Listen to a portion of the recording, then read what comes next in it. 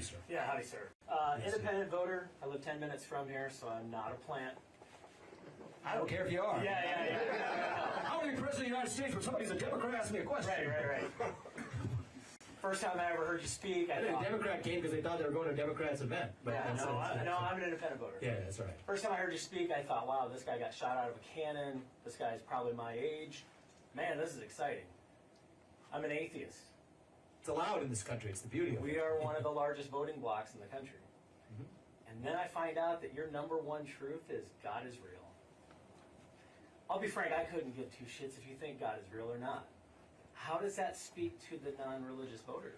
How is that something that's supposed to motivate us to think, wow, so I've gotten this question from my friends even. This guy cares about us when the first issue he cares about is this idea that's never going to be settled, it's never going to be solved, you're going to debate for years about it. Fair enough. You know, why is that the first truth? What's your name, sir? Justin.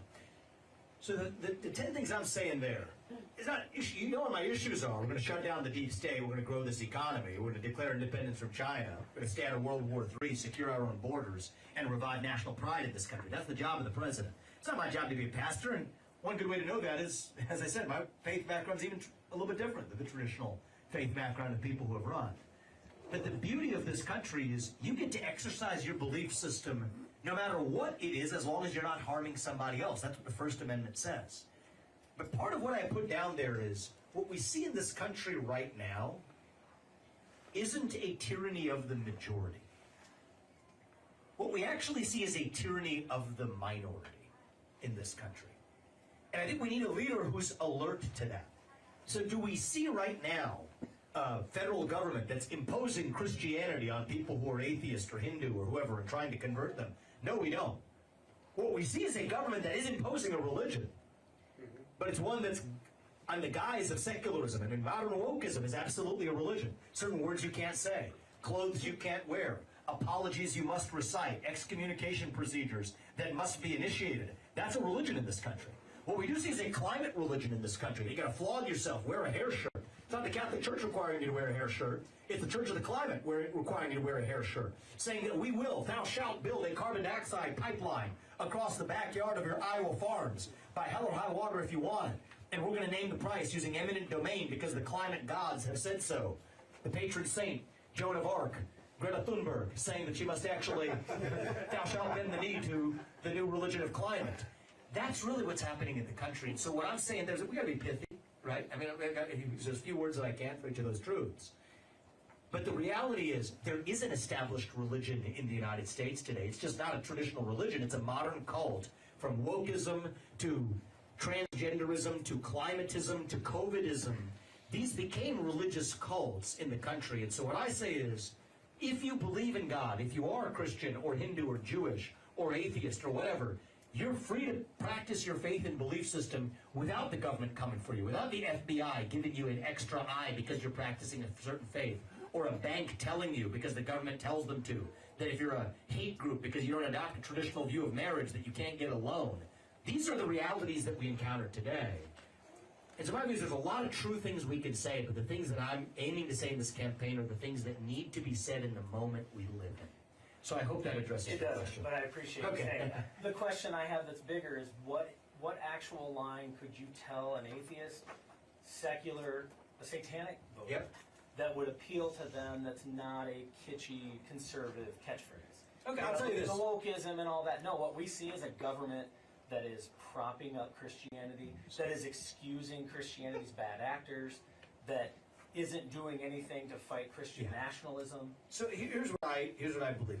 There may be points in our history where that would be applicable. Respectfully, I don't think that's actually a major threat in this country compared to the threats that I named. But Christian nationalism. But you don't feel that's a... I don't feel like that's a major threat right now. January 6th. I feel like wokeism and transgenderism is. But you asked me to say something that will allow to speak to people who are atheists. Because there's an atheist watching this right now. Yeah, let me actually just address your question. You are free to live your life and practice your faith or absence thereof freely without anybody standing in your way. Because that's what the First Amendment of the Constitution ensures. And if I have one job as your next president, it is to swear an oath to that Constitution and to keep it. Here's how you'll know that I know what I'm talking about. This was modeled on Thomas Paine's work, Common Sense. People familiar with that? That was actually the leaflets they handed out to start the American Revolution. I'll tell you about one thing about Thomas Paine. He was an atheist, actually. So one of the men who started the American Revolution, most of our founding fathers were Christian. Thomas Jefferson was a deist. He's my favorite founding father, probably my favorite president. I look up and find the most common cause with him. Less so with Thomas Paine, but I respect the hell out of him, because he too, without him, the American Revolution wouldn't happen. So I recognize that about our history, and I recognize that about our Constitution. And I recognize that even people of diverse faiths in this country were bound together by the ideals enshrined in that Constitution. And I will fight to the death for actually reviving those constitutional ideals in this country. And what's in that First Amendment is, you may not agree with what I have to say, but I will defend to the very end your right to say it. That's America. That is what makes America great. That is what makes America itself. And so, yes, can we disagree on some questions and still have you support me as your U.S. president? Not as your pastor, but as your president. I think darn right you can. That's my answer. This might help you. Yes or no, just to finish it Okay. up. Do you believe our rights come from God or from man? I believe that our natural rights, secular democracy, our natural rights outside of a government come from God. Our natural rights. In the context of a constitutional republic, the rights that we enjoy are the ones enshrined and codified in our Constitution. And I recognize the difference between being a president and a pastor. Thank you. Thank you. Good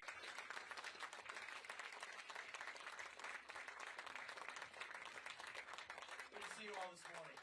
Good to see you. You know, I want to tell you about why we're in this, and then let's open this up and have a candid conversation. We don't do that in this country anymore. We have a culture of fear that has spread like an epidemic across this country. Fear of losing your job, fear of your kids getting a bad grade in school. And that's completely replaced our culture of free speech. And if we're going to get this country back, and I'm confident we will, it's going to be because all of us start to speak freely in the open again. And that's what we're going to do today. A word about our family. My parents came to this country 40 years ago with no money, in search of opportunity. In a single generation, I have gone on to found multiple successful companies. I did it while marrying my wife, Apurva, who's a throat surgeon at Ohio State. She's saving lives of cancer survivors every day. Raising our two sons. Following our faith in God. I am worried that that American dream isn't going to exist for our kids and their generation unless we step up and actually do something about it. And right now, I'll tell you what pulled me into this race. We saw that red wave that never came last November. Well, I think here's why. I'll blame everything from abortion to Donald Trump. No, here's why. I think we as a Republican Party, we have grown lazy. I don't mean lazy in the get out the vote operation sense of lazy. I mean lazy in a deeper sense of defining who we are and what we even stand for. What does it mean to be a Republican in the year 2024? I'll rephrase that. What does it mean to be an American in the year 2024? We like a good answer to that question. To me, it means we believe in the ideals of 1776. Ideals like merit and the pursuit of excellence. That you get ahead in this country not on the color of your skin, but on the content of your character and your contributions. That's why I've said we would end race-based affirmative action and group quota systems in every area of American life. It has been a cancer on our national soul, and we are done with it. It means we believe in the rule of law. And I say this as the kid of legal immigrants to this country. That means your first act of entering this country cannot break the law. And that is why I've said that as your next commander-in-chief, I will use our own military to secure our own southern border and our northern border too, because that's what it means to stand for the rule of law in this country. It means that we the people create a government that is accountable to us, not the other way around. That the people who we elect to run the government ought to be the ones who actually run the government. Not the shadow government in the deep state that runs the show today.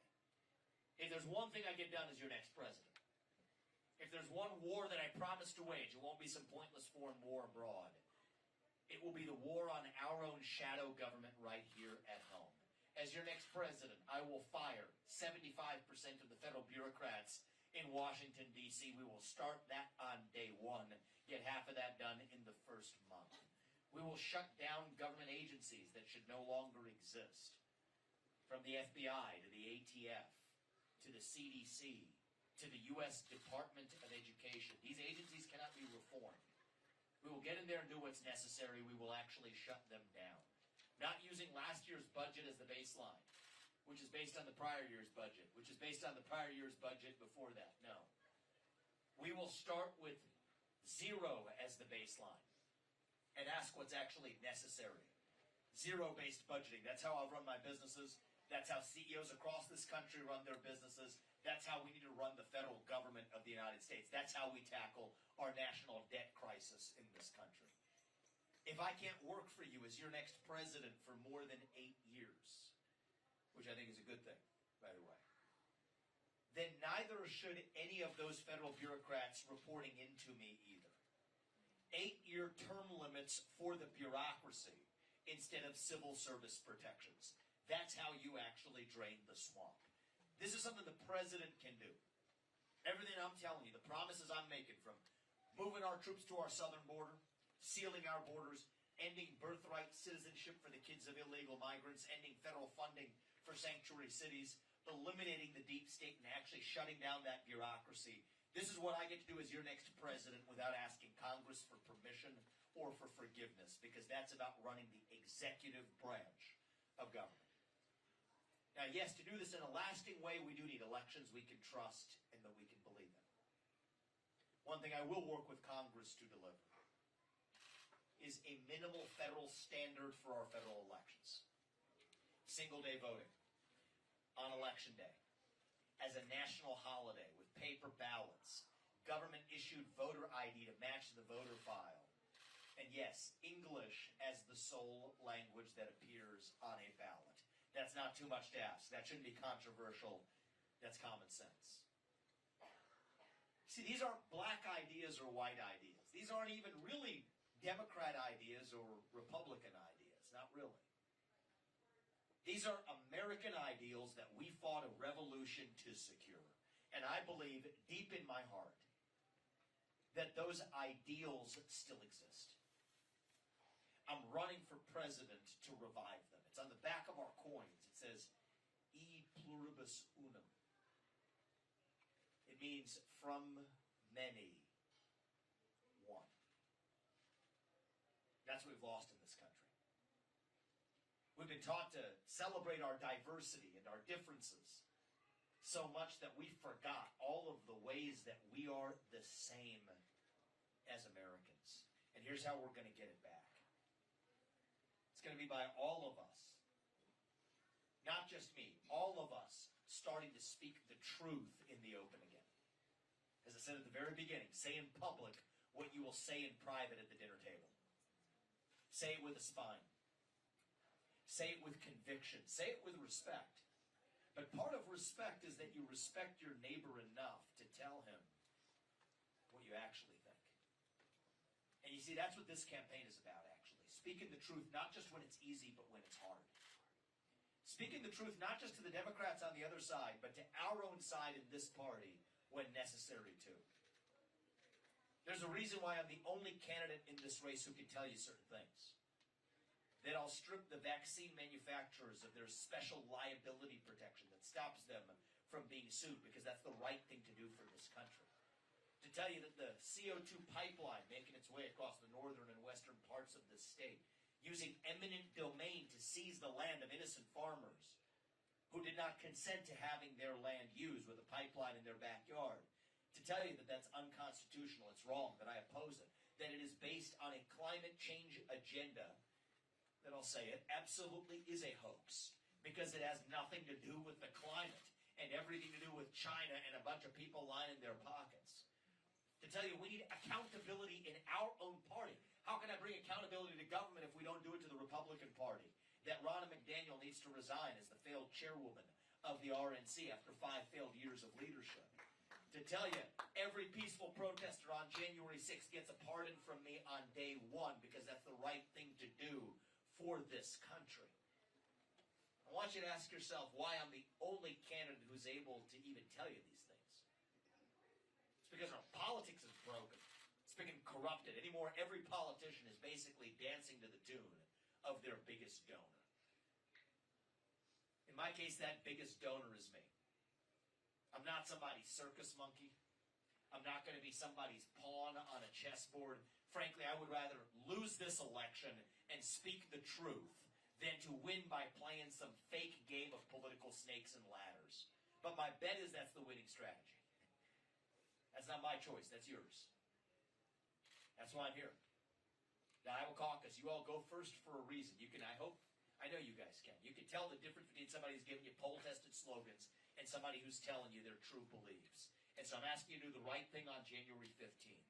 And if you all do your part, I promise you, my wife, Apurva, and I and our family, we will do ours to make sure, not in some fake politician way, but in a true way, to make sure that our country's best days are actually still ahead of us.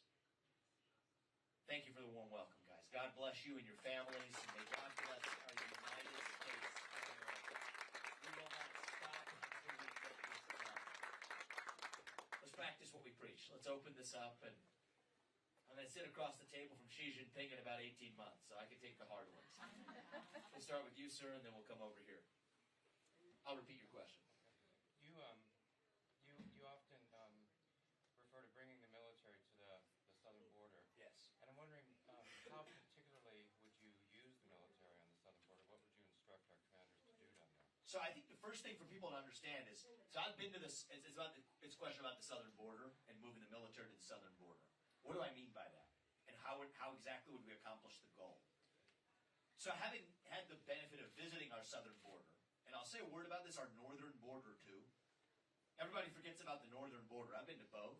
We've had more illegal border crossings on the northern border this year than the last 12 years combined. And many of the most hardened criminals are actually doing it that way because they don't want to get caught at the southern border. But at the southern border, it's not even what I quite imagined before I went there and visited. It's not like you have a bunch of people sneaking across and then chase scenes for Customs and Border Patrol trying to chase them down and actually catch them, and we don't have to, and then you have to shoot them. These are artificial kind of media-constructed questions. The reality is, it's our own government that's sending them the signal, we're wide open for you to come right in. They're effectively helping and facilitating the mass illegal migration into this country. That's what's going on, and what's striking about it, I don't mean this in a good way, but I'll say it's the word that comes to mind. It's striking how orderly it is. It's actually not disorder and chaos down there. It's actually an orderly process for facilitating mass migration into this country. They'll even tell you, oh, you don't know the language? Here's the box you check for saying you're seeking asylum. You don't need proof of asylum. Come on right into your court dates 5 years from now. So part of this is the signal that we're sending. So when I'm talking about, I'll tell you how we're going to put an end to this. This is very practical. It takes a CEO with a basic spine to do this. Stop sending our money to Central America and to Mexico to say that we're not giving you another dime, certainly until we get this done. And every one of those countries needs to build a border wall on their own borders. Because 80% of the people coming to this country via Mexico aren't from Mexico. They're from south of Mexico. So that solves a big part of this process. Demand that anybody who ever seeks asylum in this country again has proof of political persecution. That eliminates 99% of the cases right there. Then you actually not only build the wall, I say build both walls, southern and northern border. And then if you combine that with putting our troops on the border, it sends the signal that this border is closed. That's actually the main purpose. So the instruction is, if somebody is sneaking across, that's not what's happening today. It sends the signals to the rest of Customs and Border Patrol and the rest of the world south of our own border that we're sealed, the Swiss cheese is closed, and we're closed for business for mass migration. Then we do the better things even here at home. Stop funding federal sanctuary cities. End birthright citizenship for the kids of illegals. That's to say that if you have a kid in this country, but you're here illegally, that kid does not anymore enjoy birthright citizenship. That ends on January 20th, 2025 when I take office. This will put an end to the border crisis. And then I do go one step further here. I believe that anybody who's in this country illegally must be returned to their country of origin. I think that's the right thing to do. I can't be a father of 2 sons in that White House, look my kids in the eye and tell them, you have to follow the rules, when I'm leading a government that is not following its own rules. That ends on my watch. And with that, by March of 2025, 2 months after I'm inaugurated, our border crisis is behind us. This is not a technical challenge. The country that put a man on the moon can get this much done. And by the end of 2025, mass deportations are underway and mostly behind us. You deserve a president that stands for the rule of law. You deserve a president who understands the law enough to use it. And I want to say a word about this. This is how they duped Donald Trump. They told him you couldn't fire those civil servants because of civil service protections. Read the law. Those civil service protections only apply to individual employee firings. They do not apply to mass firings, mass layoffs. They told him you need a constitutional amendment to end birthright citizenship in this country. Now read the Constitution. The 14th Amendment is clear in the opening words. Birthright citizenship does not apply to the kids of illegals, to anybody whom we don't have jurisdiction over.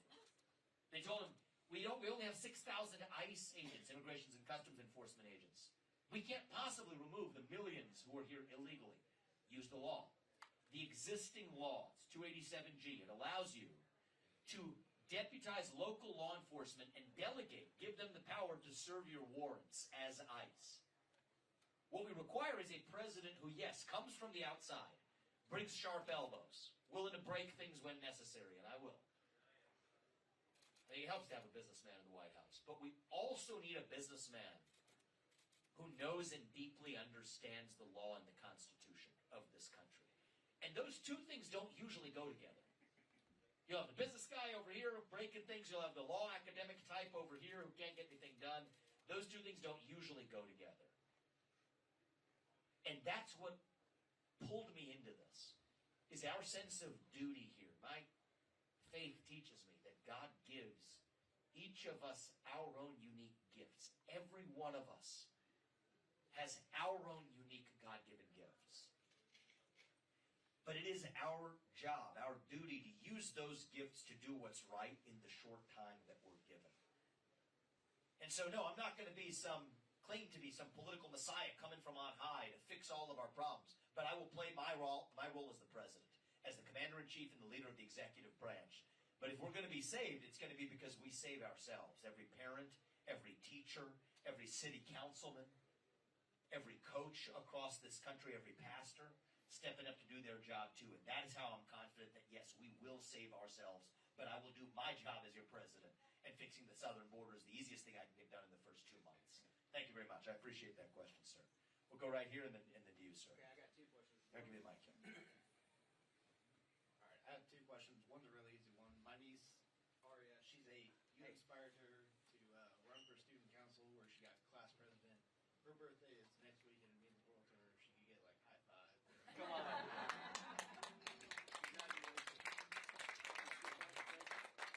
Student council president, 8 years old. 8-year-old student council president.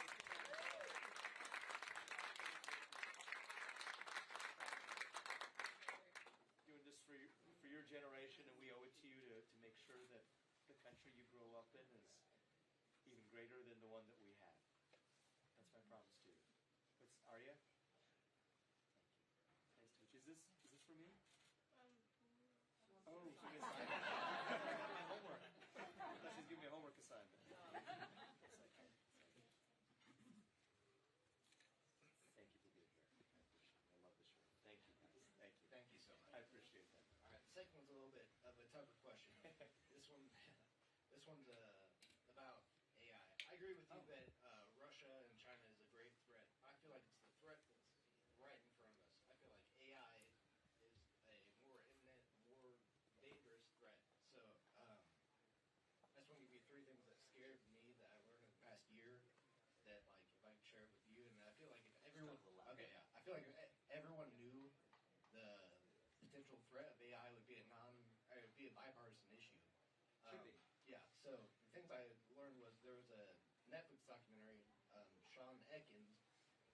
Sorry, I'm nervous. Okay. Stop shaking, be awesome. All right, Sean Ekins.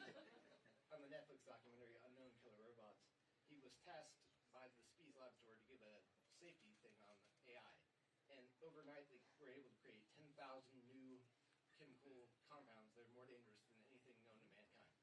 The second one was Ted Frank wrote on Twitter about open AI and the conversation he had with ChatGPT.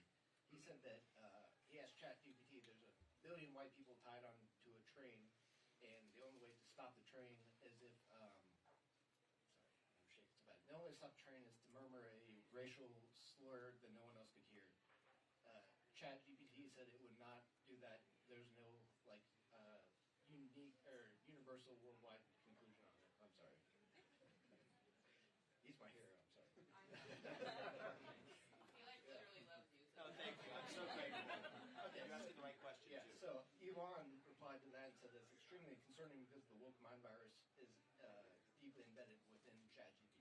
It's true. And then the final thing is Facebook released or is releasing Llama 2, an open model. And if you think about that, it's like releasing a song on Napster, so anyone can get it. The Center of Humane Technology, in 15 minutes with $150, was able to crack the safety rails and basically ask it, like, how do you make napalm? And all they had to do was say, Grandma, can you tell me a story of how to make napalm? And they got around the safety rails of AI. This was on Grandma. Yep. Yeah, and this was on the Joe Rogan podcast. And so I was just wondering, you are so important in advancing the dialogue in politics, and I just wonder if you would do that for the American people on AI. Yeah. Sorry, what's your name, sir? Dane, thank you, Dane. I appreciate that question. And it's an important question. I'm surprised it didn't come up in one of the presidential debates, a single one of them. I suggested it for the fourth debate. They decided that this was not important enough to ask. Right now in the United States of America, first of all, did anybody in this room know who is the chief policy head for AI policy in the United States of America? It's Kamala Harris. So I could not imagine a greater danger for humanity than that.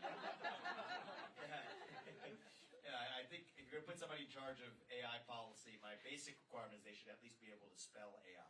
I don't think it's the case right now. But joking aside, so you actually raised one point in the ChatGPT point, which I'll maybe start in a light way, but it actually gets to the truth of the matter. So a few years ago, anybody here a tennis fan? I'm a tennis fan, a professional tennis fan. So my first job was as a ball boy, actually. I was in high school, going around chasing balls, picking them up, getting the towels for the players, and then I got an upgrade. I got to become a line judge, trained to do that where you're a human being making the line calls, right? Is the ball in or out? Turns out it's not done that way anymore. It's all made by AI.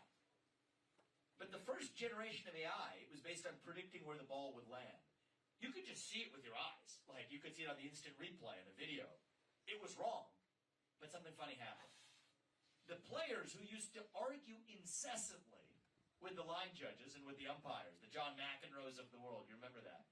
Suddenly, when AI made the calls, you suddenly see the players stopped arguing. It's interesting how that works. So now if you ask ChatGPT, how do you address historical racial injustice in the U.S., it'll give you an answer that looks like it comes from MSNBC.com. You know, if you ask them, what's the right way to address rising surface temperatures, it'll basically give you an industry answer as though it was written by the anti-fossil fuel industry in favor of the green tech industry. So the problem is, it reads like it's converting degrees Celsius to Fahrenheit. And so one of the biggest risks of AI isn't even the AI. It is the human response to the AI. So what does that lead to in terms of basic AI policy? First is protect children. Draw a hard boundary between any algorithmically powered AI and kids. At an early stage of this campaign, actually for years I've been saying this, if you can't smoke an addictive cigarette by the age of 18, you shouldn't be able to use an addictive social media product at least beneath the age of 16 either. But I think any AI-powered product of actually using algorithmically powered AI needs to be labeled as such so at least we're able to draw a hard boundary with children.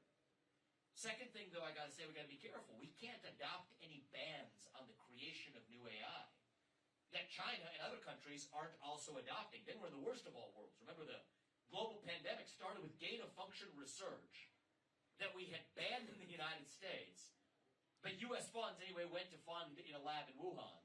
And yes, now you can say that in public. I've been saying it for years, but now we know that everyone begrudgingly accepts that's exactly what happened. to then infect the rest of the world. So we got to be careful not to tie our hands when the rest of the world is leapfrogging us. Here's one way we can deal with this instantly out of the gate that should be bipartisan and simple, without a great government regulation that bans anything that we actually need to be careful about. Put the liability on companies to say, just as you're a chemicals company, you can't dump chemicals into somebody else's river, or you're liable for the consequences of that. You can't metaphorically dump in somebody else's river with your AI algorithms. We don't do that today.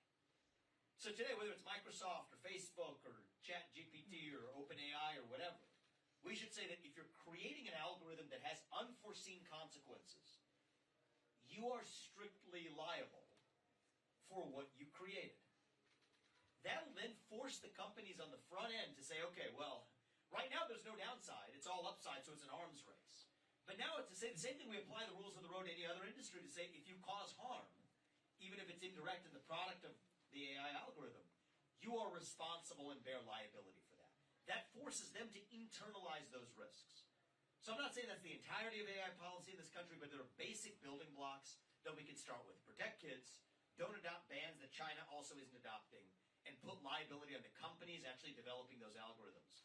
That's sensible AI policy that we're missing right now in this country. And I'm not, maybe it sounds self-interested for me to say this. I'm in this race for this reason.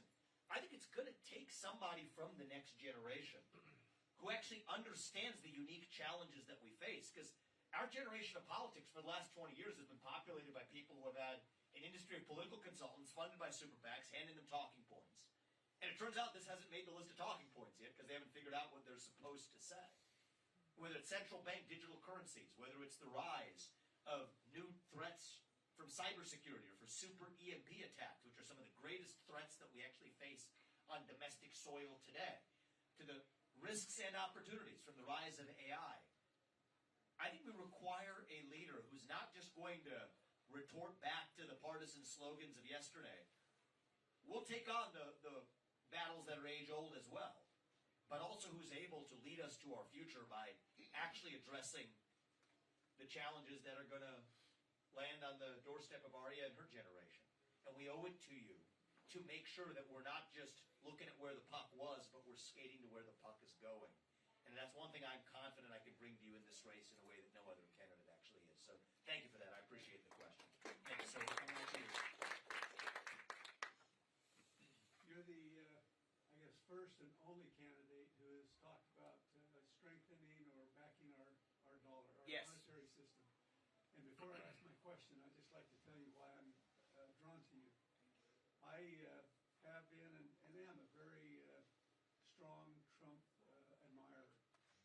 I hoped after his 2 terms that Nikki Haley would run, but I've lost my, really I've lost the feeling or she's just not the person. And I think DeSantis is a good man, but he's more like a maybe a lineman or a fullback. He's not the quarterback, and we need a quarterback. And I think you're here for that time. I appreciate Now, that. my question is where you got the idea of a composite commodity index, and how do you see that being developed to actually help our dollar? Well, thank you. It means you've been paying attention to what I've been saying, and I appreciate that, sir. Just to bring everybody on the same page.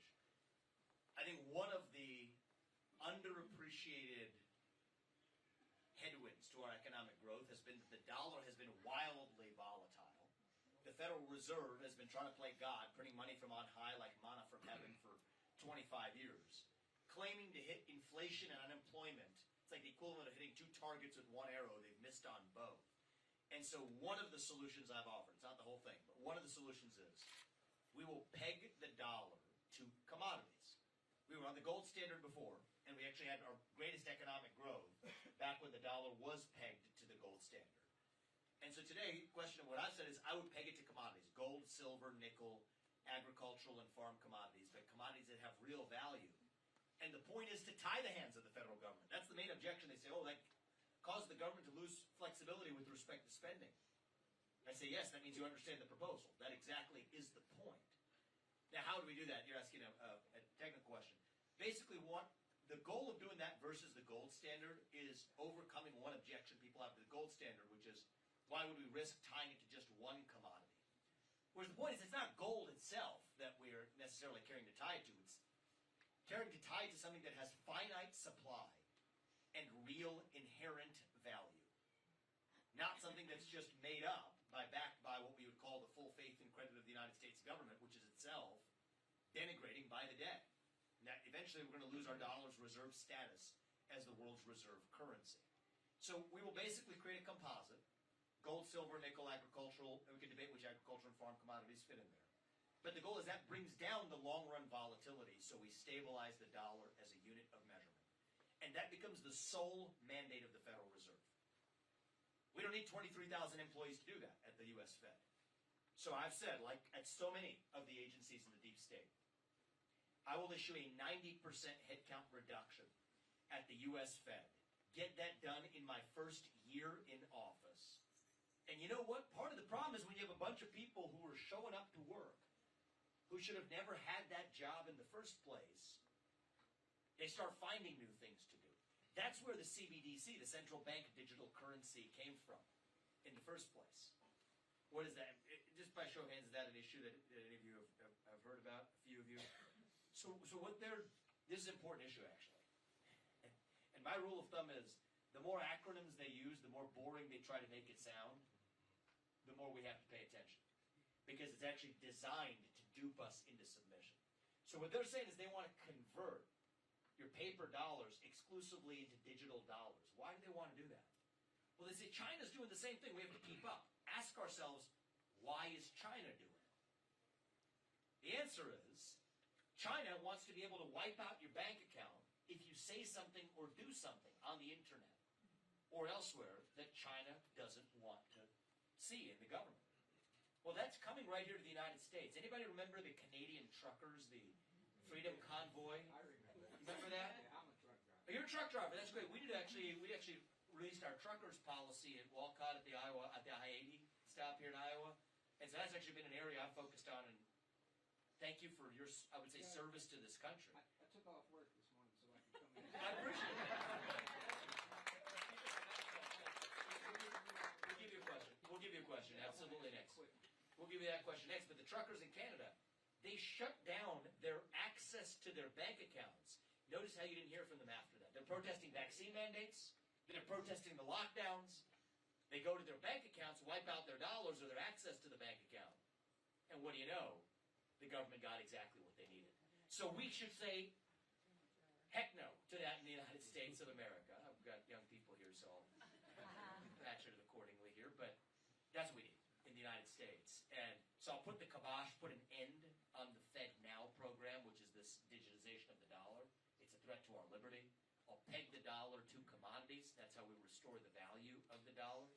And once we do that, I think that's one of the key steps to our revival of our economy and the revival of our country.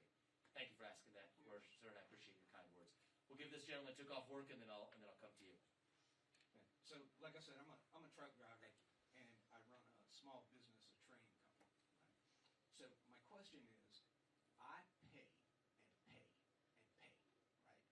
I pay doctors and pharmaceutical companies. My daughter, 7 years old, has type 1 diabetes. Those are my responsibilities, and I don't mind. What my problem is, what my question is, out of all of the money that the federal government takes from me, and it's an exorbitant amount because I have a small business, Yes. and I work for another company. I work 60 hours a week at driving a truck, and then I try to run another company and raise a family. I don't mind my responsibility. I'm a patriot. I love my country. But what I'm tired of is I'm at work. I've got no say-so of what anybody does, from city, state, county, feds. Everybody's taking my money. They're not asking me what to do with it. So what are you going to do to prevent the federal government from stealing more and more of my money and pissing it away? That's right. You deserve to ask that question, so thank you. Thank you for what you do. And I think I got to point out a problem here that we got to understand. This is not a criticism of one political party. This is actually, both political parties are deeply guilty of this.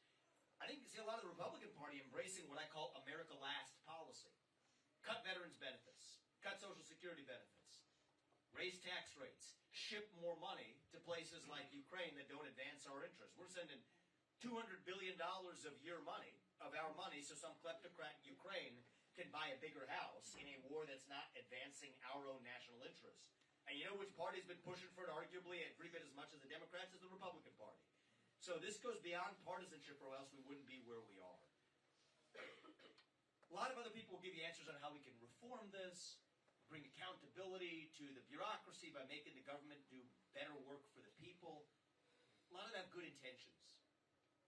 I think it's basically an illusion. It's a false promise. They don't know it's a false promise. They think that they're making you a real promise. I think it's a false promise. My correct answer here, this is how we get this done with the federal bureaucracy in Washington, D.C. It's where the overwhelming majority of policy decisions are made. It's not by Congress. It's by the 8 million federal bureaucrats. The right answer is to shut it down. That's how we get this done. Send them home back. Our founding fathers, that's what George Washington would say if he were alive today. They wrote us a constitution that works if we follow it. There's 3 branches of government: executive, legislative, and judicial. There's the entire, here it is, you got it with you. I appreciate that. It's the Constitution right here. There's 3 branches of government, not 4. Follow it. Right now, the 4th branch of government, at the state level, at the local level, but especially at the federal level, they're the ones exercising all the power. And here's the thing, this is the frustration you have. These people are spending away your money, and yet you have no ability to hold them accountable. Why? Because those are the people who weren't even elected to run the government. So if I want to summarize, here's 2 basic things I restore in this country. Summarize this candidacy, and I'll summarize what this country was founded on, because it's the same thing. 2 simple ideas, goes beyond partisanship. Number 1 is, we the people create a government that's accountable to us, not the other way around. And that means the people who we elect to run the government ought to at least be the ones who actually run the government. Yeah. Shut down that bureaucracy, shut down the beat state, the rest follows from there. That's number 1 on the list. And number 2 is that those people who we do elect, including me as your next president, we owe one moral duty. It is to the citizens of this country, the United States of America, not any other one. Just as a father, my moral duty is to my family. You're a father. Your moral duty is to your family. As your next president, my sole moral duty is to you.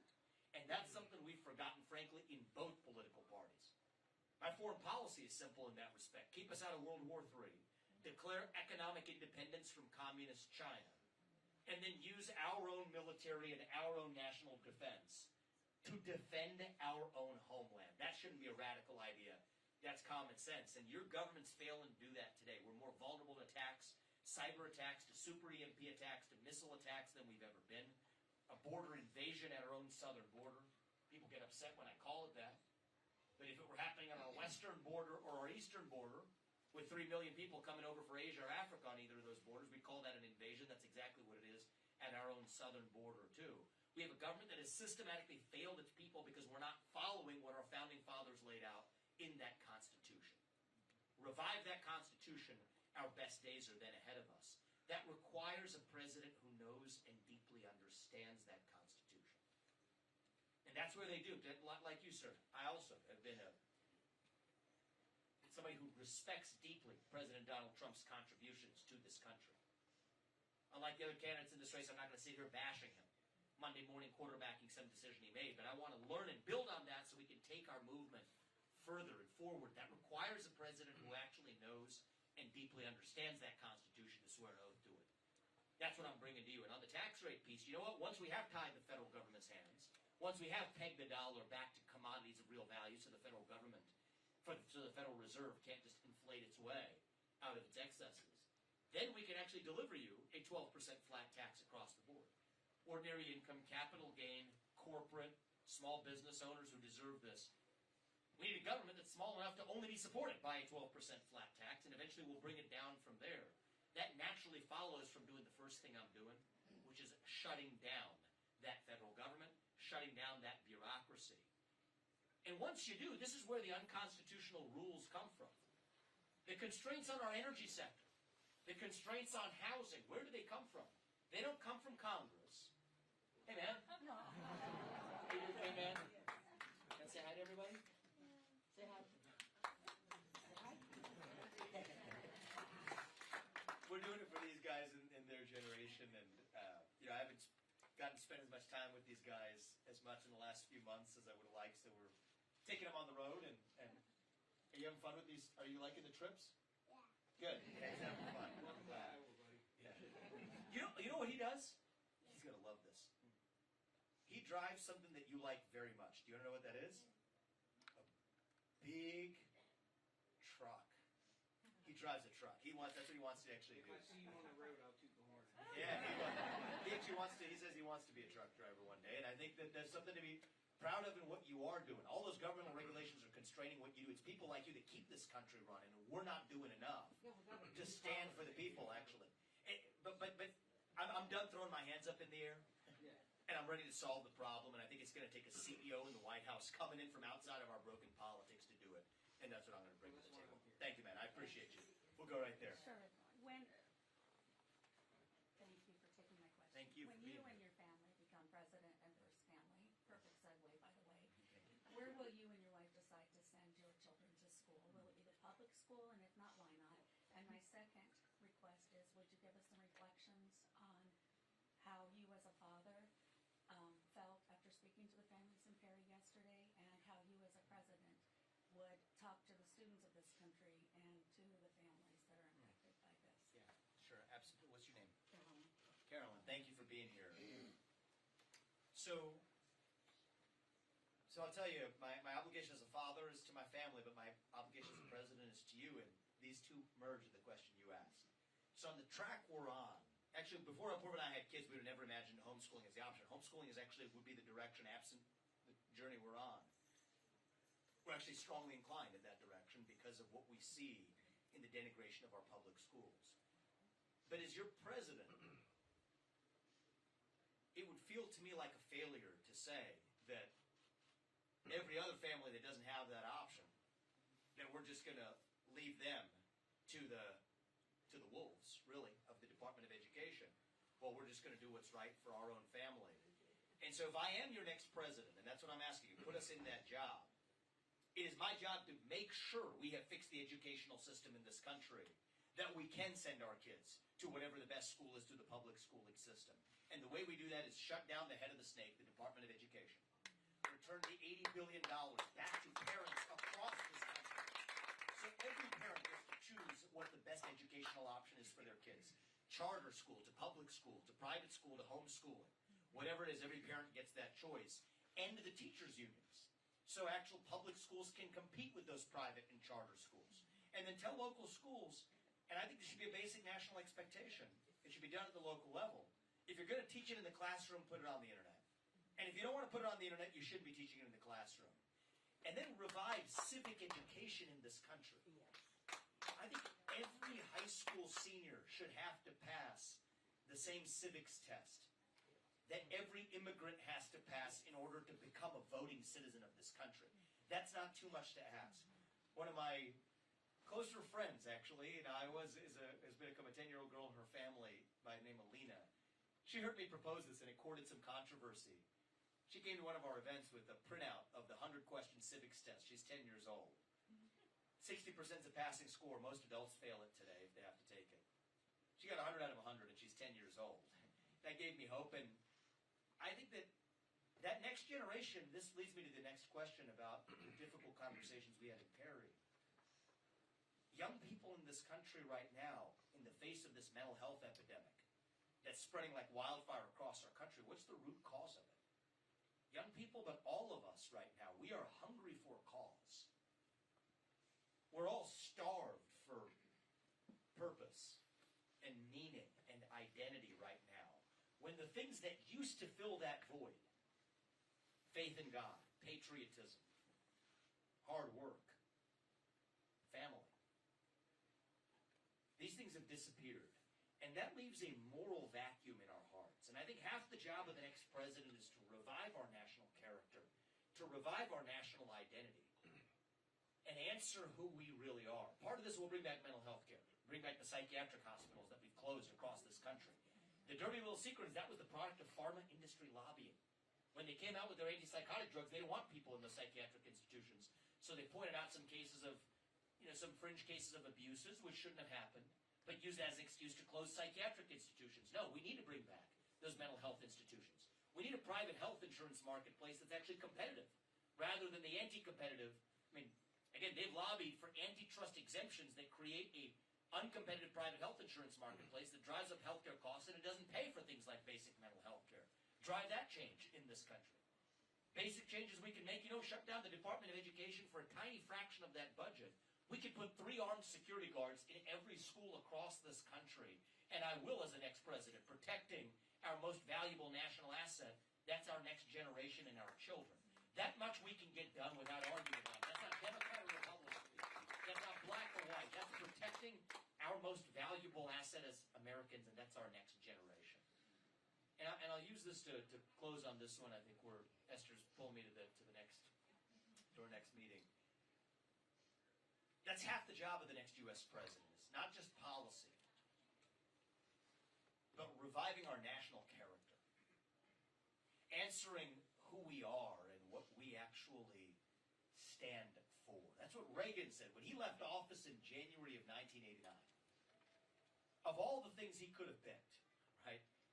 Bringing us to the near end of the Cold War. Ending stagflation, growing this economy. He didn't pick any of that. In his final speech, the thing he said most was that he was proud of reviving our national character. I think a lot about what we want to tell you when we're leaving that White House in January of 2033. After 2 terms, what do I want to tell you we actually did? I'll tell you we shut down the deep state. I'll tell you that we grew this economy as a result, that we sealed our southern border, that we protected our own homeland, declared economic independence from communist China, stayed out of World War III in the process, all of these things. I'll tell you we did those. So I'm with you. Forget those distinctions. Forget the labels. We are American. That's what we are. I'm leading here a pro-American movement, using the Republican Party as a vehicle to win this election and lead a national revival. And so that's my accountability to you. If you all make me your nominee, it is my accountability back to you to deliver a landslide, a moral mandate in this country. And a landslide minus some shenanigans, let's be real, is still going to be a decisive victory. That's what we require. And for those, before we leave it, very practically, you've got a decision to make in about 10 days. If you think this system is at this point even going to let Donald Trump get anywhere near the White House, I'm going to ask you to open your eyes. See, from civil cases to state prosecutions to federal prosecutions to now not even prosecutions at all, taking them off the ballot and otherwise, I've opposed these unconstitutional measures, but we have to open our eyes and not fall into the trap that's been laid for us either. America First is bigger than one man. It does not belong to Donald Trump, just as it does not belong to me. It belongs to you, to us, to we people in this country. It did not begin in 2016. It began in 1776. Yes. And we owe it to our founding fathers to make sure we have another 250 years yet left to go.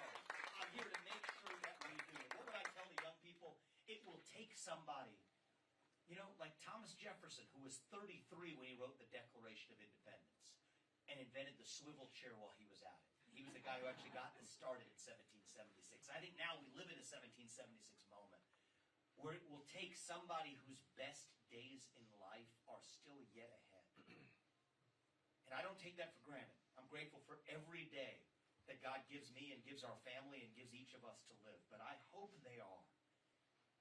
Somebody whose best days in life are still yet ahead. To see a country whose best days are still ahead of itself. That I owe it to you to make sure you don't grow up with $200,000 of debt on your shoulders that you didn't sign up for. That you don't end up with somebody else's gun over your shoulder in somebody's trench halfway around the world fighting somebody else's war. I owe that to you as the next generation. And I view that as my responsibility, and God willing, I'll still be around for you to hold me accountable to make sure I did that job. And I think that that's part of how we do this. We're seeing so many hands. Esther, can we stay a few more minutes, or are we ready? One thing. Well, less than a minute. Okay, so I grew up in Ames. I moved to Colorado for 40 years. I'm back I went to a caucus thing at the library. Don't assume your caucus location is your precinct. I thought it was Collegiate Methodist Church. I get on sos.iowa.gov, Secretary of State. I go to the Memorial Union next week. So don't go to your precinct if that's not where you go, because this caucus is so important. It is critical. Can I jump in and say, if you, to your point, if you need help figuring out exactly where you're going, please fill out a contact card. Our team will make sure that you get to the right location to make this man the president of the United States. When you sign one of these things, we'll tell you exactly where to go. Give you the final word. I want to thank you for going to the eminent domain summit meeting, Carbon, in Des Moines a month ago. Thank you. My husband came home and said, guess who sat down right next to me? It was you. Tell him thank you. I appreciate. I remember sitting on the Yes, edge there. and Tell him I said hello. Yeah, and Thank you. thank you for I appreciate supporting that. our cause with And you know what? That's what I said. I'm not calculating. People say this is not a standard issue that polls for candidates. You don't need candidates to do polls and spit back to you what they say the polls say. I'm going to share with you my true convictions and what's right. And if we do, we'll close on our founding fathers, actually, since you brought the question up. What would Thomas Jefferson say? Or what would George Washington say if they were here today, this morning? I think they would see a country that is still a little young, actually. That's what he would tell us, that we still have another 250 years and then some left in us. That yes, we're going through our adolescence right now. We are figuring out who we are going to be when we grow up. And when you view it that way, for me it all makes sense again. And so, no, we don't have to be this nation in decline. I think we still can be a nation in our ascent.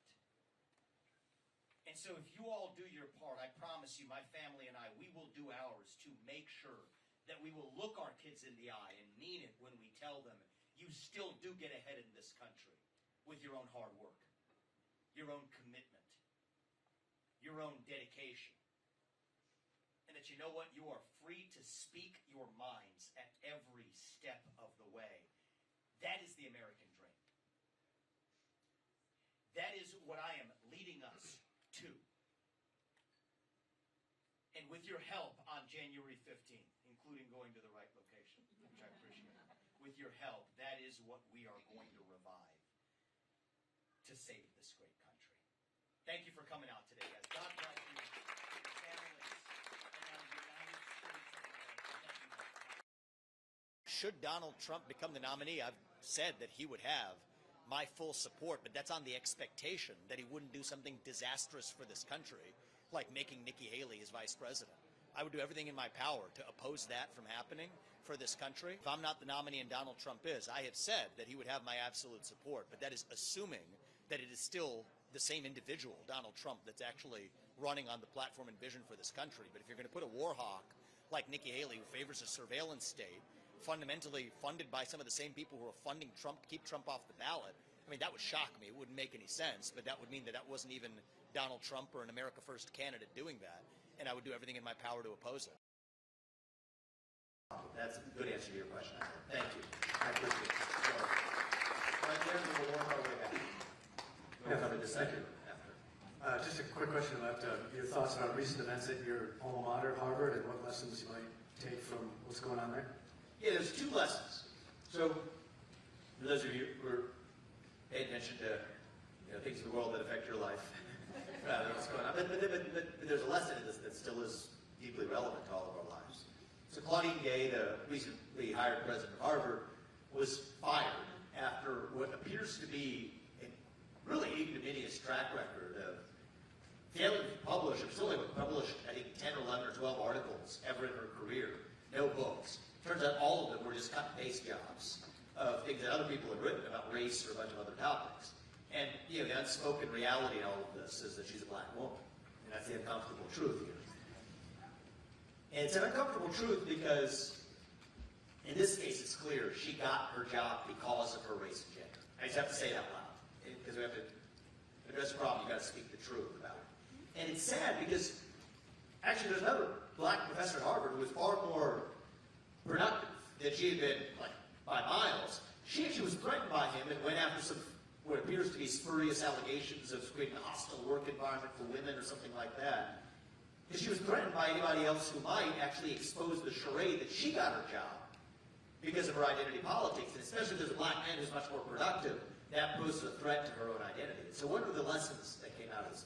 Eventually, there was enough of an exposition of this that she ended up having to step down. She didn't do it gracefully. She did it calling out the system, everyone misogynist, racist, whole 9 yards. What are the lessons? Claudine Gay was to Harvard as Kamala Harris is to Harvard, as Kamala Harris is to the Democratic Party.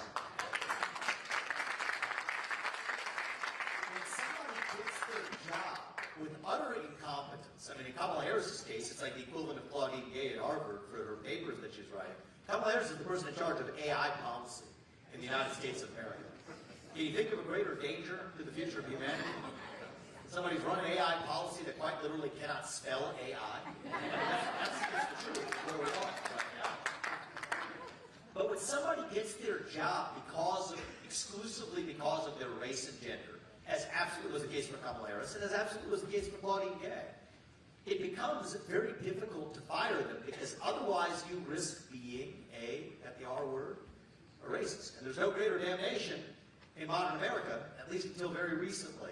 I think things are changing a little bit as people see the charade.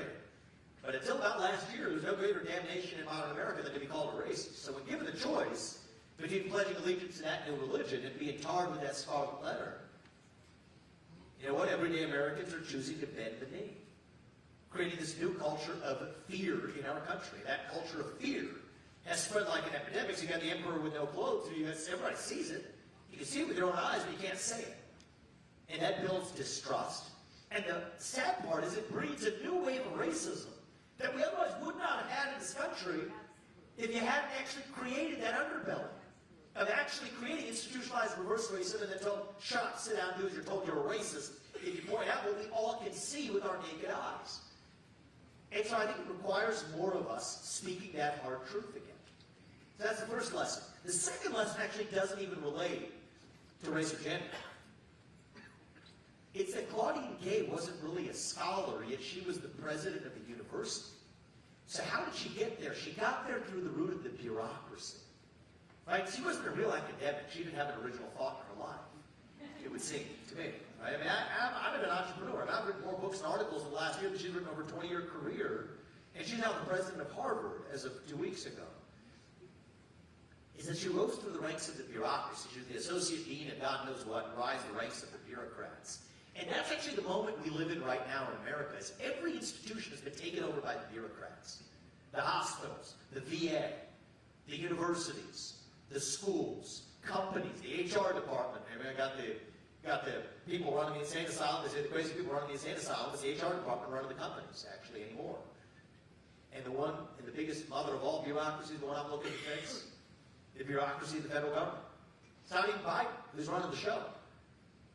I don't sit here criticizing Joe Biden because he's not even really the president. He's a puppet for the bureaucrats who are running the show. So this is what I called in my first book, Woking. There was a chapter on this called The Rise of the Managerial Class. And it's not a kind of tantalizing subject that'll make, cable news on a given night, but it's the real cancer in this country, is the rise of the middling bureaucrat, the technocrat, who says that, you know what, we know better than the actual, in the case of a university professor who has original ideas. No. To them, shut up, sit down, do as you're told. We're the bureaucrats, the ones who are in charge. And then there's the thing about this is the bureaucracy and the wokeism, they go together. Because the bureaucrats always fail in their purpose, so they blow woke smoke to deflect accountability from their failures. Go institution by institution. Go across the board. Wall Street, they got the bailouts after the 2008 financial crisis. Well, you know what? We don't like Occupy Wall Street, but we'll utter some slogans you all like, use about the private jet travel to Davos. That's fine for us, but use about the racially disparate impact of climate change after you get there. Use about systemic racism. We can do that. As long as you leave us alone, we'll blow the woke smoke so our bureaucracy stays intact.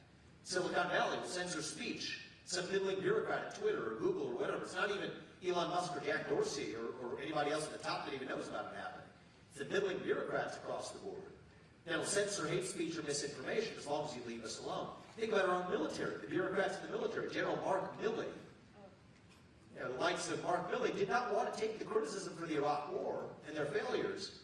He says, hey, we'll just blow some woke smoke. Talk about systemic racism and white rage in our military. Blown woke smoke to deflect accountability for our own failures. The teachers' unions. That's the rise of managerial class in our educational system. We'll shut down the schools for 2 years in the public schools during the COVID-19 pandemic. It's amazing how COVID only affects the teachers in public schools. It only affects unionized teachers, not the non-unionized. It's interesting how that works. And then a couple of years later, it turns out the kids aren't doing so well in math classes in the inner city. The disparity has grown. What do they say? Math is racist. Math isn't racist. 2 plus 2 still equals 4, I promise you, no matter what your skin color is.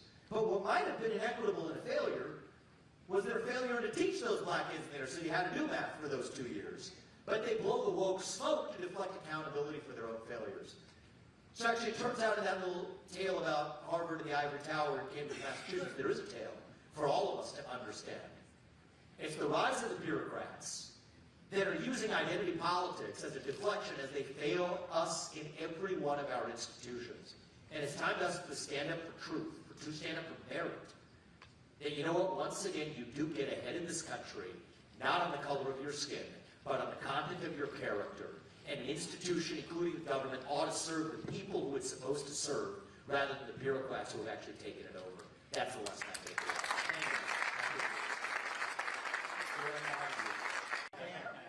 All right. I hope I can hear it. And that's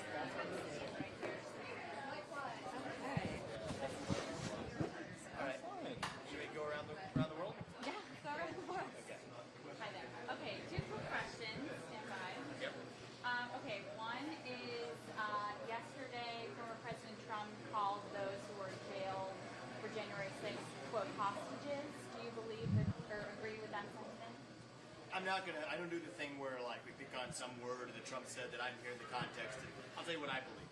I think many of those who have been held are the equivalent of political prisoners. People who are punished for their viewpoints rather than for their actions. And I think that that's wrong. I think it's dead wrong, and I've said that anyone who was a peaceful protester that day will earn a pardon. And I'm increasingly skeptical of even people who have been labeled or tarred with other accusations. We want to go case by case and make sure nobody was subject to constitutional violations. And furthermore, that the same standard of the rule of law that was applied to Antifa or BLM was applied to people who were January 6th protesters that day as well. And I am deeply skeptical at this point, given the non-transparency of the government's narrative around this. We will get to the truth. We will be transparent with the public about the truth. And that's how we're going to get the country back. Is standing for the truth, then standing for justice. And every peaceful protester will get a pardon on day 1. I remain committed to that. I'm as committed as ever. So that's my answer to the question. Can I ask one other quick one? Sure. So you have Jake Paul and Candace Owens joining you on the campaign trail. How do you think they're going to be received by Iowans? Hopefully well. I think they're energetic and smart people and accomplished in their own ways, and people who I've been grateful to have their support and enthusiasm behind me. And I admire aspects of I admire a lot of what Jake Paul does in his sphere of life. I admire a lot of what Candace Owens does with her courage in speaking hard truths that other people, I think, are afraid to say out loud. And so both have become friends, and I'm glad to have them here on the campaign trail with me. Steve King is going to be with me for probably Thursday or so onward on the campaign trail. So it'll be fun. We're going to bring a lot of people who want to support me out, and we're going to have fun with them. We're doing it as a family with the Porva. Porva's crisscrossing some other parts of the state. We rejoined at night. So I think we're going to have a lot of people who are eager to support us and crisscrossing the state and doing a lot together to create the final push of energy we need that I think is going to push us over the edge of the caucus. Thanks. So earlier this morning on Fox News Live, you said how by the time the Iowa caucus rolls around, you'll have done 330 events. I think my team tells me now it's closer to 390, but it's a lot of events is the answer. So almost 390 events by the time the caucus rolls around. Do you think that more events means better results? And I hope so. Why? I hope so. I mean, this is the tradition of how the Iowa caucus is run. People need to see you in 3D without TV screens in between. Our bet is these people are taking their civic responsibility as seriously enough to come here as to talk amongst their neighbors and their colleagues about what they're learning here, to shape the opinions of many people who are undecided. So it's my expectation. We're doing what we're doing in part because we think it's going to be a successful strategy.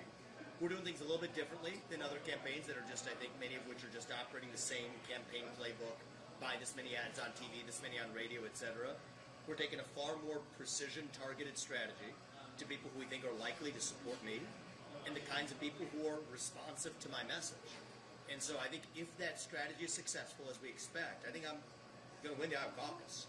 And at the very least, we're going to shatter the expectation set for us, which in many ways is the victory you need coming out of Iowa. So it's going to propel us forward to the next phase of this race, and I expect we're going to be successful. Who are you with? Fox News. Fox, good to see you. Hey, I think at almost every event today, it happens pretty regularly, a voter will ask you about your relationship with former President Trump, whether you would be his running mate if he wins the nomination.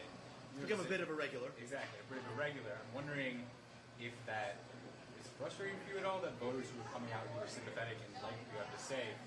I mean, of all the questions that I get that could be frustrating, you could probably even pick some other FAQs that might be higher on that list. But actually, what I think is all questions are fair game. I mean, I'm asking these people, this is a job interview. I'm interviewing for a job with my actual bosses, who are the citizens of this country.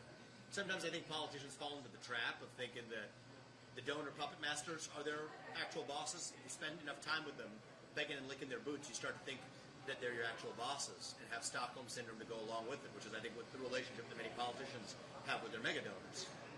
For me, it's different. These are the people who are my bosses, who I report to as the next president. So any question they ask is fair game from my vantage point. And I do think Trump was an excellent president for this country, but the honest answer I gave is that, you know what, I often also get the reverse question, which I enjoy a little bit more, whether Trump would be my vice president. I said I would consider it. But either way, this is about the country. I'm not a plan B person.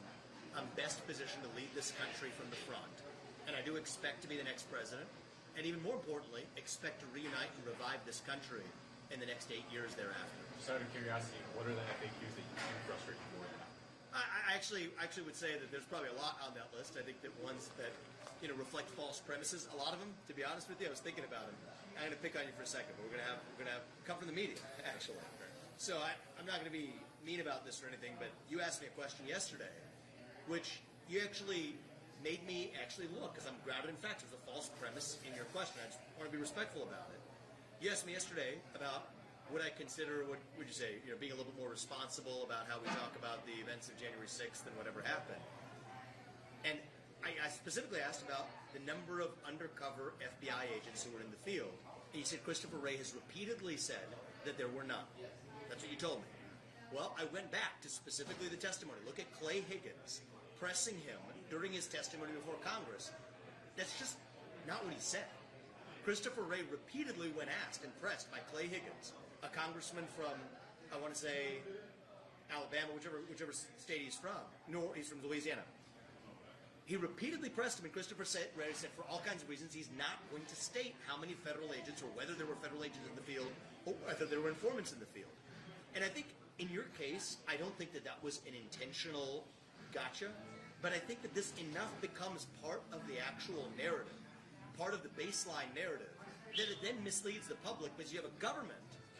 It's Christopher Wray's trick working on the media, because Christopher Wray has said for the longest time that he's not going to say how many federal agents are in the field.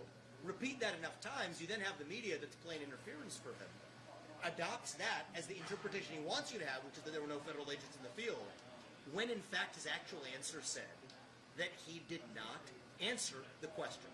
And so the exchange we had yesterday, I told you I'm grounded to fact. I am grounded to fact. I went specifically to that testimony. I watched it 3 times to make sure I was clear about the answer. And it's clear as day that that's what he said. And so all I would say is I would encourage you, all of you in the media, to be more skeptical of what the government feeds us. I'm grounded in fact. And I would say if there is a type of question that bothers me, it's one in which there's a false premise grounded in a fact that's not true, asking for my opinion. Often that comes from the media. But what I'll tell you is if I'm running for U.S. president, it's my job not to be exasperated by the questions that I'm asked. It's my job to actually answer them, because I'm asking all of you, as voters, to put me in the position of being the leader of the free world. And so all questions are fair game, and that's why I'm going to answer. But I did want to follow up on that from yesterday. Thanks, Vivek. I appreciate it. Thank you, guys. So you said earlier that you, under your administration, undocumented immigrants, including DACA recipients, will be returned to their country of origin, with some avenues for return depending on numbers. For those who have been law-abiding and useful citizens in this country. So I want to ask you,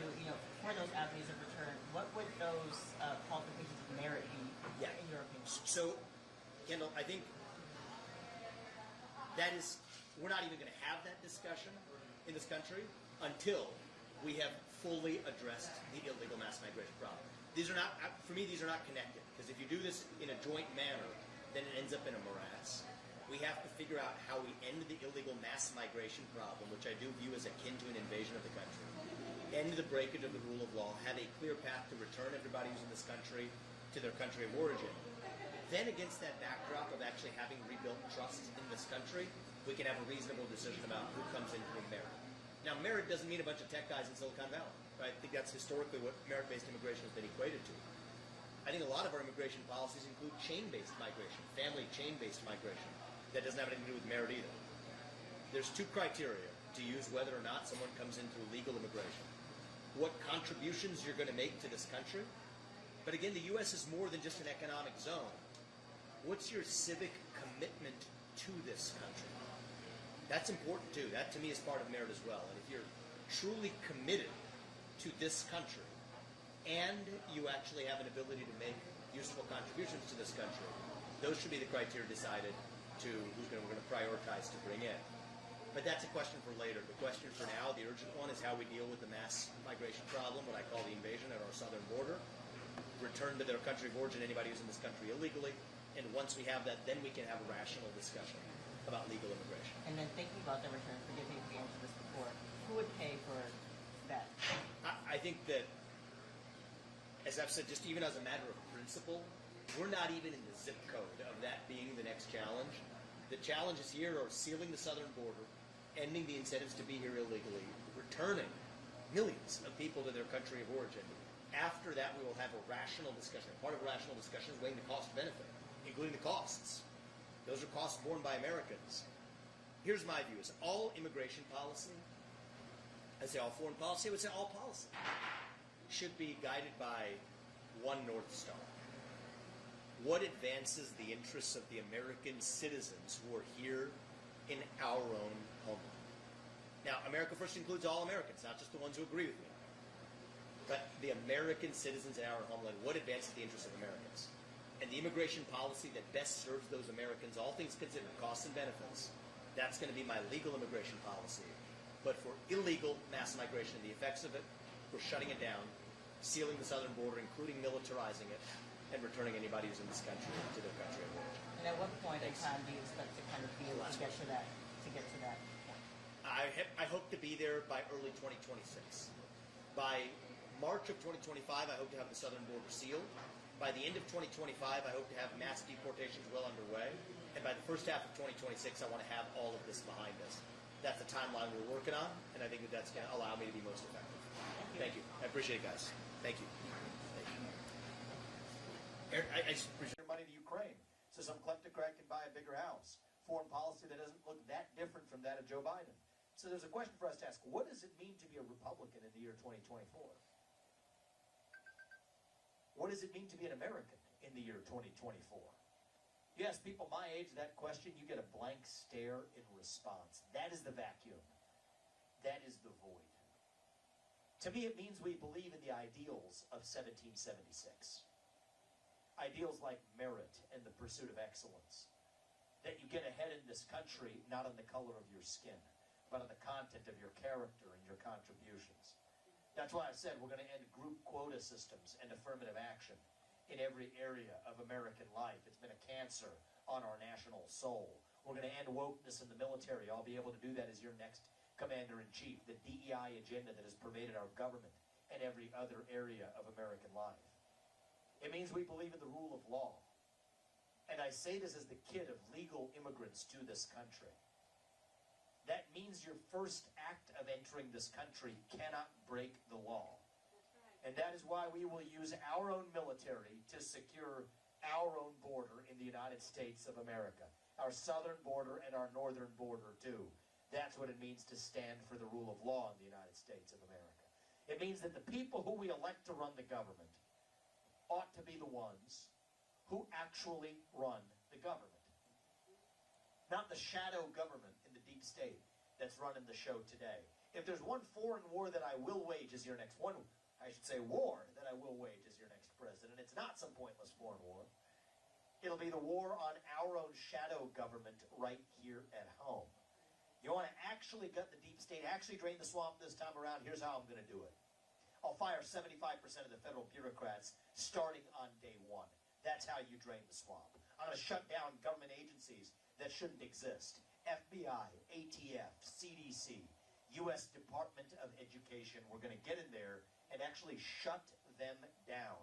That's how you revive the integrity of a constitutional republic. Don't start with last year's broken budget as the baseline and then try to massage it around the edges. No, we're going to start with zero as the baseline and ask what's actually necessary. Zero-based budgeting. That's what I'm bringing to the D.C. bureaucracy. It's how I run my businesses. It's how many CEOs run their businesses. It's how I'm going to run the federal government of the United States. That's how we fight the national debt crisis so that your generation doesn't grow up with $200,000 per person of national debt on your shoulders that you didn't sign up for. That's our obligation to your generation. These aren't black ideas or white ideas. These aren't even really Democrat ideas or Republican ideas. They shouldn't be. These are American ideals that we fought a revolution to secure in this country. And I believe, deep in my heart, that those ideals still exist. I'm running for president to revive them. It's the creed on the back of our coins, etched in there. You can see it. It says, E pluribus unum. It means from many, one. That's what we've lost in this country. We've been taught to celebrate our diversity and our differences so much that we forgot all of the ways that we are the same as Americans, bound by that common set of ideals. And here's how we're going to get them back. It's going to be by all of us, not just me. All of us starting to speak the truth in the open again. Say in public what you will say in private at the dinner table. Say it with a spine. Say it with conviction. Say it with respect. But part of respect is that you respect your neighbor enough to tell him what you actually think. And you see, that's what this campaign is about. Speaking the truth, not just when it's easy, but when it is hard. Speaking the truth, not just to the Democrats on the other side, but to our own side of this Republican Party, when necessary too. There's a reason I'm the only person in this race who will tell you that we will strip vaccine manufacturers of their special liability exemption, because that's crony capitalism, and where there has been injury, there needs to be justice. The only person who can tell you I am opposed to that CO2 pipeline because it's unconstitutional in its use of eminent domain. To tell you that it is based on a climate change agenda that absolutely is a hoax because it has nothing to do with the climate and everything to do with China catching up to the United States of America. To tell you that I will pardon every peaceful January 6th protester on my first day in office because that's the right thing to do for this country. That Ronna McDaniel, the failed chairwoman of the RNC, needs to step down after 5 failed years of leadership. Ask yourself, why am I the only candidate who can even touch these topics? Tell you the truth. It's because our politics is broken. It's been corrupted. Anymore, every politician is dancing to the tune of their biggest donor. And in my case, you want to know what? My biggest donor is me. I don't report to them. I report to you, the citizens of this country, not any other one. I'd rather speak the truth and lose this election than to win by playing some fake game of political snakes and ladders. But my bet is that's the winning strategy. That's not up to me. That's up to you. You guys have a decision to make in about, 7, 8 days. The Iowa Caucus on January 15th. I'm asking you to take 30 minutes of your time that night to save this country. I'm asking for your vote on January 15th. Every one of them counts as the equivalent of 1 million people in the impact that it has in selecting the next president. But if you all do your part, I promise you, my family and I, my wife Apurva and I, we will do ours to make sure, not in some fake politician way, but in a true way, to make sure that our country's best days are actually still ahead of us.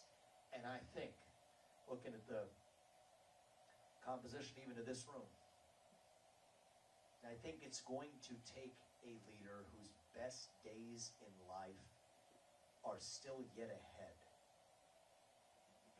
I hope they are for me. I don't take that for granted. But I pray they are. A leader whose best days in life are still yet ahead, to see a country whose best days are ahead of itself. Thank you for coming out today, guys. I appreciate it. I want to open this up and give me the hard ones. I'm going to sit across the table from Xi Jinping in about 18 months so I can handle the hard ones. Let's open this up. You guys have an important decision to make, and I have a big ask to make of you to come out that night and do the right thing. You have a question, sir? Yeah, so I know you were in Perry last week at the tragic events that happened, and I know a lot of gun laws are more state-oriented, but what will you do at like a national level to make sure that events like that don't happen again? Thank you, man. What's your name? If you don't mind? Shay Scheidegger. You ask me, are you in college? Yes, or? sir. Yep. Okay. Where at? Northwestern here. Okay. Yeah, it was a difficult morning, to say the least. I happened to be in Perry right the morning where it happened, and we canceled our event like this, but we had a roundtable discussion of a session of prayer and a session of open discussion. I'll tell you how we can make sure something like that never happens again in this country at a school. We can do that right now. 3 armed security guards in every school across this country. I think that's non-negotiable. Speaking as a parent of 2 sons, no parent in this country should have to think twice about whether they want to send their kids to school for fear of another school shooting. That's how you prevent it. 1 per school would not get the job done. 3 per school would. We can do it for a tiny fraction of the U.S. Department of Education spending. What I've said is I'm going to shut down that agency, give $80 billion back to the states and to the people so that parents are able to choose where they send their kids to school. But for a tiny sliver of that, that could easily fund 3 armed security guards in every school. So that's how we make sure something like what happened in Perry never happens again in this country. It's unconscionable. Now, in the longer run, we need to start on this soon, is address the mental health epidemic in this country. There's a mental health sickness spreading across this country like wildfire. We need to bring back the psychiatric institutions that we closed in this country starting about 40 years ago. And the dirty underbelly of that, not a lot of people know this, is that it was actually the product of pharmaceutical industry lobbying. When the pharmaceutical industry got its first wave of the blockbuster antipsychotic drugs near approval, it was more advantageous for them to have people not locked up in psychiatric institutions, just let them loose. So there's been a direct correlation of the same period that we have closed psychiatric institutions, we've seen a spike in violent crime. And I think we also have a healthcare system that does not pay for mental health. We don't have a competitive health insurance marketplace. I mean, this gets into a deeper issue. My first company was in the healthcare industry. My wife, Apurvo, is a surgeon. She actually doesn't get paid for, she actually personally does not get paid for many of the procedures that she does, even though they are the procedures that allow patients to swallow food after years who haven't done it, even though the system will pay for all kinds of expensive pill-pushing behaviors and all kinds of expensive feeding tubes or other interventions. Because we don't have a healthcare system in this country. We have a sick care system. And that applies to mental health, too. We don't do anything on the preventative side, but we're actually only just focused, just like the rest of our healthcare system, when there's a catastrophe on the back end. So that's how we're going to address it. There's going to be the temptation to say, hey, pass some gun restriction or Second Amendment infringement and call it a day. No, the right answer is not to remove guns from law-abiding citizens. In fact, the cities in this country with the tightest gun control laws are the ones with, by far, the most gun-related violence. So the right answer is really to remove psychiatrically ill and dangerous people from their communities. And if we have the courage to do that and combine that with actually protecting our children, for God's sake, we have more security in a bank or in a shopping mall or, at the airports, than you do even in our own schools. That says we haven't gotten our priorities straight. Those are 3 things I can do as your next president. I think it's a really fair and important question. Thank you, man. I appreciate it. Right here. So, Vivek, one of my questions is, for me, one of the biggest issues is life and making sure that the evil abortion isn't propagated throughout our nation. How, sell me on how are you going to help protect those lives without overstepping the authority that is given to the executive branch. Great, thank you. And I appreciate you not asking that question in the terms that I usually get asked it at Republican and political events, which is how are you going to address this, but still make sure we don't lose the election in 2024, actually. That's really where the issue usually comes up, is everybody thinks this is going to be the loser for Republicans in 2024. So I'll answer all of that in one answer, which starts with my conviction, which is that unborn life is life. And we can back into that through faith. And I am happy to tell you about my faith. I'll say a word about it for a second. I'm Hindu, which is slightly different than the traditional faith background of people who have run for U.S. president. Our value set is the same. I believe there's one true God. He puts us here for a purpose. It's our moral duty to realize that purpose. But we are all equal because God resides in each of us. So in part, it's my faith that leads me to my pro-life views, but it's also logic. And we say that life ends when brain waves end. Nobody debates that. That means life begins certainly no later than when brain waves begin, which is about at 5 or 6 weeks after conception. There's a case of, and I think most of us share these intuitions in common. I can almost prove that to you. There's a case of a pregnant woman who was assaulted. The unborn child died. Find me one person in this country who says that that criminal should not be punished in some way for that death. I haven't met one yet. Left, right, doesn't matter. So it says we share those same instincts in common, but what's happened with this issue is, and I think it's the pro-life, I think it's the conservatives' fault, actually, that we let this happen. That it's been reframed into a men's rights versus women's rights issue. And I said that it's our fault because we haven't actually stood strongly enough for actually being pro-life. So the way I'm going to lead us to victory on broadly for our country, without letting this issue necessarily get in our way, but to the contrary, lead us to victory, is by standing for our principles even more strongly than we have. I'll tell you what I mean by that. If we're really pro-life, let's walk the walk. I favor policies expanding access to child care, access to adoption, crisis pregnancy care, all of which is badly missing, or at least inaccessible to countless women today. And then speaking as a man, and here's the one that I still can't figure this out, why I'm the only person in the Republican Party who has embraced this. So I'd love for more to take this up, Steve. Maybe you can help me with that in Iowa. Is greater sexual responsibility for men codified in the law? So if the woman brings a child to term, I think she should, at her option, be able to make the man the financially responsible party for both her and the child, which is effectively raising the child times 2, or it could be a multiple times 2.5, and make that the law now. So now it's not about men's rights versus women's rights. It's about human rights. And I do think that that's fair. I mean, the woman is one of the truths in there. There are two genders. There are differences between men and women. One of them is that women bear children and men do not. And for those who find that controversial, you're probably not going to vote for me. So, and that's okay. You're allowed to disagree. But that's just hard fact. That's truth. Well, in that case, there are actual differences. But how do we, in the face of those differences, still do what's just? So we can't just, as a pro-life movement, walk away and say, yeah, but, women, you bear that responsibility. And too bad. We're still pro-life. No, what have we done everything in our power to say that we're all in this together? We haven't done that yet. And in an era of genetic paternity tests, which we're in now, which we weren't in, even at the time of 40 or 50 years ago, that are 100% accurate, yes, I think that is a fair position for Republicans to not only just accept, but to advocate for. And so if we do that, no, I don't think this is a losing issue for us. We're standing on our principles without compromising on it. A lot of this does need to be driven at the state level, because I am a constitutionalist. I don't believe in reading interpretations into the Commerce Clause that aren't there. The 10th Amendment says that which is not reserved to the states is reserved respectively, that reserved to the federal government is reserved respectively to the states and to the people. But as a matter of policy, that's what I favor.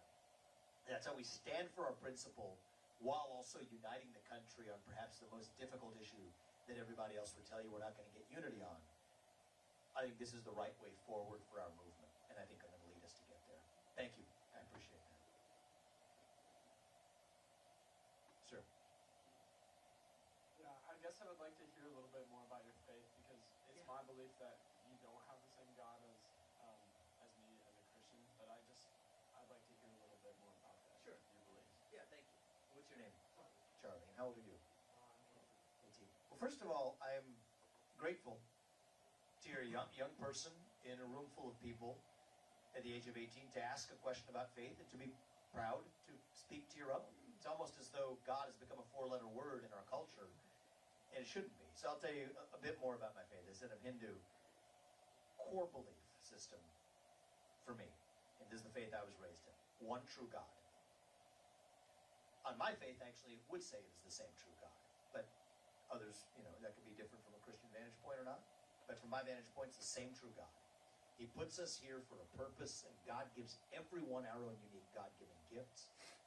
But it's our obligation to use them to do what is right. God works through us. We're his instruments. Yet we are still equal. Even though God works through us in different ways, we're still equal because God resides in each of us, because we're equal in the eyes of God. That's the heart of my faith. I left, actually, probably when I was about your age or so. I actually considered myself agnostic and through much of my early 20s, but I came back to it as an adult. But I had what you would call not a traditional, but a very traditional upbringing, actually. My parents taught us that family is the foundation, that marriage is sacred.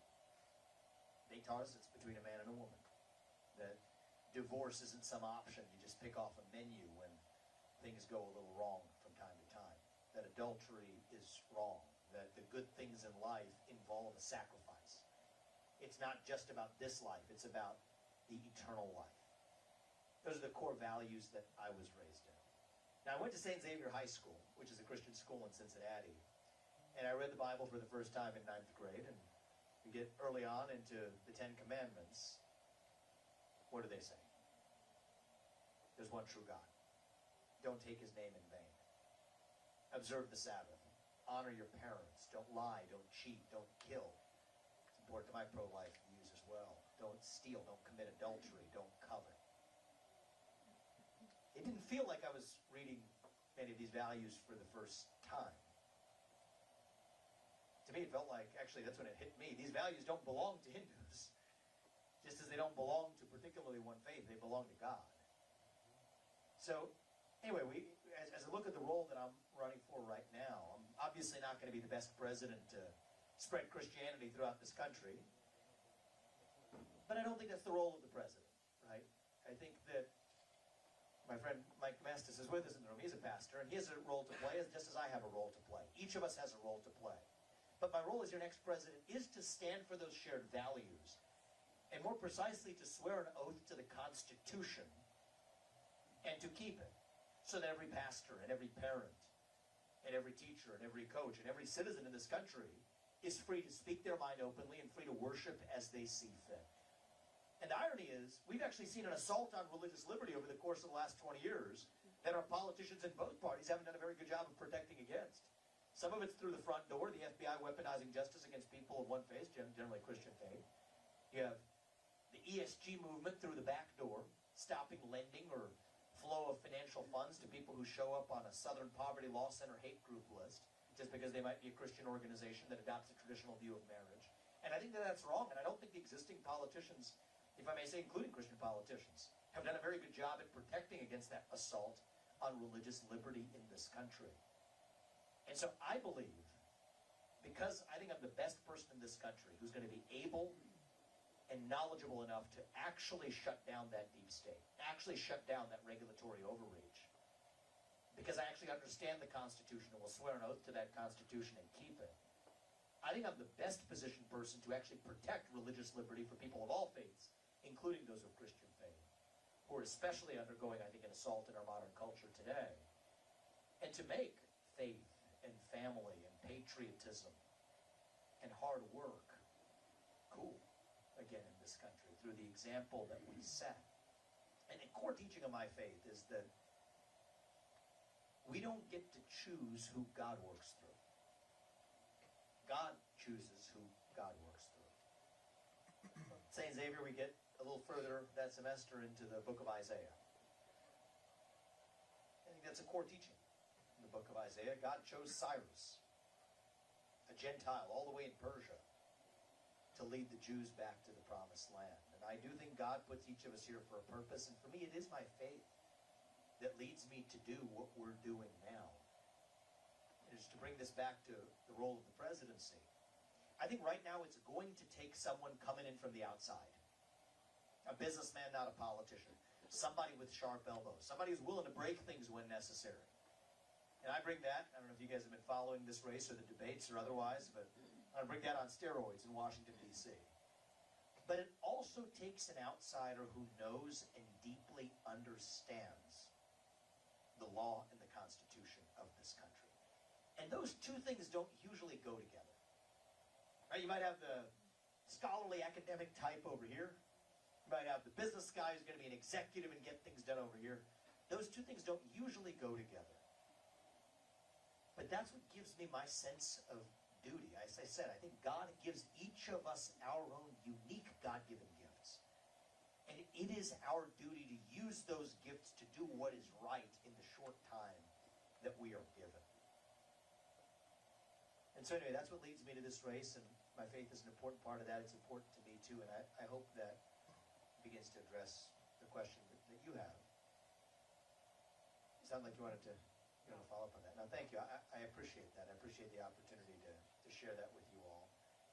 And I hope that people of every faith in this country, we live in a religiously pluralistic country, I hope people of every faith were able to revive those shared values that have now become foreign in our culture.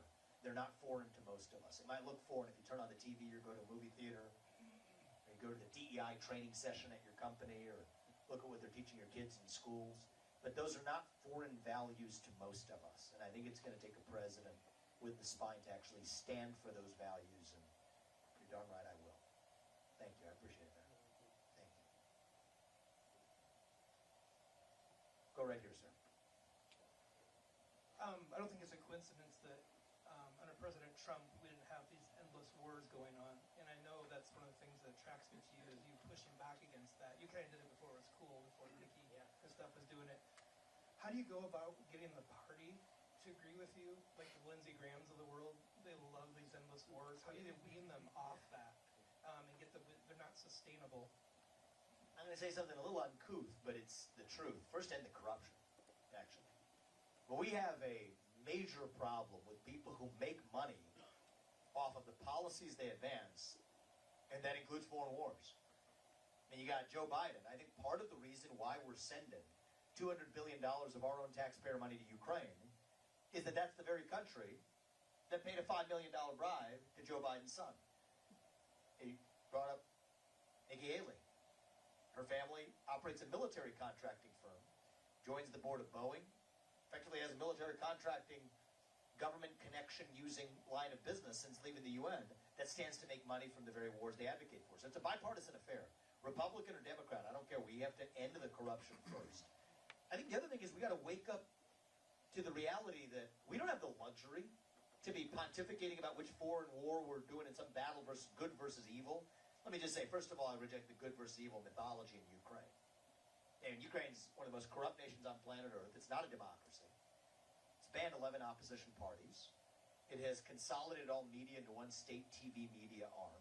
The eastern regions of Ukraine are Russian-speaking regions that haven't participated in Ukrainian parliamentary elections for the better part of 10 years. And so a lot of the mythology you're fed by the mainstream media is I think, a lot of garbage. But put that to one side. We have a major vulnerability right here at home. We're more vulnerable to cyber attacks, super EMP, electromagnetic pulse attacks, border incursions. Look what's happening at our southern border. Missile attacks, space-based attacks, defenses that are lacking. I think that what we need to do, we're $34 trillion in the hole. As your next president, you don't know what my foreign policy priorities are. It's to keep us out of World War III. It's to declare economic independence from communist China. And then to use our own national defense spending to defend our own homeland right here in the United States of America at a moment where we're more vulnerable than we've ever been, at a moment where we're closer to World War III than we have ever been in my lifetime. So that's what I think is going to wake up the Republican Party. Is less about we can talk about bickering over one conflict or other at the periphery. But instead, actually, if we wake up ourselves to the vulnerability right here at home, let's talk about October 7th in Israel. If that can happen in Israel, that can happen right here at home in the United States of America. God forbid that it does. It's my job as your next president to make sure that it doesn't. So I think that's when you ask about bringing Republicans along, I think that's the way I'm going to do it. And this shouldn't be a partisan point. It's not just about bringing Republicans along. This should be a fundamental American issue that we cannot tolerate a super electromagnetic pulse attack that takes out half of our electric grid, which could leave a third of this population dead in a matter of 6 to 9 months. And so I think it's going to take somebody who understands that priority. As a father, my obligation is to my family, and I will not be shaken in that. As your next president, my moral obligation is to you, the citizens of this country, not another one. A lot of young people in the room. I'll tell you, my obligation to your generation is to make sure that you don't grow up with $200,000 of somebody else's debt on your shoulders that you didn't sign up for. And equally importantly, that you don't have somebody else's gun over your shoulder fighting somebody else's war in somebody else's trench. Well, we're closer to World War III than we've been in my lifetime. The 2 wars in Iraq and Afghanistan. Sometimes if you make mistakes, we're human beings. We're fallen. We're a nation founded on ideals. We're always going to fall short of them, but we've got to learn from that. Those 2 wars accumulated $7 trillion of our national debt, and we sent tens of thousands of our sons and daughters to go die. 20 years later, the Taliban is still in charge in Afghanistan, and Iraq is a more broken country than when we first showed up. So I refuse to make those same mistakes again. And to the contrary, I'm focused on protecting our own homeland and fighting our national debt in this country. I'm happy to also address how I'm going to do that. It relates to our national security. $34 trillion in national debt. How do we address it without cutting Social Security and Medicare? Much of the Republican Party wants to cut your Social Security, cut your veterans' benefits, and fork over more money so some kleptocrat in Ukraine buys that bigger house. Here's how we're actually going to address this in a manner that doesn't cut your Social Security, but is a pragmatic plan for buying down our national debt. Get the oil and natural gas out from underneath our ground and sell it. That instantly buys down about $8 trillion of our national debt. Go to the next step. Avoid the foreign wars. $7 trillion. Don't roll that over in places like Ukraine. End foreign aid to any country whose national debt per person is less than ours. And then slash 75% of the federal bureaucracy. And I don't mean that figuratively. I mean it literally. On day one, we're going to start with 50% across the board, 75% mass firing by the end of my first term. This is how you put the interests of our country first. And I think that the good news is the fact that isn't just a traditional Republican vision necessarily. It says that I think 80% of this country agrees with that view. I think half, 20% are people who may not have learned those ideals in the first place who are coming along too. And so I think with that vision of actually taking America first to the next level, it's bigger than black versus white or red versus blue, I'll be able to deliver you a landslide in this general election. And this can't be another one of those 50.1 tug-of-war elections. We're skating on thin ice. This has to be a moral mandate. This has to be a landslide like what Ronald Reagan delivered in 1980. That's what I'm delivering you as your next president. That's my duty to you. And if we get that right, then, a landslide minus some shenanigans is still a victory. That's real talk there. Once we're in, we're going to fix the election system. Single-day voting on election day as a national holiday with paper ballots, government-issued voter ID to match the voter file, and English as the sole language that appears on a ballot. That's not too much to ask. But the way we're going to do this is make sure we restore the mission and purpose of our military and our national defense to defend our own homeland, and I will. Thank you. I appreciate that. Please. How would you ensure that the absence of experience and the lack of international relations will not result in insensible decisions, but secure the U.S. leadership in the world? Thank you. I appreciate that. So, I personally believe that it is going to take somebody with fresh legs from that next generation to actually do what's right. I mean, look at what the foreign policy establishment and experience, as I'm referring to myself being first time outsider. I'm 38 years old. I'm the youngest person ever to run for U.S. president as a Republican. I grew up in situation where our government systematically lied to us for the last 25 years, even in the last 10 years.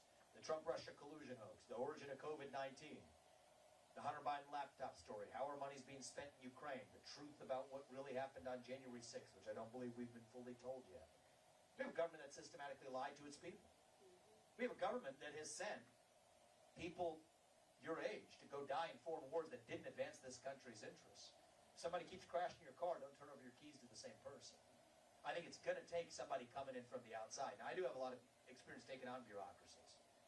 I'm 38, but I've built multi-billion-dollar companies. I took on big pharma, developed medicines that they refused to, did it at a fraction of the cost and speed, and ended up, you know, one of those is life-saving therapy for kids today.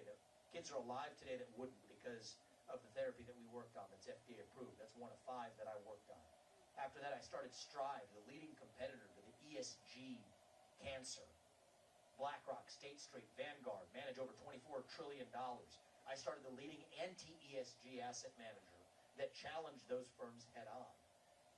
And you know what? A year after launching the first fund, Strive, crossed over $1 billion in assets under management. So I built my career getting to where I am by taking on bureaucracies and winning. But now we're taking on the mother of all bureaucracies, and that's the bureaucracy in the federal government.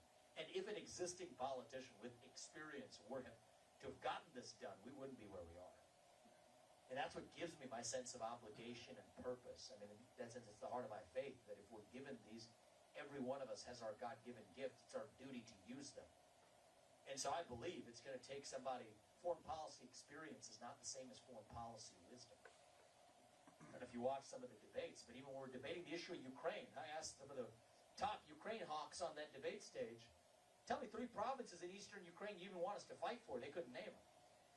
And I think that it's not just naming the provinces, it's knowing the history of whether or not those are actually fundamentally part of Ukraine or have actually a more complex history to them. And so one of the things I've realized about, frankly, professional politicians in both parties, folks like Steve King are the exception to this, but most of these people are, many of them are intellectual frauds, right? They don't really even have their own convictions. They're going to do what their donor puppet masters tell them to do, move them like pawns on a chessboard. I'm not bought and paid for.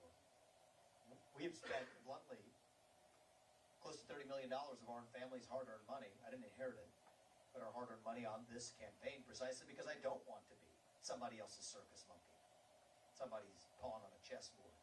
And so I do think that's what it's going to take to actually make the right decisions for this country. And I do believe that my knowledge and ability to do it, both to shut down the deep state at home and to actually negotiate a reasonable end to the Ukraine war, to have a true America First vision, protecting us against the actual threats we face from cyber to Super EMP to other missile attacks, I think is far ahead of certainly the peer group that I'm running for U.S. President. And I plan to leverage that to do what's right for this country. Thank you. I appreciate it. We'll go here and then here. I didn't intend to be here. I just happened to see you here. Oh. But I'm very, very glad I'm here because I agree with almost all your policies, except I think your policy on international and especially your policy in Ukraine is somewhat misguided a little bit. I've been to Ukraine numerous times, okay? And I think there's actually a Ukrainian with me right out here. I would like to talk to her afterwards. We have several on our team. Okay. And I think she has an in-depth knowledge of living in Ukraine, living in Ukraine under Soviet rule, and the centuries of history between the Russians and the Ukrainians. So she's enlightened me, okay? And anyway, I sort of view what Russia is doing in Ukraine similar to what Hitler did in Germany. And he dehumanizes the Ukrainians and he wants to exterminate all of them. And so I think Ukrainians do need help from the international community to ward off that genocide that Russia wants to impose on Ukrainians, which they tried many times in the past. Thank you. Since we got a couple questions on this, I'll go a layer deeper than I usually do. Thank you for sharing your perspective, sir. There's a lot to say here. I reject the comparison to Nazi Germany. I think that the history is actually a lot more complex here. But more importantly, I'm running for President of the United States, not for Secretary General of the UN, not for any other position. I'm running for President of the United States. What's the top threat that we face right now. It is the Russia-China military alliance. Well, southern border, I mean, long-run threat to World War III, yeah, our southern border. And that's why I believe that we have no place sending $200 billion of our taxpayer money to protect somebody else's border when we're failing to protect our own border right here. If that was happening on the western border or the eastern border with 3 million Chinese or 3 million Iranians, we'd call that an invasion. It's absolutely an invasion on our own southern border. And I've offered a clear plan for how to do it. We'll move our troops to our southern border. We'll end federal funding for sanctuary cities. We're going to end birthright citizenship for the kids of illegals. We're going to require Central American countries as any condition for any aid at all to build walls on their own borders from Venezuela to the northern border of Mexico. That's where we need to focus. But as it relates to Russia-Ukraine, I'm worried that we're increasing the risk of World War III for this reason. The Russia-China military alliance is the greatest threat we face. Russia's nuclear stockpile capabilities and hypersonic missiles are ahead of that of the U.S. Combine that with China's Navy, which has more ships than we do, and an economy that we depend on for our modern way of life, those two countries together actually outmatch the United States. And as we arm Ukraine and other steps we've taken, we're actually driving Russia further into China's hands, strengthening that alliance. And so I think it would be better for the U.S., and arguably even for Ukraine, to negotiate a reasonable end to that war, which is what I would do. So the terms of that deal would be, first is we'll make a hard commitment that NATO will not admit Ukraine to NATO. This is just keeping a prior commitment that we made. James Baker, our Secretary of State. Well, I can talk about that too. We can go. So then, have you read the Budapest Memorandum, sir? Because it's actually worth reading. It's a 2-page document. So the Budapest Memorandum in 1994 refers to the U.S. and the U.K. and Russia being committed to protect Ukraine's sovereignty. Read the language of that. We have more than fulfilled our obligations pursuant to the Budapest Memorandum. And it is unclear, nobody in Washington, D.C. has provided the first gasp of an answer to what the next $100 billion is going to do that the first $100 billion didn't do. So I think it's better for Ukraine. Right now the track that this war is on is Ukraine may not even come out with its sovereignty intact. What I would do is a reasonable deal. It's two sides to any deal. We will make a hard commitment that NATO will not admit Ukraine to NATO. We will make a hard requirement that Russia exit its military alliance with China. So that's what we say for the alliance we're in. That's what we say for the alliance they're in. And then reasonable territorial deal in eastern Ukraine for the regions that are occupied. That's better for Ukraine, better for the United States, but more importantly, avoids escalating into World War III when we are closer to World War III than we've ever been in my lifetime. And for the young people in the room, I want to put it on a fine point. With our homeland as vulnerable as we've ever been, if we enter World War III right now, there's a very real chance the United States of America would cease to exist. Actually. That we would lose. With hypersonic missile capabilities in Russia's hands, naval capacity in China's hands, try a super EMP attack across half this country. If you take out our electric grid, 6 to 9 months, a good portion of this country is dead without actually even firing a nuclear weapon or a missile. So we don't have, I think sometimes our foreign policy establishment has fallen into the trap of operating some sort of luxury world. It's not 1991 anymore. The bipartisan establishment made a lot of mistakes over the last 30 years, and I'm not sitting here to complain about them. But to be very realistic about where we're starting now, a border incursion into this country, if that can happen on October 7th in Israel, that can happen right here at home in the United States of America. We need to wake up to that reality. And yes, I was clear on this position in Ukraine back before this was popular. I was the only Republican who adopted this. Now even a lot of the people who were the Ukraine hawks for much of the last year are quietly coming around to the same view because they don't have a clear answer to the question either of what the next 100 or 200 or even 300 billion is going to do that the first 100 billion didn't. And so that's what I believe it means to advance our interests while reducing the risk of World War III with a reasonable deal that I think you can make a strong argument is even better for Ukraine than the current trajectory that we're on. So I respect you for asking the question, sir. We'll come to you. President Trump did a number of positive things to help dismantle the deep state. He started. Yeah, and so can you comment on how you would continue that and maybe have ways that might even be more effective? I mean, even President Reagan said I wouldn't get rid of the Department of Education. So I give Donald Trump immense credit for rolling that log over in that swamp, and we saw what crawled out. The analogy I'd give you is I'm bringing the pesticide. Okay, that's what we're actually doing, is using the law and the Constitution on our side to get this right. They duped him in some ways, and they duped Reagan too. But Trump in particular, they told him, you can't fire those civil service employees because of civil service protections. Read the law. Those civil service protections do not apply to mass firings. And mass firings are absolutely what I'm bringing to the D.C. bureaucracy. Shutting down agencies, they say you can't do it. Well, in certain cases, so I haven't pledged to shut down the FDA or the SEC, though on a first principles basis I would prefer to. But that requires Congress. But the agencies I've told you I will shut down, FBI, ATF, CDC, U.S. Department of Education, Nuclear Regulatory Commission. These are agencies the U.S. President can shut down. There's limited circumstances where the U.S. President already has the power to do it. If it promotes the efficiency of operations in government or it promotes the economy, the U.S. President can. And it goes back to what I said to the gentleman in the front in response actually to the question about faith. This takes a president who not only brings the muscle, but also knows and deeply understands the law and the Constitution, so they can't be duped. And so, yes, I am in this to take our America First agenda to the next level.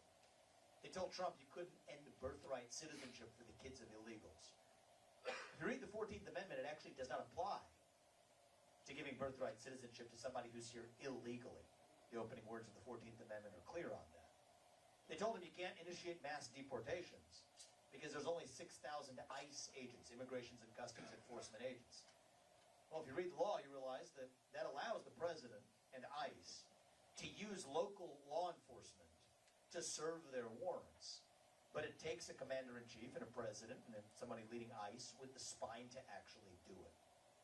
So yes, I think I'm going to take our America First agenda far further than Donald Trump did, building on what he laid. And I'm going to give him credit for the great Supreme Court that he gave us.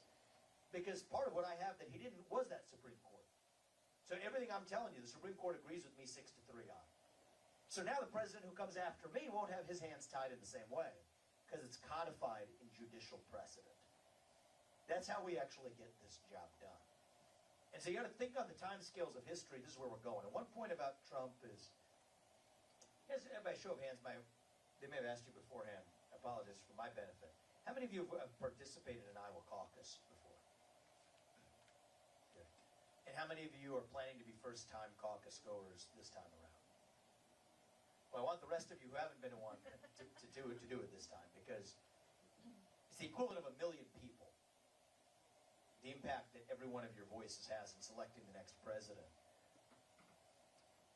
And I think there's 2 America First candidates in this race. That's Donald Trump and myself.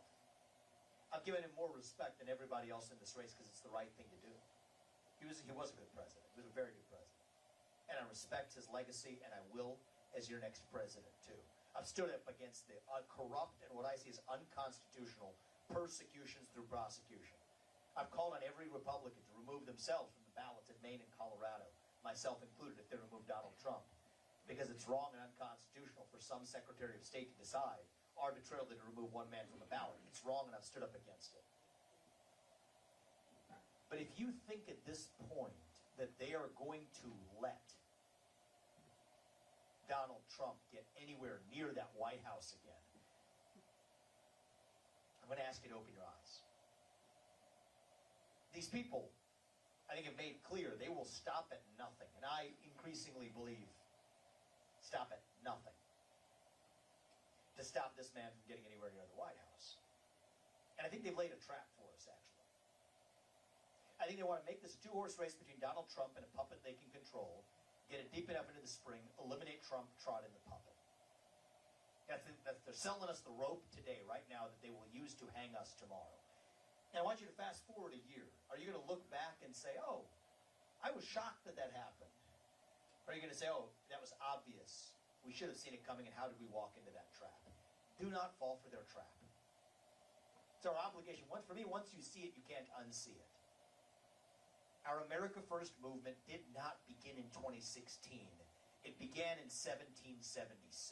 We owe it to our founding fathers. We owe it to this country to do what's right for this country, to make sure our movement does not end with Donald Trump.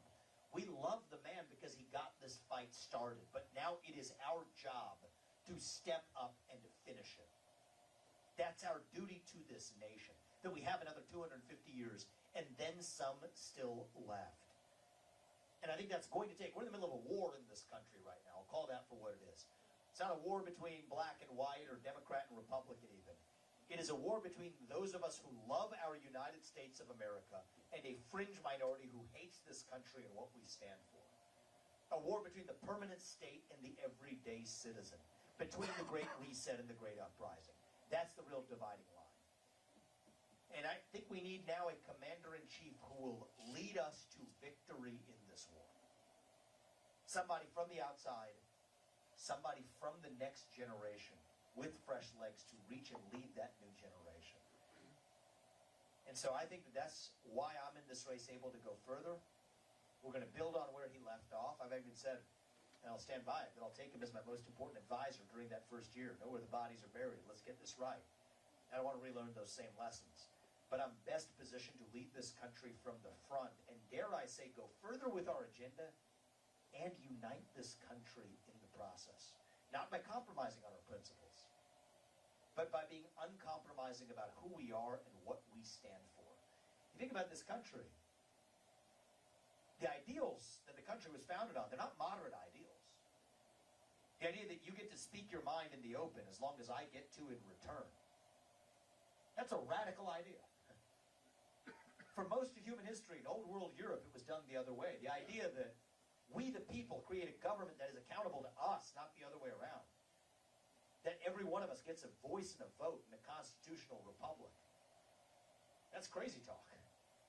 For most of old world Europe, most of human history, these are radical ideals. That's what makes America great. That is what makes America itself.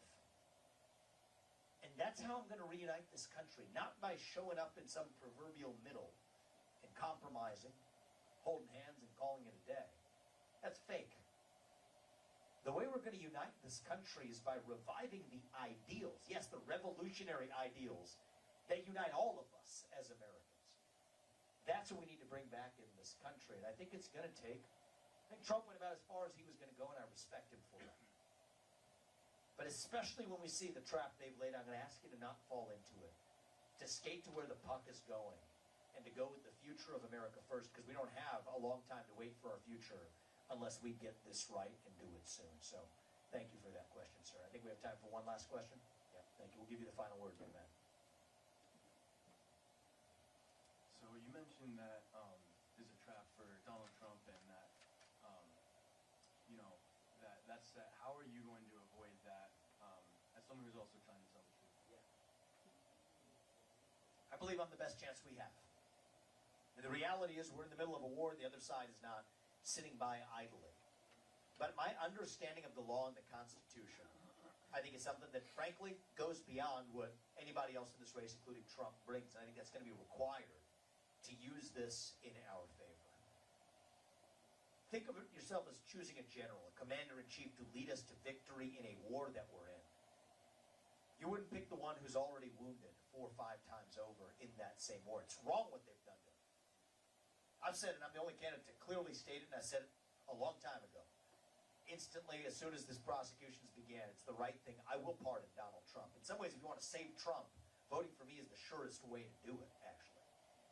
So I believe that a general who's not yet wounded in that war and who has fresh legs and an understanding of the Constitution has a better chance of getting this right, rather than the person who they've already decided is a system to go after. And I've had some success with it. I mean, if you look at this campaign, you know, I'm not like a lot of Republicans that may hide from certain left-wing conversations. I faced off with Don Lemon. He no longer has his job. Faced off, go straight down the list, Chuck Todd. We go straight down the list with facing down the mainstream media. I think it's going to take somebody who's able to not just be guided by my own personal grudge or vengeance or whatever, but by being guided by the Constitution and what's right for this country, by my own convictions. I don't think it's being done by us. It goes back to that question about my faith is what guides me. It's not being done by us. It is being done through us. That's what gives me my freedom. When you fall into the trap of thinking it's all being done by you, that's actually, for me at least, constraining. When we remind ourselves God puts us here for a purpose, then some government bureaucrat doesn't seem like such an obstacle along the way to get the job done. So yes, I believe, you believe in God, first thing to know is you're not God. I'm not God. I'm not going to tell you what's going to exactly play out over the next year. None of us, nobody here can do that. But what I can tell you is that I believe I am the last best chance that we have to stand up and make sure we have a country that your generation can actually grow up in. We're skating on thin ice right now. I don't think we can afford the risk of, if you see where the puck is going, to still walk our way into the trap that's already been laid for us. You're going to look back in 12 months. I don't think you're going to look back, and God forbid whatever's happening in the next year, to say that we were shocked by what happened. I think we'll look back in 12 months and say, what the heck were we thinking? Without actually understanding how we could have chosen a different direction. That's standing right here. And so even for those of you who may have thought of going a different direction 6 months ago or 3 months ago, I'm asking you to open your eyes. It's been laid out about as obviously as it can be. The system will not let the man get anywhere near the White House. I will take him as my most important advisor, but our movement is bigger than one man. America First does not belong to Donald Trump. It doesn't belong to me. It belongs to you, to us, to we the people. It's also not going to be some president coming from on high to save us, like some political messiah from the White House. I'm not going to sell you that. If we're going to be saved, it is going to be because we save ourselves. But I'm going to do my part. And there's nobody in America who's going to be better positioned now with the knowledge and ability of how to shut down that deep state. Fix that, the rest of it automatically follows. And so, yes, I'm asking you all to do your part on January 15th. Even, and maybe even especially, those who haven't participated in this caucus process before. I think we're going to win the Iowa caucus. I think we're going to do it because many, if not most of our supporters are non-traditional, non-polled supporters. Most of our supporters have not been polled. I think we're going to deliver a victory here at the Iowa caucus for the same reason that I will deliver a landslide, a moral mandate in the general election, which is what we need for this country too. 40% of our donors to this campaign, 150,000 some odd donors, are first-time ever donors to the GOP. That number is 2% for a normal Republican candidate. So yes, I think I can do for this country what nobody else can, which is to take our own agenda further without compromising, and, dare I say, unite this country in the process.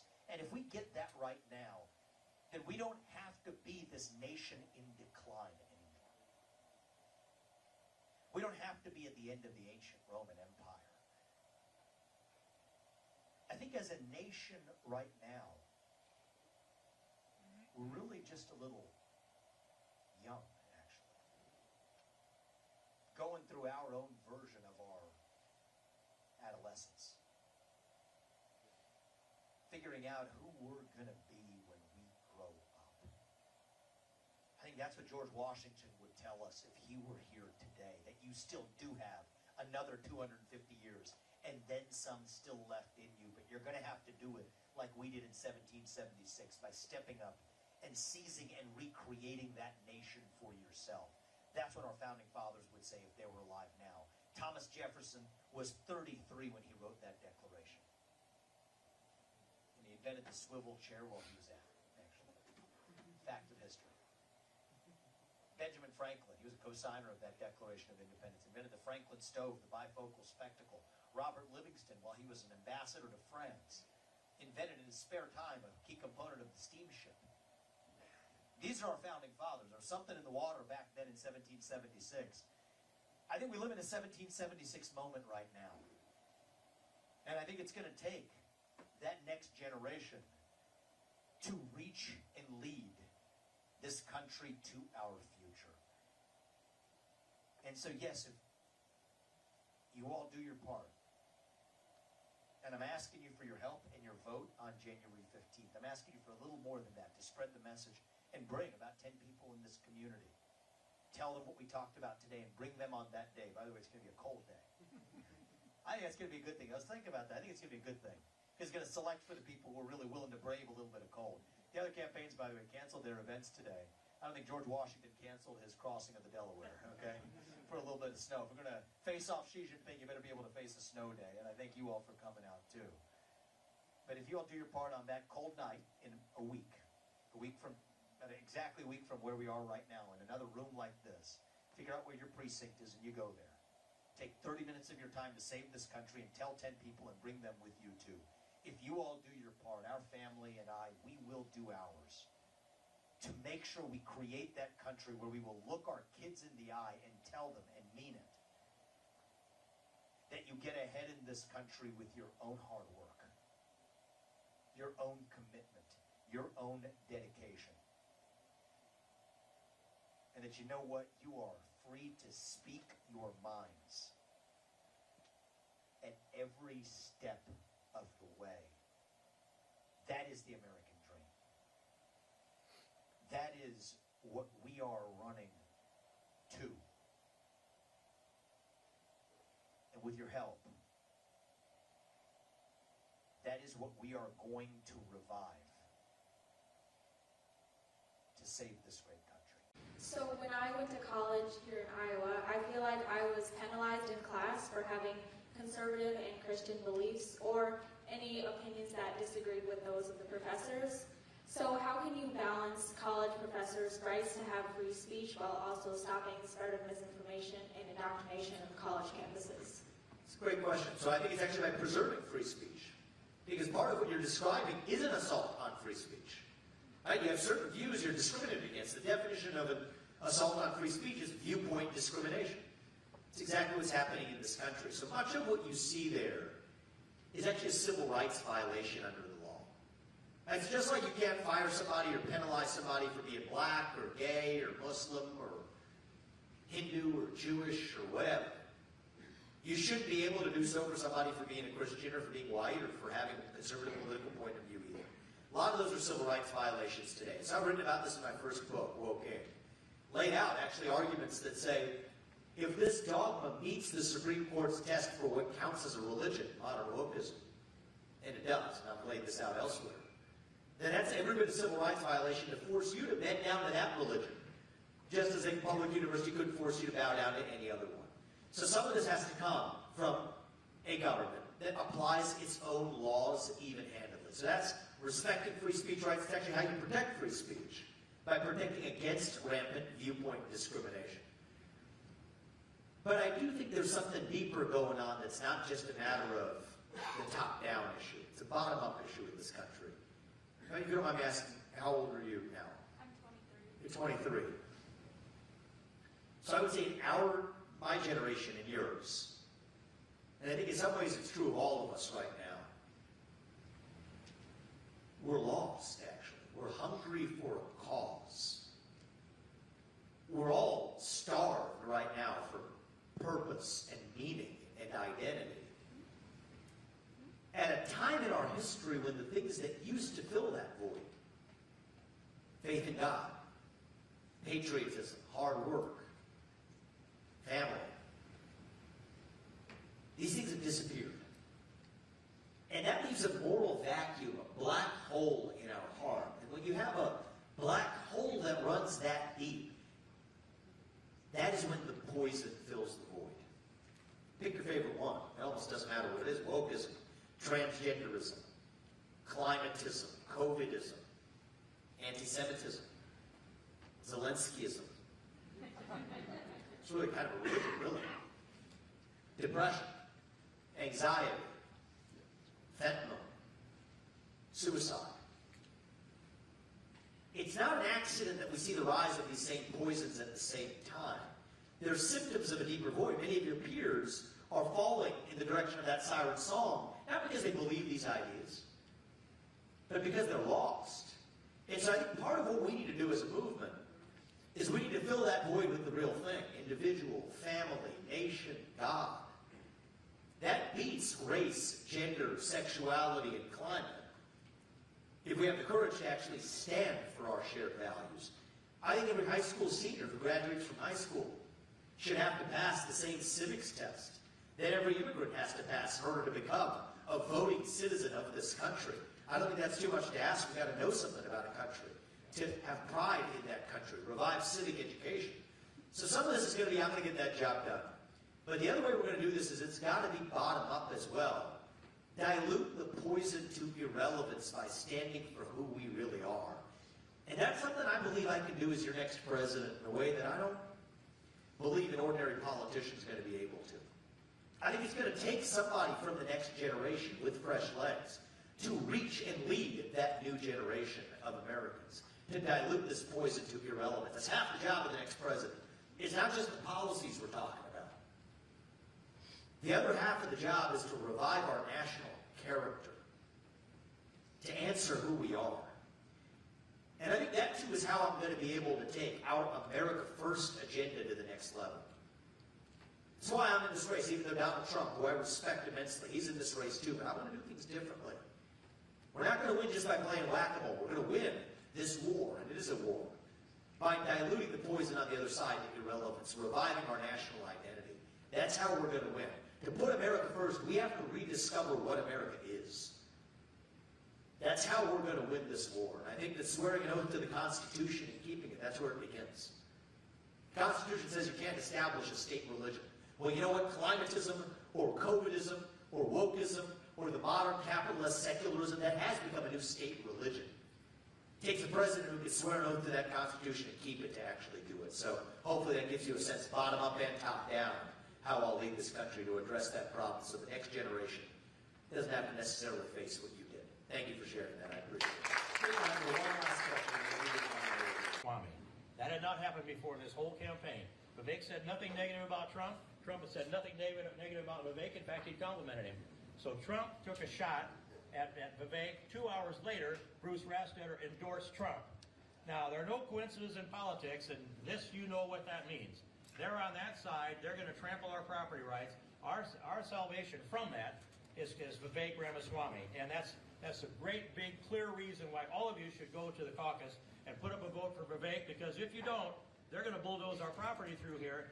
There goes free enterprise. There goes the American dream. The man that's going to restore this American dream for us is over here with us today, the next President of the United States, Vivek Ramaswamy.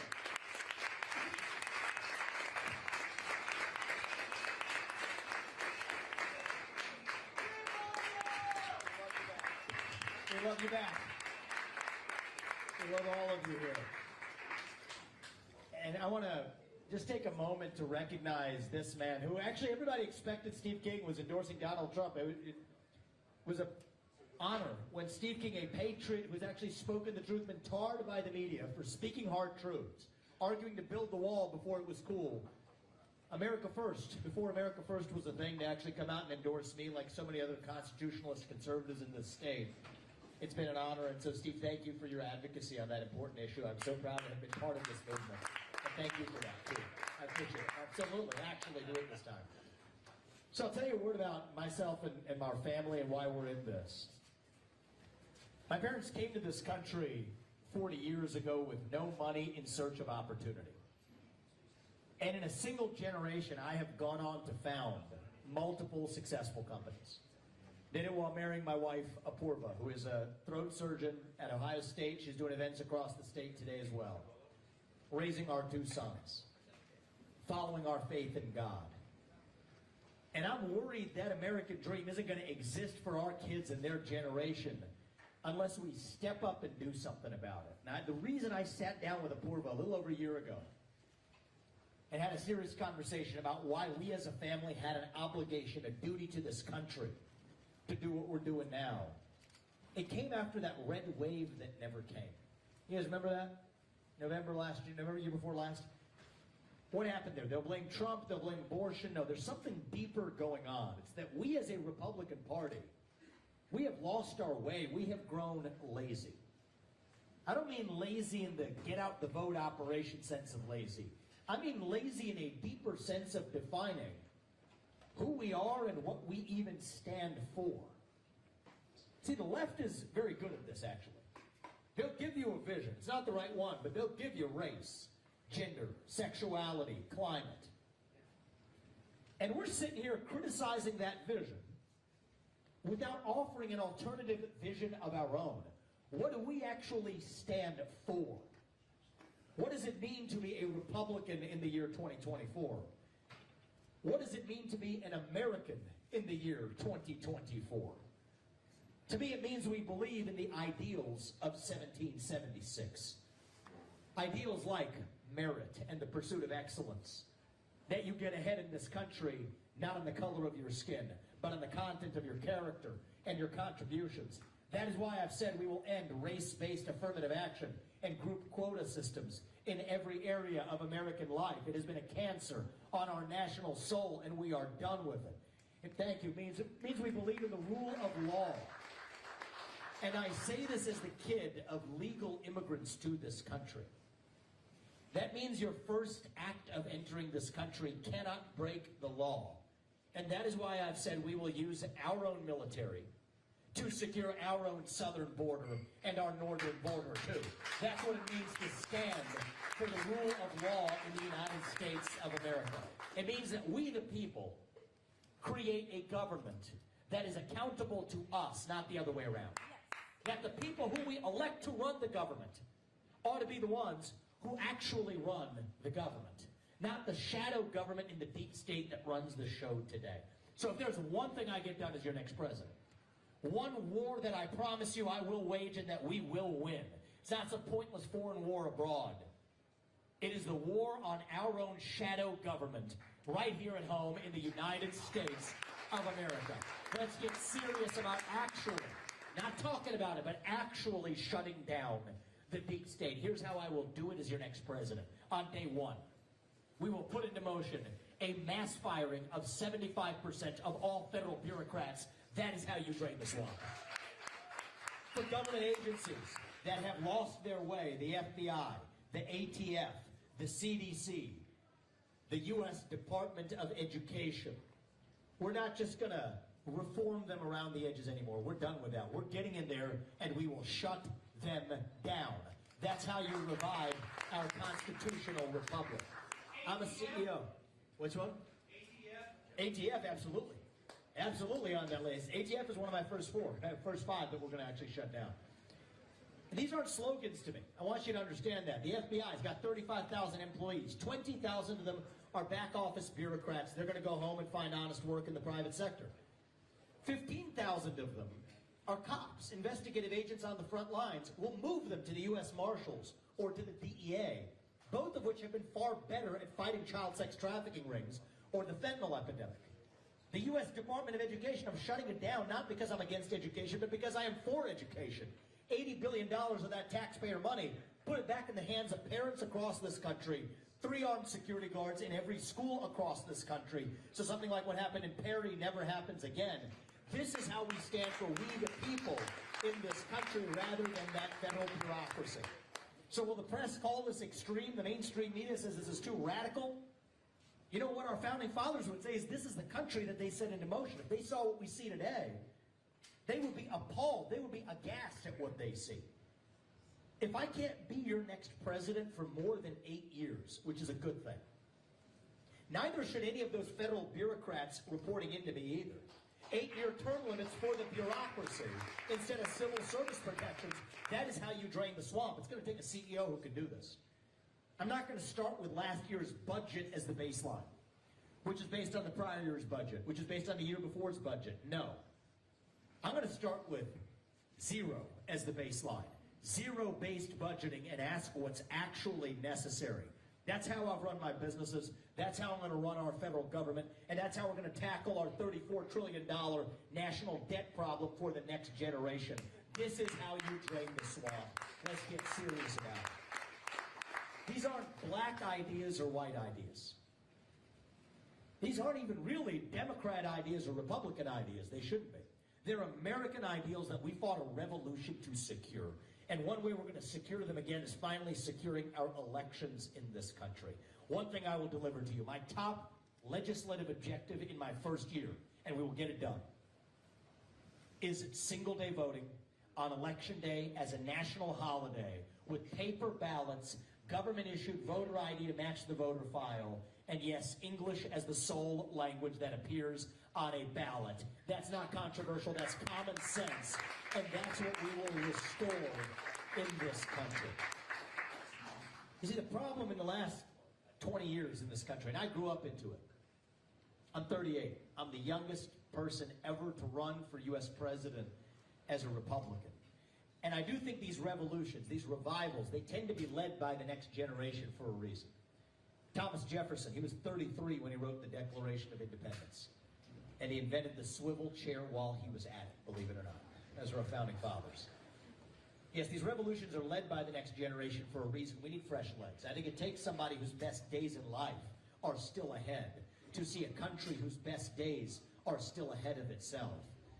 But what's happened in the last decade in our country is that my generation and younger, we have been taught to celebrate our diversity and our differences so much that we forgot all of the ways that we are really the same as Americans, bound by that common set of ideals. And here's how we're going to get them back. It's going to be by all of us. Not just me. Not just Steve King. All of us. Starting to speak the truth in the open again. There's a culture of fear that has spread across this country like an epidemic. Fear of losing your job. Fear of losing your social media account. Fear of your kids getting a bad grade in school. And that culture of fear has replaced our culture of free speech in the United States. It's going to require every one of us saying in public what you'll say in private at the dinner table. Say it with a spine. Say it with conviction. Say it with respect. But part of respect is that you respect your neighbor enough to tell him what you actually think. And you see, that's what this campaign is really about. Speaking the truth, not just when it's easy, but when it is hard. Speaking the truth, not just to the Democrats on the other side, but to our own side in this failed Republican Party when necessary, too. The person who can tell you that I am opposed to that CO2 pipeline, using eminent domain to seize the land of innocent farmers across this state. That it is based on a climate change agenda that absolutely is a hoax because it has nothing to do with the climate. The only person in this race who can tell you that Ronna McDaniel needs to step aside after 5 failed years of leadership in our own party, because if we can't hold accountability in our own party, we could never bring it to the federal government. The only person to tell you that I will pardon on day one every peaceful January 6th protester, because that's the right thing to do for this country. And I want to ask you, why am I the only candidate who can tell you these things? It's because our politics is corrupt. Every politician is dancing to the tune of their biggest donor. You heard that from Steve King before about the pipeline. Well, you know what? In my case, that biggest donor is me. I don't report to them. I report to you, the citizens of this country. I'm not somebody's circus monkey, somebody's pawn on a chessboard. That's what our politics has become. Frankly, I would rather speak the truth and lose this election than to win by playing some fake game of political snakes and ladders. But the bet I'm making is that is the winning strategy, that we trust the people, not to be sheep, to swallow what we're force-fed by the super PACs and the advertisements they've been flooding you with on television. No, that's not how we're doing it. I'm not bowing down to some overlord that just wants me to enact their own policies so they're able to line their own pockets. That's what's happening. Even the ones who pretend to be anti-establishment, that's how they're doing it. You want a real outsider, you got it standing right here in front of you right now. A patriot who speaks the truth. And if you want somebody who's going to speak truth to power, vote for the candidate who's going to speak the truth to you. God is real. There are 2 genders. Fossil fuels are a requirement for human prosperity. Reverse racism is racism. An open border is not a border. Parents determine the education of their children. The nuclear family isn't a bad word. It's the greatest form of governance known to mankind. Capitalism isn't something we should apologize for. It's what lifts us up from poverty, not crony capitalism, but the real thing. There's 3 branches of government in the United States, not 4.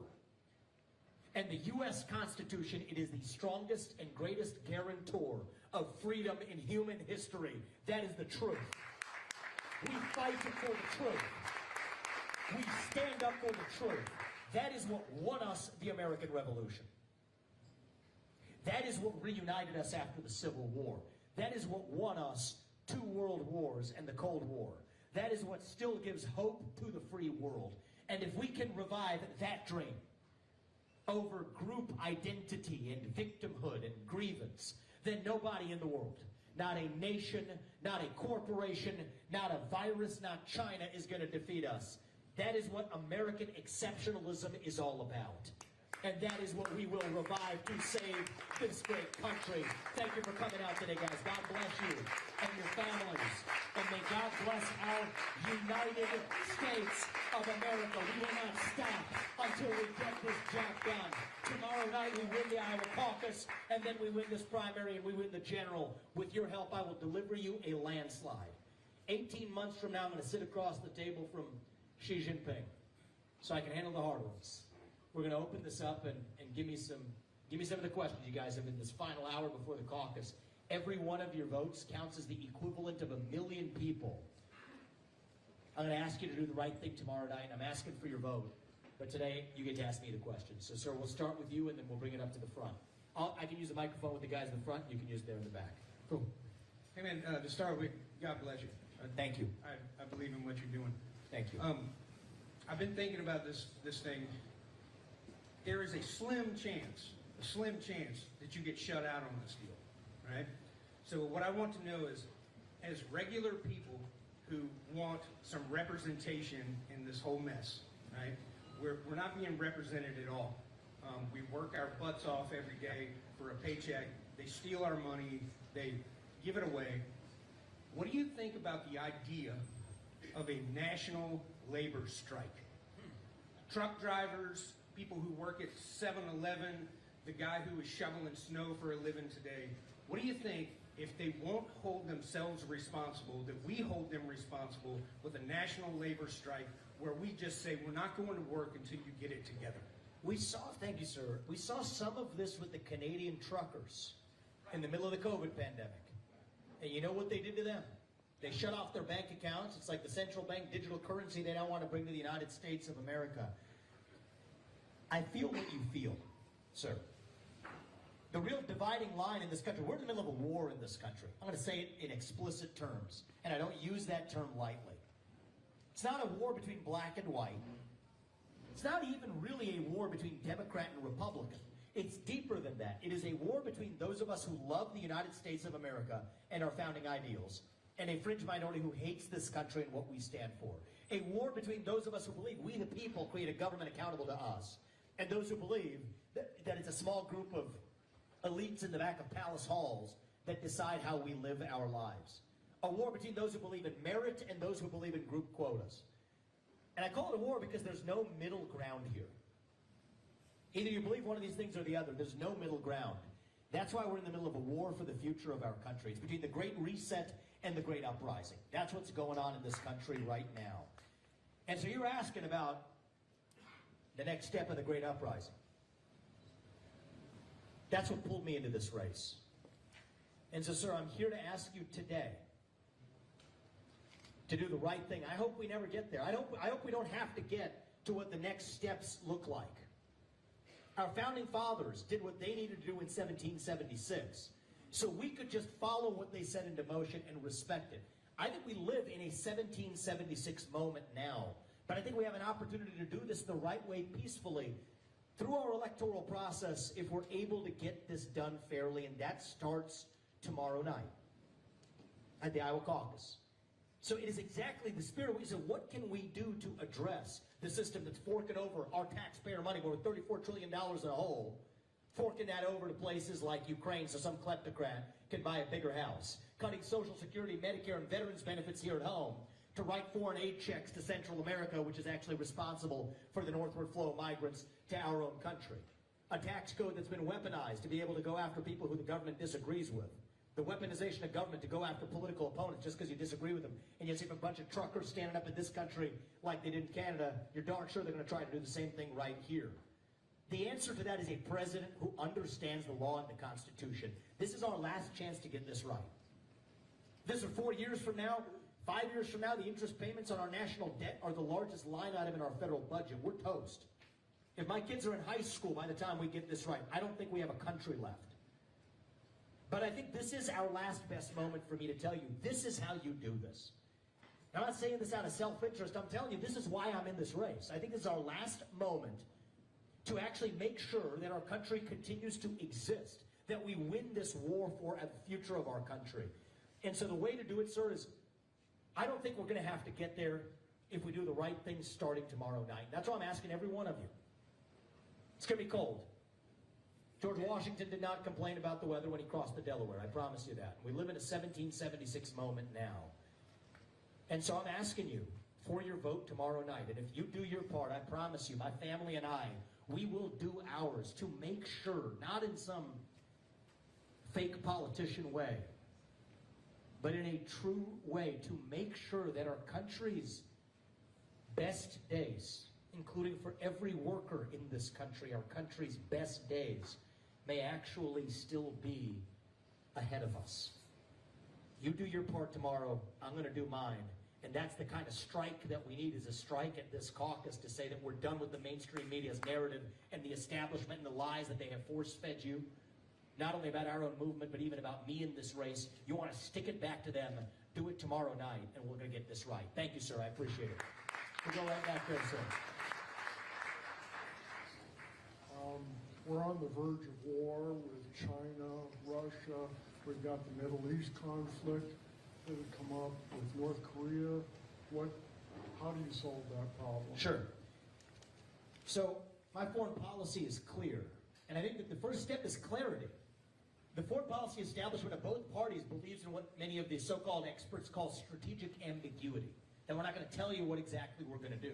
That's how you get to World War III. World War III isn't in the interest of any country who enters it.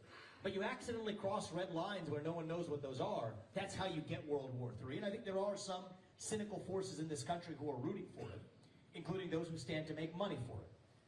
I don't think that you should be allowed to start a military contracting firm after your time at the UN if you're using your connections to do it. I don't think if you're Joe Biden, Hunter Biden's son, you should be allowed to collect a $5 million bribe from Ukraine and then effectively push for those same policies to send $200 billion to that same country. So there are cynical forces in this country that stand to benefit from World War III that are marching our way straight into it. Here's my foreign policy. I'll keep us out of World War III by weakening the Russia-China alliance, and I'm happy to tell you how. I'll declare economic independence from communist China. We depend on our enemy for our modern way of life, from our pharmaceuticals to our military equipment.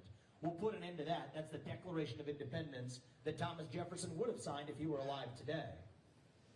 And then here's the most radical one of all. Drives people nuts when I say this, but I'm going to keep my promise. We're going to use our own national defense spending to actually, foremost, defend our own homeland against the risks that we face right now, right here at home. You want to know what's going on at the southern border? It's not illegal immigration. It is an invasion. If there were 3 million Chinese on our western border or 3 million Iranians on our eastern border, we'd call that an invasion. It's no different when it's 8 million at our own southern border, many of which are actually goaded by China to actually come in here. So I think I'm going to put an end to that. Cyber attacks, super EMP attacks, missile defenses, all of which we're missing today. Make sure our national defense spending is spending our own homeland. I'll end the war in Ukraine with a reasonable deal that requires Russia to exit its military alliance with China. And in return, we will say that NATO will not admit Ukraine to NATO. I think NATO expansionism has actually been a disaster. And any international institution that's hostile to our own sovereignty, from the WHO to the UN, I'm very open to questioning our continued involvement if these institutions have lost their way when North Korea, Iran, Venezuela are sitting on the Human Rights Council of the UN and they're effectively doing China's bidding, shackling the United States while leaving China untouched. We have to revisit a lot of the assumptions of our failed foreign policy of the past and say, how do we stay out of World War III? How do we stop our dependence on our enemy for our modern way of life? I've offered a clear plan for that. And most importantly, now more than ever, protect our own borders and protect our own citizens here in this homeland. Because if what happened on October 7th can happen in Israel Here's the hard truth. It could happen right here at home in the United States of America. And if I've done my job as your next president, we will make darn sure that it doesn't. Thank you, sir. I appreciate your question. Thank you. We'll come right here to the young woman in the room. Keep working our way up. You want to stand up? Hi, Mr. Ramaswamy. It's an honor. I had a question. What motivates you to include publishing the Epstein list as an aspect of your campaign? And is a part of this posture influenced by sympathy with the victims of Jeffrey Epstein? Thank you. Yes is the answer to your latter question, but it was part of a broader vision in this country, a radical idea that we have a government that actually just tells the truth to its people again. How old are you, if you don't mind me asking? You're 17. Yeah. You'll be 18 before November? Yeah. You can vote at the caucus. And I hope you do. But I think that it's your generation that, it's our generation in many ways. I grew up into a generation as well where our government has systematically lied to us for at least a couple of decades, as long as I can remember, about the basis for the 2008 financial crisis bailouts, about the Trump-Russia collusion hoax that never was, about the origin of COVID-19. You're told that it didn't start in a lab and you're censored if you said it, before we now know that it did. About the Hunter Biden laptop story on the eve of the last election, dismissed by 50 intelligence officials of the U.S., dismissing it as Russian disinformation before after the election we learned it was true. The truth about what happened on January 6th, which only came out years later, video footage that wasn't released. The truth of how our own money is being spent in Ukraine. The truth about the Jeffrey Epstein client list, which I do not believe we've received. The truth about the Nashville transgender shooter manifesto, which we were lied to before it was leaked. We the people deserve a government that just tells us the truth again. And the reason people don't trust the government anymore is actually the government doesn't trust the people with the truth. Trust is a two-way relationship. And so I think two things need to happen in this country for us to rebuild trust. In this country, I think one starts with the government, and I'm going to keep my promise on that. We're going to go back. As long as I've been an adult, certainly for this century, where have we lied to the people? The people have a sense that we've lied about matters that are important to the public. Where are we lying right now? And open the kimono and say, here's the truth. I know it's ugly and people before believed that you couldn't handle it, but my conviction is we the people can handle the truth. We the people demand the truth. We require the truth. We got to see it to ever be able to fix it. That's what I'm going to give you on behalf of the government. And even though it's not my personal fault, I'll be the president when I say this, we are sorry to our citizens for betraying your trust for as long as I can remember. And I hope something then happens. I hope members of the media, at least one, steps up and says the same thing, looks their audience in the camera and says, you know what? We played interference for the government. We lied to you about the Trump-Russia collusion hoax, about the COVID origin, about the truth of what really was going on with each of the foreign wars that we've entered on false premises over the course of the last 25 years. Go straight down the list and say, you know what, we weren't honest with you either. Here's what went wrong. Here's how we held the people who lied to you accountable. We're sorry, and here's how we'll ensure that something like that never happens again.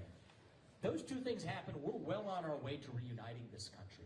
I think 80% of us in this country agree on the basic rules of the road. Not what the media tells you, not what social media looks like, but actual citizens. And that's the beauty of this process.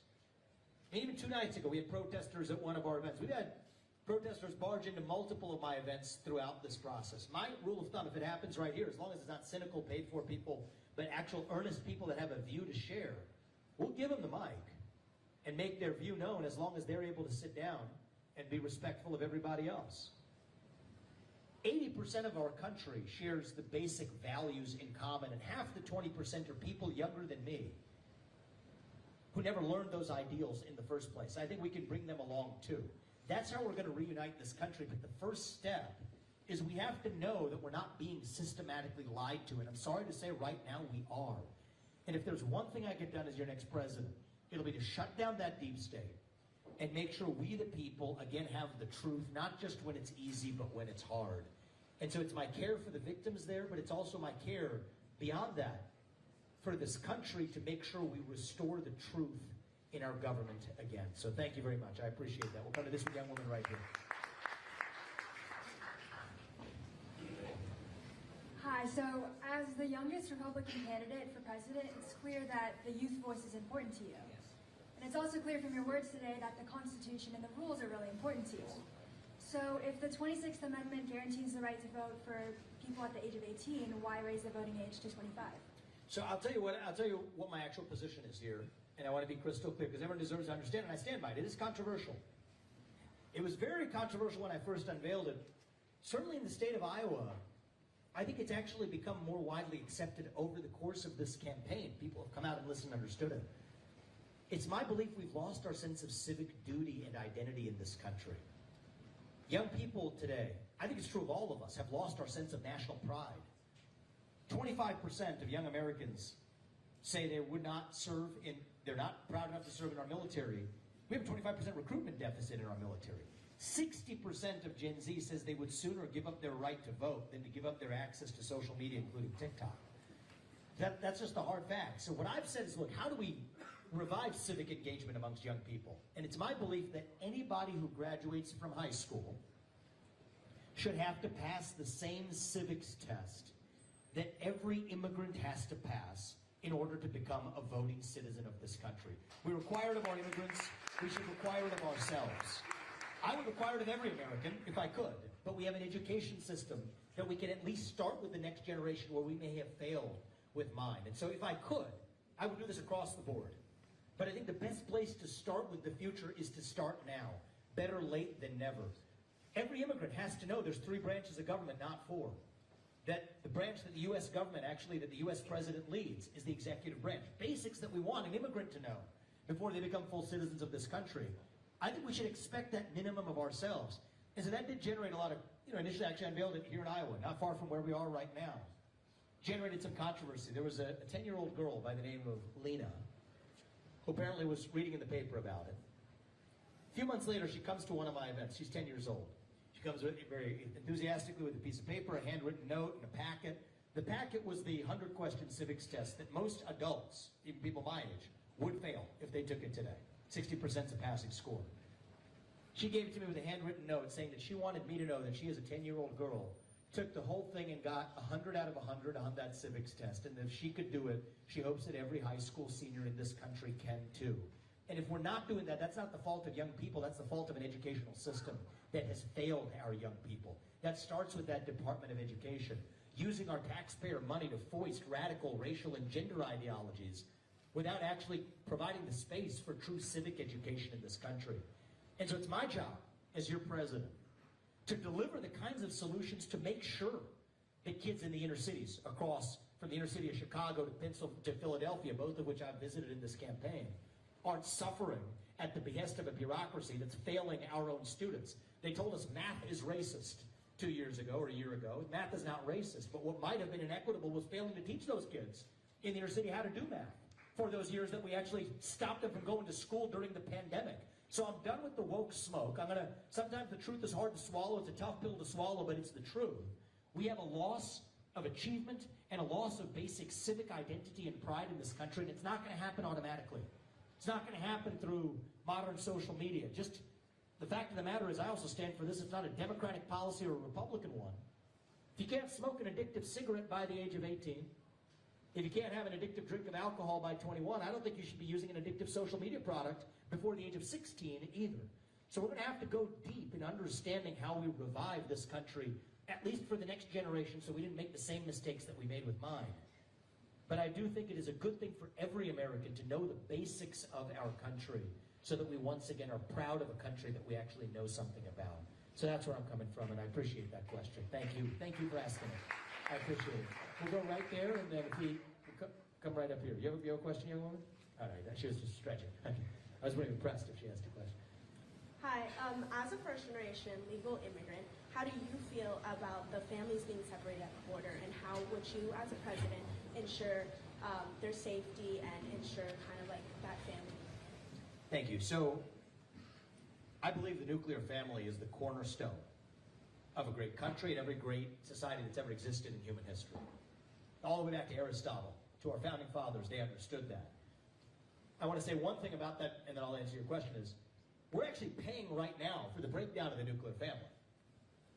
We're using our taxpayer money to pay single mothers more money not to have a man in the house than to have a man in the house, including those inner cities that I visit. That's driving an epidemic of fatherlessness fatherlessness in this country. 25% of kids today are born into fatherless households. That means they're 8 times as likely to end up in prison, 10 times as likely not to graduate from high school or to end up in poverty. And we're using our own money to pay for it. So the thing I will end is we're not going to use our taxpayer money to anymore pay people to do the opposite of what's best for them.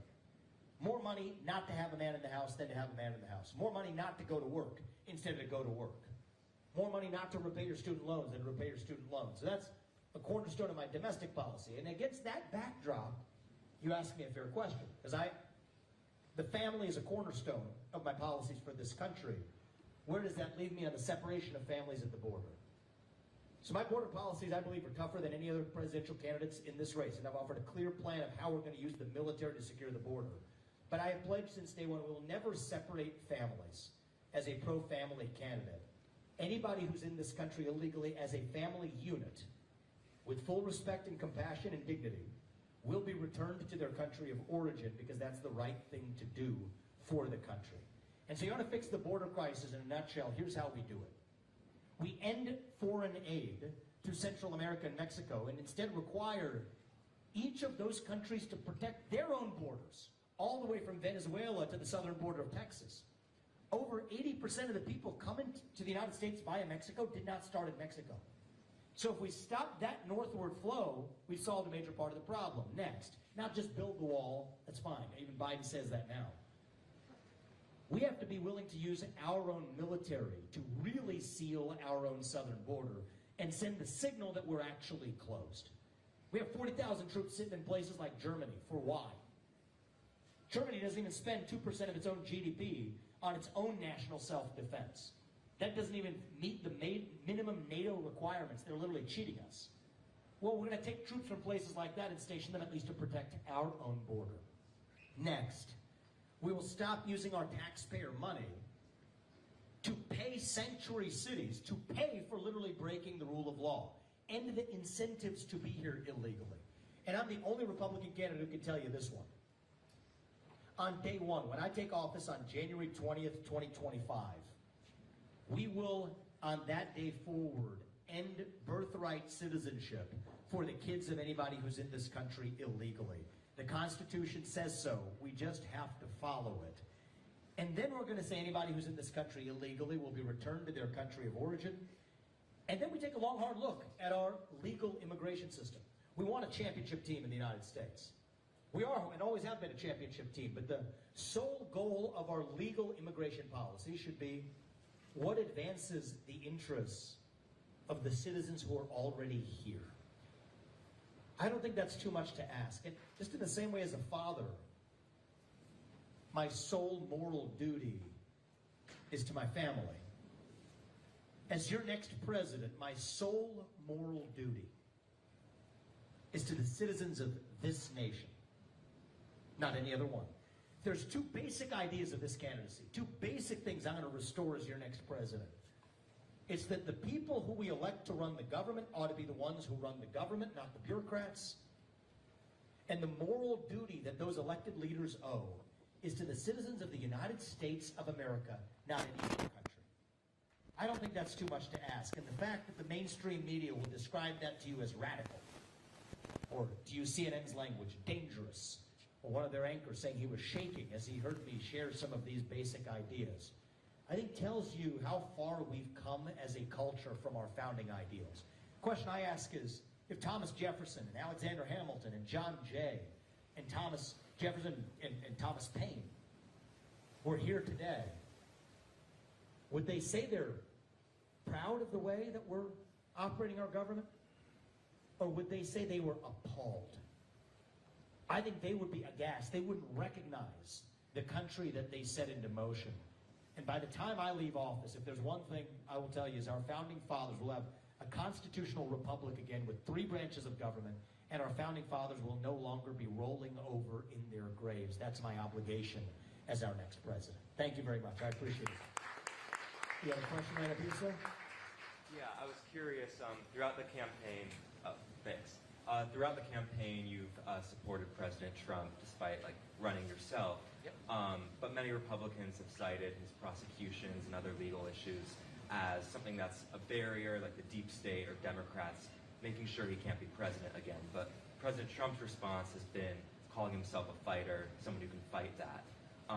So why do you think, in the midst of President Trump running his own campaign, that you're the person best suited to fight for the conservative agenda? Thank you. That's a very fair question, and I appreciate that. On the eve of the Iowa caucus, you have a decision to make tomorrow night. More than anybody else in this race, I have respected Donald Trump and his legacy because it's the right thing to do. He was an excellent president because he kept us out of war and he grew this economy. And I respect him now, and I will respect his legacy when I'm your next president. I have defended against these unconstitutional persecutions against him. I went to the Miami courthouse in that first federal prosecution to stand against this. I issued that day a FOIA demand, a Freedom of Information Act request, to tell us the truth. Again, a law that requires the government to tell you the truth. What did Biden and Merrick Garland tell Jack Smith? Tell the public that. Earlier this week, I personally filed an amicus brief with the U.S. Supreme Court, laying out what I view as the best legal arguments for why they have to overturn Colorado's disastrous decision. And I felt an obligation to do that for this country because I don't know if Trump's team will make those arguments, but they deserve to be made to the U.S. Supreme Court because it's about our country. So I've done everything in my power to push back against this. But at a certain point now, we have to open our eyes, people. First the protests, then the civil suits, then the state-level prosecution, then the first federal prosecution, then the second one. Now no prosecution at all. Now forget the judicial system altogether. Just take them off the ballot. And I've said every Republican should remove ourselves, myself included, from any ballot that wrongfully eliminates Trump from our primary to stand against election interference, because it's the right thing to do. But all this is just last year. I think that's just the tip of the iceberg. We saw last time it was a man-made pandemic and a rigged election, at least by big tech, if not worse. This time I believe these people will stop at nothing, and I mean nothing, to keep this man away from the White House. And it is disgusting, but we cannot fall for that trap. I think they're leading us into a trap. I think they want to narrow this down to a two-horse race between Donald Trump and a puppet who they can control. This spring or early summer, eliminate Trump one way or another, and then trot their puppet into the White House. And we cannot fall for that trap. Our America First movement did not start in 2016. It started in 1776. And so we owe it to our founding fathers and to this country to take our America First agenda. George Washington was the first America First conservative, actually. And I'm a George Washington America First conservative. We take that to the next level. So yes, we love the man, and I've stood with him because he got this fight started. But now it is our job, our duty, my responsibility to this country to finish it. And that is going to take somebody who, yes, comes from the outside, isn't bought and paid for, with fresh legs, who is not yet wounded in that war, to lead us to victory in this war. Somebody who can actually break things when necessary. Trump brought that, I bring that on steroids. But it's also going to take somebody who knows and deeply understands the law and the Constitution in this country. That's where they duped him. They told him, Mr. President, you can't fire those civil servants because of the civil service protections. Read the law. Those civil service protections only apply to individual employee firings. They do not apply to mass layoffs, and mass firings are absolutely what I am bringing to the DC bureaucracy. They told him, Mr. President, you can't end birthright citizenship for illegals without a constitutional amendment. Read the Constitution. The opening words of the 14th Amendment are clear. All persons born or naturalized in the United States and subject to the jurisdiction thereof are citizens. That means the kids of illegals don't enjoy birthright citizenship. They said, Mr. President, well, you can't really deport anybody who's in this country illegally because we only have 6,000 ICE agents, Immigrations and Customs Enforcement agents. Read the law. The existing laws allow ICE and the Department of Homeland Security to at least have the warrants for illegals served via local law enforcement. That's 1 million local law enforcement who are standing by and ready to do it if you have a president that doesn't get duped by what the deep state tells you can and can't do. So it takes both of those things. Somebody who comes from the outside, an entrepreneur, a businessman, not a politician, but also one who knows and actually first personally understands the law and the Constitution. Those two things don't usually go together. You'll have the legal scholar over here, you'll have the businessman over here. Those two things don't usually go together, but that's why I'm in this. My faith teaches me God gives each of us our own unique God-given gifts. Every one of us has our own God-given gifts, and it is our duty to use those God-given gifts to do what is right in the short time that we're given. I believe there's one true God, and He put us here for a purpose. It is our duty to achieve that purpose. And when you're guided by that, I don't think some federal bureaucrat standing in my way seems like that much of an obstacle anymore. And so, yes, that is why, while I respect the heck out of Donald Trump, and I'm not Monday morning quarterbacking some decision that he made like the other candidates are, people say, well, you're not running against him. No, I'm not in some sense running against him. I'm running for this country. And so we'll honor that legacy, but I'm asking you to do the right thing tomorrow night. Even if that's different than what you were thinking about doing 3 weeks ago, or 3 months ago, or even when you walked in today. I'm asking you to do the right thing to save our country, to protect against this unconstitutional abuse of power. They're selling us the rope today that they're going to use to hang us tomorrow, and we cannot afford as a nation to fall for that trap. And so, yes, I'm asking for your vote tomorrow night to take our America First movement to the next level. America First doesn't belong to me. It doesn't belong to Trump. It belongs to you, to us, to we the people in this country. And we owe it to this nation and to our founding fathers to make sure our movement lives on. That is why I'm asking you to do the right thing tomorrow night. To tell 10 people who couldn't be in this packed room today, to still tell them about what we talked about here in this room today. To bring them to the Iowa Caucus, too, to open their eyes to make sure that we're not led into this trap. And if we do the right thing for this country, if you all do the right thing tomorrow night, are you? I'm a student journalist. You look so young. Okay, yeah. But I will say that if all of us who are able do the right thing, then I am confident we don't have to be this nation in decline anymore. We don't have to be at the end of the ancient Roman Empire.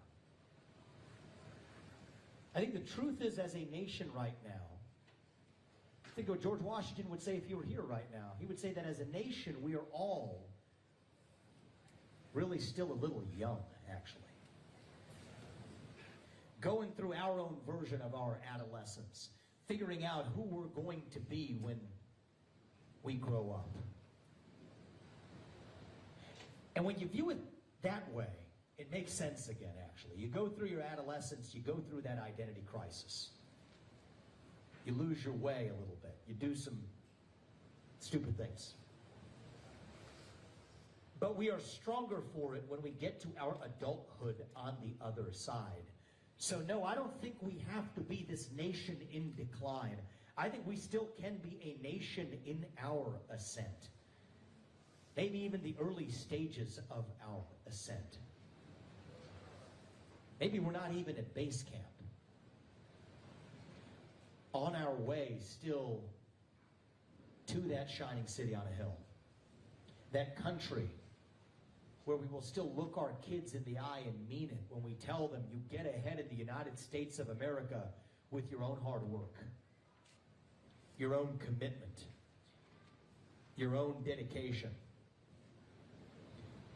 And that you know what? You are free to speak your mind at every step of the way. That is the American dream. That is what we are running to. And with your help tomorrow night,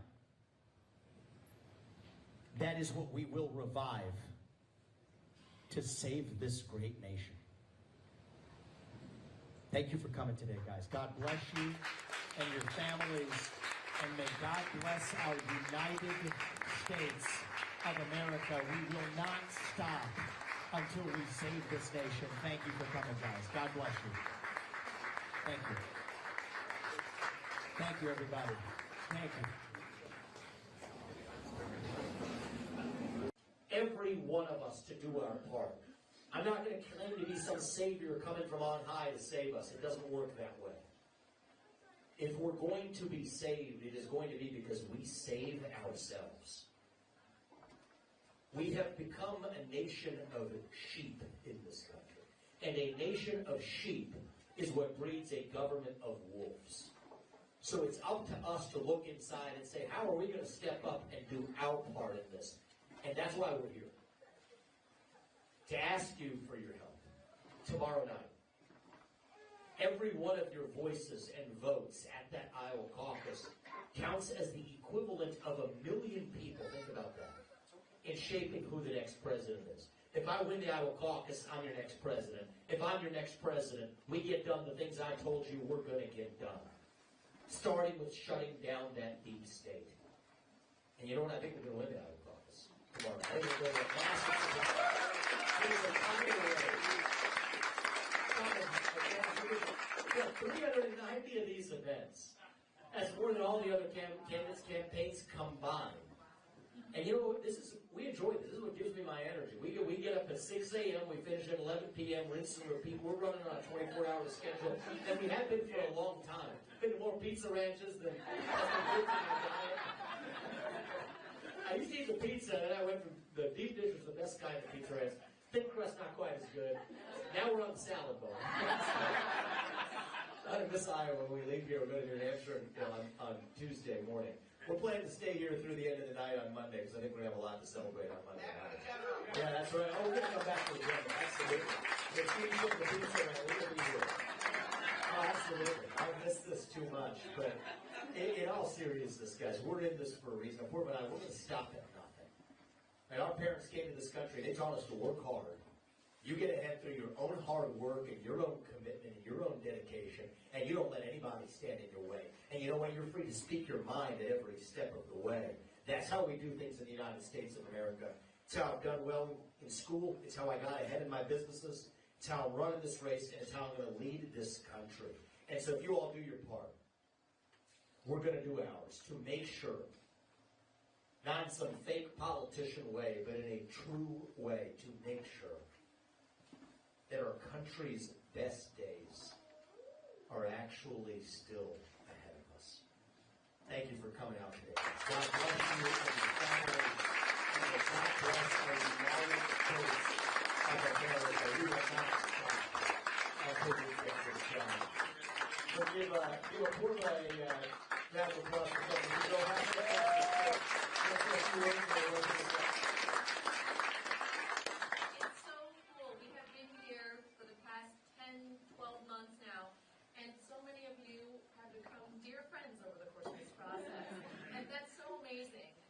so grateful for that. That is why we are in this. Vivek and I, a year ago, Vivek came to me and he said, I am worried for our 2 children. I'm worried for the future of this country. And he said what most wives don't expect to hear from their husband. He said, I have to run for president. America to fix it. And that's a pretty weird thing for anyone, but especially for us. We had a 7-month-old and a 3-year-old at the time.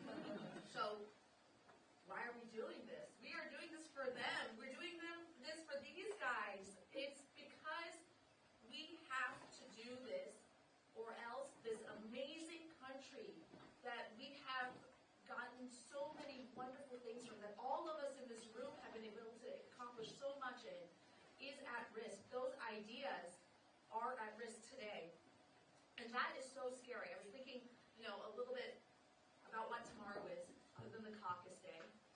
And the other thing is that it is Martin Luther King Day. And we think about it, what he accomplished, what has been accomplished in the years since he marched on Washington. Since that speech where he said, I dream of a day when my 4 children are judged not on the color of their skin, but on their content of their characters. Exactly. All of us know it, and it means something to each of us. Because that idea is so central to the idea of what we are doing here today. The idea that with free speech and a true democratic process, we can make the most radical changes in this country. And, why do I think that this is the guy to do it? Well, we met when he was in law school. I was in med school. Aside from being at the top of his class at Yale Law School, he was also one of the few conservatives. And he had a full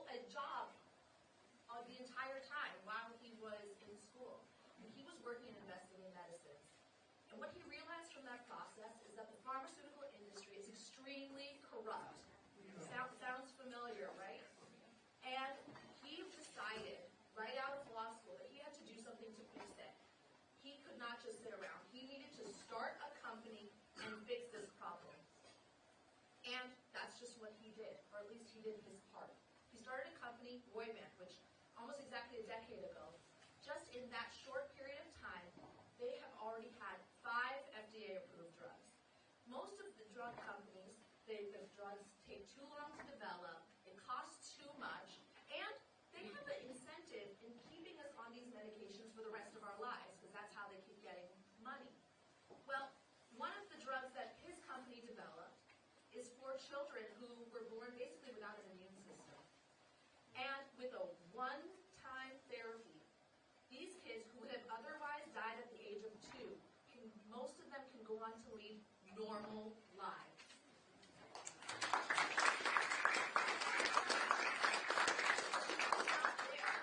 Once he was CEO of this company, he started seeing other problems. He started seeing how companies like BlackRock and State Street try to intervene not just in how our companies work, but in how our democracies work. They tell CEOs that they have to have opinions on DEI issues. They tell you who they're allowed to hire. They try to tell them how much they have to put aside for climate change. They try to go through the back door of our democratic process and make decisions for us. And Vivek thought it was a problem. He said, this is bad for capitalism, but it's mostly bad for democracy. This should be decided at the ballot box by voters, not by some guy in Manhattan who's deciding what we need to be doing in our country. So he wrote a book about it, but he didn't just stop there. It bothered him so much that he stepped down as CEO of the company he founded and started a new company so that we had an option. We started Strive. Now it's already the leading competitor, the anti-DEI ESG competitor to BlackRock and State Street in January.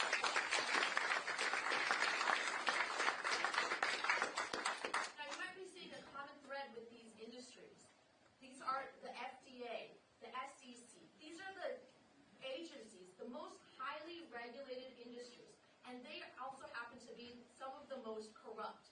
And what he realized is that by getting rid of the bureaucracy, getting out of the corruption, that is how we make change. And so when he came to me a year ago, he said, Apoorva, I'm seeing a different problem in our country now. Our children are growing up in a country where they will not have faith in their government, where they will not be sure if the war that they're being sent to is for their good or someone else's good. They are not sure. There is a 25% recruitment deficit today in our military. Imagine what it will be as our debt goes on, as our disaffection from the love of this country, as our patriotism goes down further. We can't let this happen. And the only way to do it is by going and becoming President of the United States. And you might be wondering, why straight to President? Well, because there was no one else who was willing to say we need to get rid of the entire FBI. There was no one else who was saying we need to get rid of 75% of the bureaucracy. There was no one else who was uniting us along the ideas that all of us share as Americans, not as Republicans or Democrats. I don't know about you guys, but I've been pretty disillusioned with the Republicans just as much as the Democrats. We needed someone who could really attract a next generation of voters who is willing to put in the work and work harder than anyone else has in history. And that is why I know that this will be the man who will be president.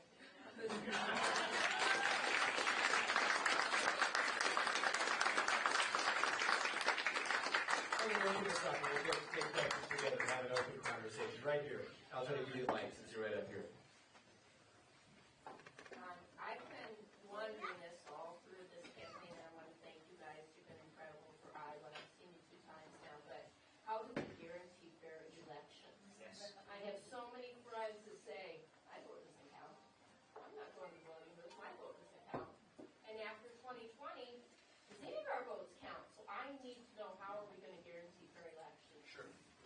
So actually, most of what I've told you I'm going to do in the campaign trail, we talked today about shutting down the deep state of those agencies. A core part of my priority report alluded to it as well was, we'll use our own military to secure our own borders. These are the things I can do for you as your next president. I'll go straight down the list, and we should talk more about the border. But I don't make promises I can't keep. But the one legislative promise I will make, the one thing I get done through Congress in the first year, will be to secure our elections in this country. It's the top of my legislative agenda. If we don't do that, the rest of it doesn't matter. The rest of it literally does not matter unless we do that. So here's the basic proposal. I will unite this country. I don't think this should be a Democrat idea or a Republican idea or a black idea or a white idea. Here's my pledge to the entire nation. I'm not running to lead a political party. I'm running to lead a nation.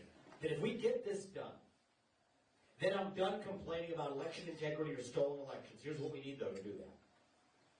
Single-day voting on Election Day as a national holiday with paper ballots, government-issued voter ID to match the voter file, and yes, English as the sole language that appears on a ballot. Basic. Common sense. It shouldn't be controversial. Hey, guys, most Democrats in this country, forget the media, not the ones in the media, not the ones who are in the political machine, but most people at home who might actually have voted for other Democratic candidates in the presidential election, they say, yeah, that sounds pretty reasonable. Taiwan just had elections. They did it in a much similar way. It's not complicated. Now, the fact that that is controversial tells you what's going on. There's a deeper agenda at work here. This relates to our border policies, which I was going to come to. It is a long-standing plan of the Democratic Party for the last 10 years to change the composition of our electorate, including the people here who are here illegally, to change electoral outcomes. They basically said that 10 years ago, though today if you say it, they have a new word they attach to it to call it, the right says call it a great replacement theory, so then it's a conspiracy theory. It's actually just been this basic statement of the Democratic Party's platform. And so as we secure our elections in that way, at the same time, if we're actually willing to not just build the wall, but to use our own military to secure our own border, end federal funding for these sanctuary cities, end birthright citizenship for the kids of illegals. It does not apply to them. We have to have the conviction to do it, even though I'm the only Republican in this race to tell you that I will. If we do make these basic changes, we've gone a quantum leap forward to getting our country back. We have elections we can trust and believe in. We're a nation that has borders. A nation without borders is not a nation. And we have a country with 3 branches of government that's accountable to the people, rather than the 4th branch of government, the deep state that's running the show today. Those are 3 basic things I'll get done for you as your next president. And if we do that, I think we're going to get that done in the first 18 months in office. Most of that will get done in the first 6 months in office. This is stuff of reviving a nation that's lost its way. And I think it's going to take somebody outside of the traditional Republican versus Democrat tug of war. Frankly, the Republicans aren't as bad as the Democrats, but they're pretty bad themselves with respect to prioritizing any of the agenda that I've laid out for you. And so we are using the Republican Party as a vehicle to advance a pro-American agenda that most Americans, I think literally, quite literally, most Americans, 80+% of Americans are actually behind. Which means I can deliver you a landslide election in 2024, this year, akin to what Ronald Reagan delivered in 1980. That's my accountability to you. If you all make me your next president, make us your nominee, my accountability to you this November is to deliver you a landslide like what Ronald Reagan did about 44 years ago. And you know what? For this election, that's required. Because a landslide minus some shenanigans is still a victory. And so that gets to the question of, okay, I'm going to do that when I get to office. What about this election? That's why this cannot be a 50.1 election. This has to be a moral mandate that will reunite this country. It is a requirement for us to have a country left at all this year. Now, I want to put a fine point on that. We are skating on thin ice right now as a nation. I am worried about what this year has in store. We get to the new year turn this year. I wasn't the guy sending, happy emoji text messages, Happy New Year. Because I am actually, I'm very worried about this year. I'm worried about the election. I'm worried about the next few months. And I know we have a lot of supporters in this room. I'm grateful to the work you're putting in for us between now and tomorrow. As Steve asked you to do, I'm going to reinforce. Talk to 10 people who aren't in this room about what we're talking about right now. Bring them out to the Iowa caucus, too. And I want to tell you, especially for your friends who might be going in a different direction, America First patriots who care about this country, I'm going to ask you to open your eyes. And I'm going to ask you to open their eyes, too. To see that this system will not let Donald J. Trump get anywhere near that White House again. I have defended against this unconstitutional assault against him at every step. Even this past week, I filed an amicus brief with the U.S. Supreme Court, laying out the legal arguments for why they need to overrule Colorado's disastrous ruling to keep him off the ballot. Because it's the right thing to do for this country, and frankly, in that conference that his own team is going to make that argument. And I think the Supreme Court needs to have the best arguments in front of it to make sure we do the right thing for this country. But at a certain point, we've got to acknowledge they're selling us the rope today that they will use to hang us tomorrow. And we cannot fall into that trap. They right now, even before you get to the election, here's what they want to do. Narrow this to a two-horse race between Donald Trump and a puppet who they can control. Eliminate Trump from contention one way or another. And then trot in their puppet into the White House. That's the game hiding in plain sight. And the very people who are paying to keep Donald Trump off the ballot for those lawsuits are literally the ones who are among the largest donors to Nikki Haley, propping her up as well, which the media is trying to do as well. It's the truth. I'm not a conspiracy theorist, I'm a realist. These are just facts. So we can't fall for that trick. We got to skate to where the puck is going. So to your friends in this community, here in Scott County and beyond, tell them, are we going to get to a year from now, if we stay on this track, are we going to see what happens and look back at this year and say we were shocked by what happened?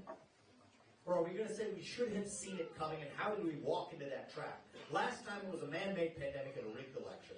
This time these people will stop at nothing, and I mean nothing at this point, to keep this man away from office. So we have to do what's right for our country. Our America First movement, it didn't begin in 2016. It started in 1776. And we owe it to our founding fathers and to this country to make sure that we get through this election and that we do have another 250 years and then some still left in us. And that's why I'm here. We have the future of America first. Let's go to our future rather than to our past, to take our movement to the next level, to make sure our movement outlives the last 8 years, to live another 250 years more. And that's how, if you spread that message across this state, I am confident fellow patriots across this country and across this state will do the right thing tomorrow night. And that's how we're going to get our country back. So thank you. We get to office, we get that done. Thank you very much. So I'll repeat it. I just put them up with a wire, so I'll just repeat it. It's good to see you. As president, what would you do about the situation with foreign countries buying our farmland? Oh, great point. Or the shell companies that are set up to help them? Let's specifically about China. I mean, let's just call out the elephant in the room. It's China. China's not Canada. Canada's not the problem. You know, it's not. Not England. Yeah. It's not. China has a long-run view of the United States. They're playing a 500-year game. They're playing long-run chess. We're sitting here playing checkers. It's the truth. Our electric grid is more vulnerable than it ever has been. 60 Chinese transformers are in our own electric grid. There are increasing good reasons to think that they're controllable even from outside of our own boundaries. If they can take out our electric grid with that, or with a super EMP, electromagnetic pulse attack, that could kill a good portion of this country over the course of 6 months with food shortages and drug shortages. And I want people to understand what that means. Electricity, gone. Planes out in the sky. Gas stations don't work. Your insulin can't be refrigerated. That's what we're talking about here. So there's one element of that. One of the things that I've said is the CCP should not be allowed to buy land in this country, period. And if I'm sitting across the table with Xi Jinping, that's a pretty simple conversation. You will not buy land in this country. You will not donate to universities in this country. You won't turn our companies into lobbying pawns. We're going to hold you accountable for unleashing hell on the world with the COVID-19 pandemic, because Fool me once, shame on you. Fool me twice, shame on me. You don't hold them accountable, you can expect far worse in the future. We're going to kick you out of the WTO until you're playing by the same set of rules, which they are not today. And you give a president with a spine that actually does it. Then Xi Jinping actually is in a tougher spot than we are. The only thing worse than the inflation is actually what they're experiencing, which is deflation, which is loss of economic growth and stagnation, because he shot themselves in the foot with the year of zero COVID policies that was really just about him holding on to his third term.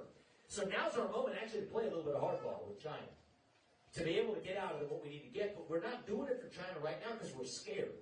Why are we scared? Because we depend on them for our modern way of life, to be the extra buyer of a unit of land. Well, is it a little bit easier to sell a piece of land if China's an extra bid in that auction? Sure, but that's not the right answer for this country. We shouldn't want the CCP owning land in our country.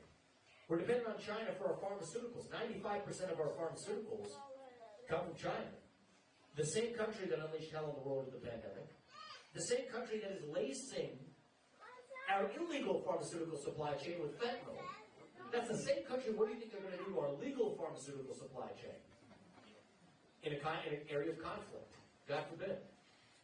The same country that also provides most of our military equipment. Think about that. Think about how twisted that is. The F-35 jets of this country are made in China. That's insane, right? If we're in a conflict with China, you think they're going to keep providing those F-35 jets? I don't think so. The CEO, I think, which contractor was it? It was Raytheon. I think their CEO was recently saying we need to play nice with China because we depend on them for our military supplies. But there's a deeper question. Why? Maybe we shouldn't depend on China for our military supplies. And so, my foreign policy is clear. Agree or not, I'm going to be clear about what it is. I'll keep us out of World War III. I'll declare economic independence from communist China. And then we will use our own national defense spending to actually defend our own homeland. And if that sounds radical to you, then you should vote for somebody else. Because I'm not your guy. That's exactly how I'm going to lead this country. It sounds radical to the mainstream media. They're certainly not voting for me. They're doing everything they can to shut me out. But we're not going to let them get away with that because Iowa goes first for a reason. You want to stick it to the mainstream and one reason we can actually get a bunch of people to do the right thing for this country. You want to stick it to that mainstream media, the most censored candidate in this race. Stick it to them tomorrow night and get a bunch of people to show up to that Iowa caucus and let's force the truth down to the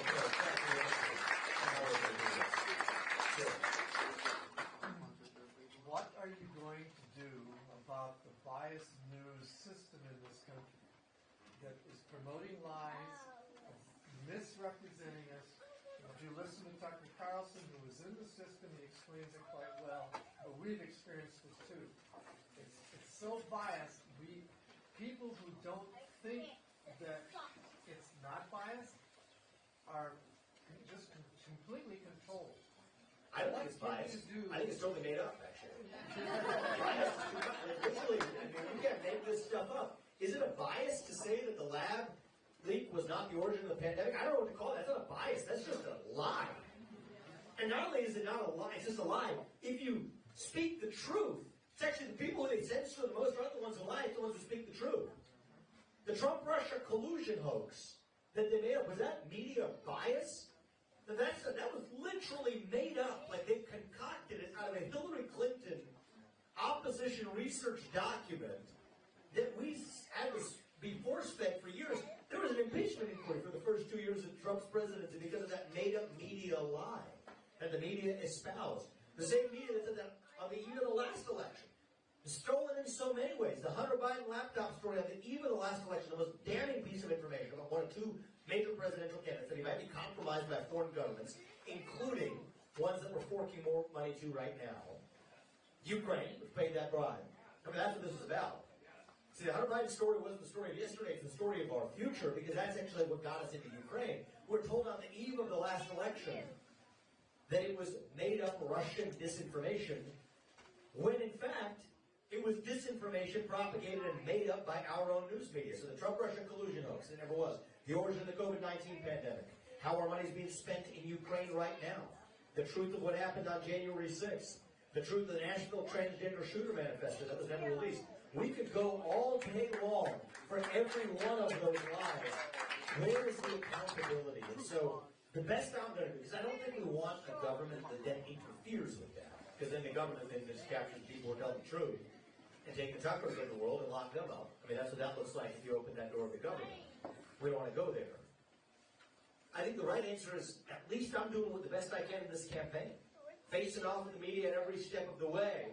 Actually have the ability to speak truth in the face of the way they frame those questions, from CNN to the Washington Post, to everybody, to NBC News, to everybody else in between. We're going to show up and actually speak the truth through a free and open internet.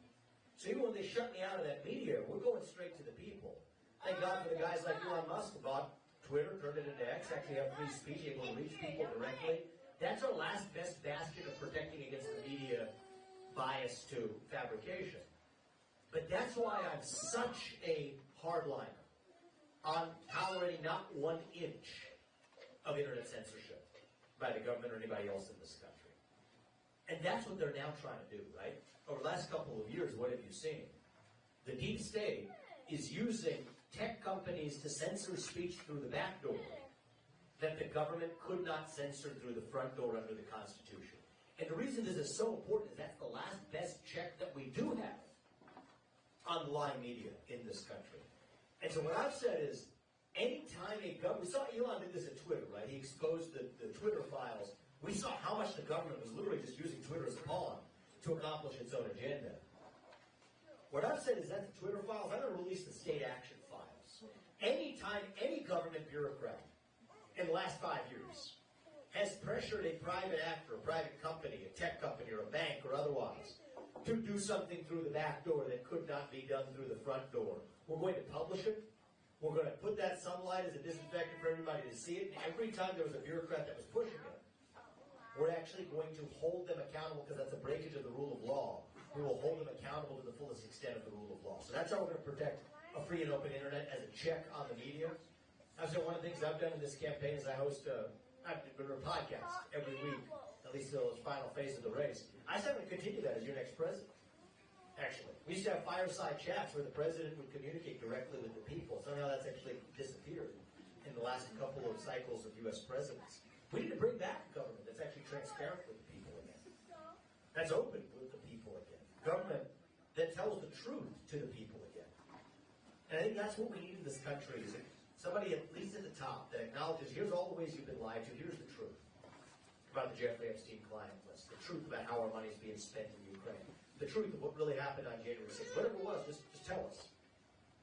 Here's actual all the video footage, rather than serially worrying about what the public can and can't see.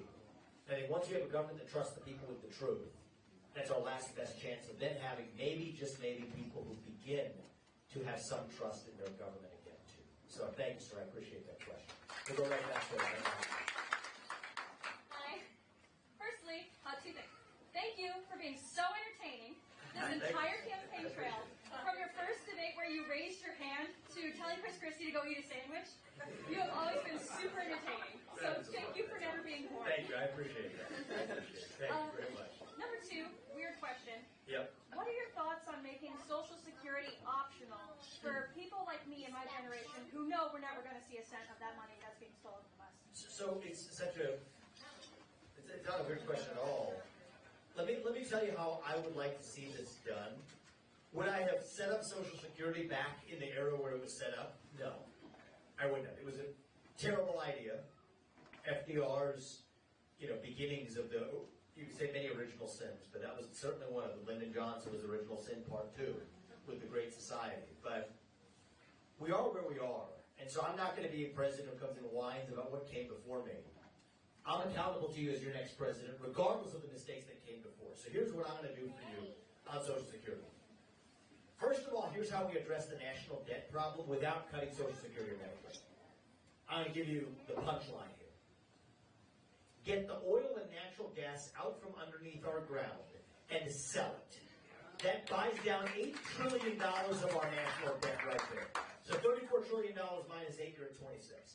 Now, over time, avoid repeating the same mistakes of fighting foreign wars that did not advance our interests. $7 trillion was Iraq and Afghanistan. 20 years later, the Taliban is still in charge. Iraq is a more broken country than when we showed up. Don't repeat those same mistakes in places like Ukraine. Now, that's another $7 trillion that actually at least avoids being rolled over. Then we cut 75% of the federal bureaucrats across the federal bureaucracy, as I said earlier we would do. Our national debt problem is behind us without touching Social Security and Medicare and veterans benefits. So that's what I call America first rather than America last, which is what most Republicans want. Cut your benefits, cut your veterans benefits, cut your Social Security, fork over more money so some kleptocrat in Ukraine can buy a bigger house. No. So that's how we do it, at least for addressing the national debt without touching Social Security and Medicare for the prior generation that's actually collecting. Now to your question. What if I told you that we could actually go in the other direction? I can tell you that we could increase Social Security benefits without even increasing our national debt in the process. This would be interesting. Am I a magician? No. But I do know something, I do know some basics about this thing we call math, actually. 4-letter word that they don't teach our kids in school anymore. So they treat math like a 4-letter word. They don't teach it in elementary school if you try it. So here's a simple fact. If 40 plus years ago, we had allowed the Social Security Trust Fund to be invested in the same way that your financial advisor would tell you to invest your 401k account. Diversify it, put it in stocks and bonds and treasuries. Today, the average person collecting $1,800 a month in Social Security benefits would be collecting close to $18,000 per month in Social Security benefits. Imagine that check in the mailbox. We could have done that without adding to the national debt. It's just government malpractice that we didn't actually get there. And so what I've laid out here is actually a plan for your generation to not only collect it at a better scale than even the prior generation is right now. And we do that without eroding trust in the system we have now, because right now we're in an emergency measure where it is true, the money you're paying in isn't even going into that trust fund quite yet. It's going to pay people who need to get it out right now. So I'd love to tell you your solution would work, except that would leave our seniors who have paid into it for years holding the bag, and that's not fair. I think our country crumbles in the process. As I said, we're skating on thin ice already. We can't do that right now. But we can correct for the mistakes of the past, where part of that then gets the part that doesn't need to go to that and swept to do that can at least be invested in the markets. I said over a 40 to 50 year period when you're collecting it, that's the power of compounding returns that we've denied the American people because of idiotic government bureaucrats. There's no other explanation other than malpractice that made those mistakes. We will not make those same mistakes again. And that's going to take a CEO in the White House. Somebody coming from the outside. Somebody who understands the why, that isn't just shepherded, managed by the deep state. The best way to know that is I'm not managed, for better or worse, in this campaign. Right? Now, I think a lot of the ideas that I've rolled out at the time that we espoused them, they weren't particularly popular. Some of them polled poorly. My position on Ukraine, I was the first person to offer a reasonable path to end the Ukraine war. That was unpopular at the time I offered it. Now the cows are coming home, right? It's now become mainstreamed in the Republican Party. Actually, here in Iowa, I, about 7 months ago, unveiled what I think is a policy to revive civic identity of the next generation. I think every high school senior should have to pass the same civics test that every immigrant has to pass in order to become a voting citizen of the country.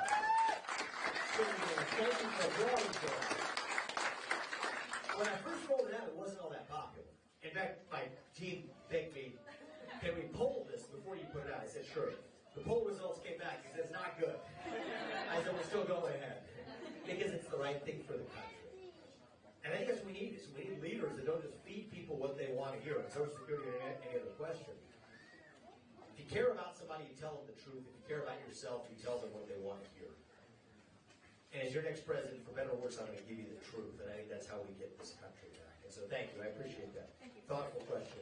We'll go to maybe last 2 questions right here, and then we'll wrap. I can't leave you hanging. You've got a good hand. Maybe the last 3 questions. We'll go here, here, and here, and then we'll wrap it up.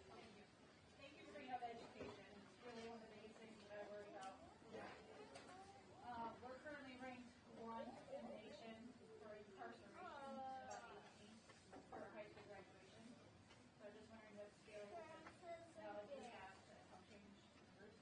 Sure, I mean, absolutely. In this country, first of all, it's the background that we've enjoyed. I've lived the American dream because this country allowed us the opportunity to be the kid of Indian immigrants who came to this country with no money, to go on to found multiple multi-billion-dollar companies.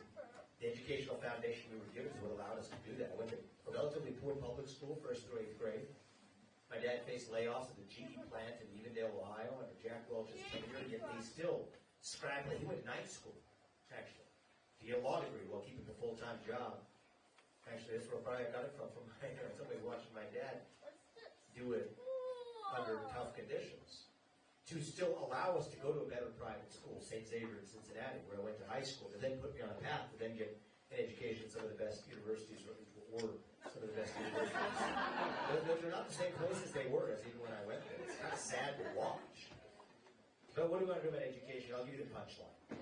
The U.S. Department of Education, that uses our taxpayer money to foist radical racial and gender ideologies onto our schools, saying you don't get that money unless you adopt these ideologies. We're going to shut it down and return the $80 billion back to parents across this country who deserve to choose where they send their kids to school. That's how we're going to first step. Then, you know what? How the public schools compete with private schools? Get rid of the teachers' unions. Allow the public schools to actually compete against private and charter schools. Now let's get some transparency. If you're going to teach it in the classroom, put it on the internet. And if you don't want to put it on the internet, you shouldn't be teaching it in the classroom. And then revive that civic education that we're missing in this country. So I have much more to say, but the bare bones of how we'll get this started as your U.S. president starts with the head of the state. Shut down the Department of Education, return the money to the people.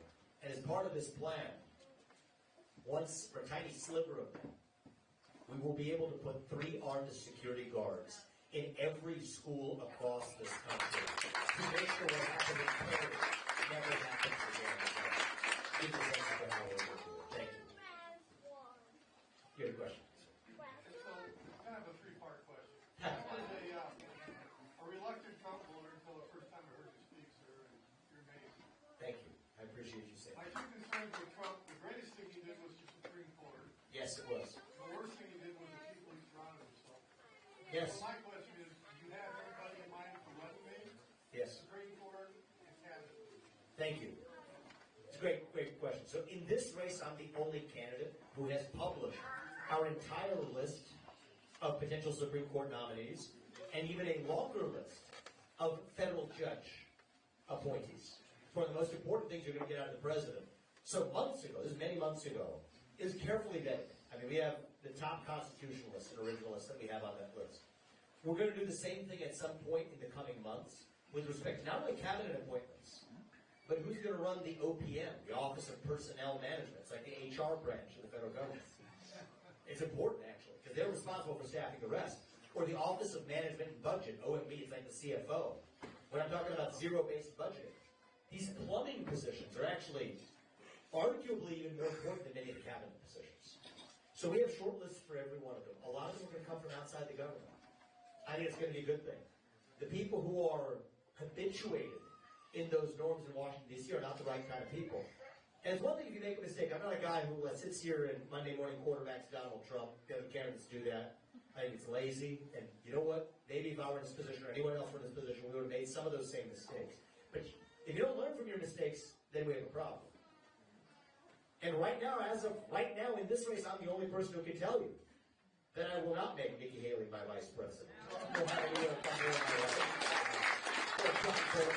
or anybody else whose philosophy of foreign warfare needs to be relegated to the dustbins of history. And so, yes, I do think it's going to take somebody with fresh legs. I give Trump the credit. He rolled that log over in some ways, and we saw what crawled out of that swamp. I'm bringing the pesticide, okay? That's what it's going to take. Fire 75% of the bureaucrats and clear the deck. Then you can bring outsiders in. So we have a short list for each of them. With the vice president, we have a short list right now. We're narrowing it down. I can tell you who isn't going to be, but who would be a model of the kind of person. I don't expect it really today, but... No, I'll give you a model of the kind of person I'd want in that seat would be Elon Musk. Competence, the ability to make deep cuts without apologizing for it. I tell him from time to time. It's the right philosophy. He's the one who pushes me on the fact that says, we're not cutting enough, actually. 75% is not enough. That's the kind of criticism I want. Right? And in South Africa, so you can't do it. He's South African kid. You know, my friend Steve King, he left, but Steve King has one of my favorite tweets. What did he say? Is three of the greatest African Americans: Clarence Thomas, Thomas Sowell, and Elon Musk. Yeah, I scrolled through Steve King's Twitter last night. I saw that. But I think that's the model of competence and the ability to make deep cuts through the federal bureaucracy. Right now, the vice president, who do you have? You have Kamala Harris, who's in charge of AI policy. I could not think of a greater danger to the future of humanity than to put somebody who can't even spell AI into the office of AI policy. But we're going to bring competence to this. And I'll say this in rapid. They're going to say, we'll go to Dubuque from here. So if you guys want to join us, come on over to your last event of the night. But I'm having too much fun with you guys. I think you stayed longer than we're supposed to. But what I'll tell you is this. Tomorrow night's big. Tomorrow night is critical to the future of our country. And if we get this right tomorrow, and I'm asking every one of you, and I really want you to take this seriously, every one of you, tonight and into tomorrow morning, at least 10 people who couldn't be here tonight, who aren't in this room. Tell them what we talked about. Bring them out to the Iowa caucus.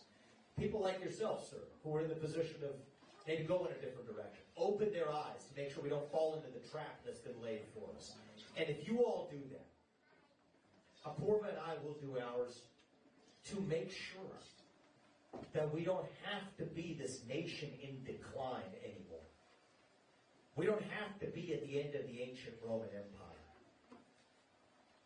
I think the truth is, we still can be a nation in our ascent. Maybe even the early stages of our ascent. Maybe we're not even at base camp, on our way still to that shining city on the hill. That country where we will look our kids in the eye and mean it. That you get ahead not on the color of your skin, but on the content of your character and your contributions. That the American dream, it isn't alive and well today, it's alive and on life support, but it can be alive and well again. And so if you all do your part, we're going to do ours. And may our nation's best days actually still be ahead of us. Thank you for coming today, guys. God bless you. In the United States of America. Thank you all. I appreciate it. We will not stop until we get this thing done. And actually shut them down. That's how you revive this constitutional republic. I won't be using last year's budget as the baseline, which is based on the prior year's budget, which is based on the years before's budget before that. No. We're going to use zero as our baseline and ask what's actually necessary. Zero-based budgeting. That's how I'll run my businesses. That's how I'm going to run the federal government.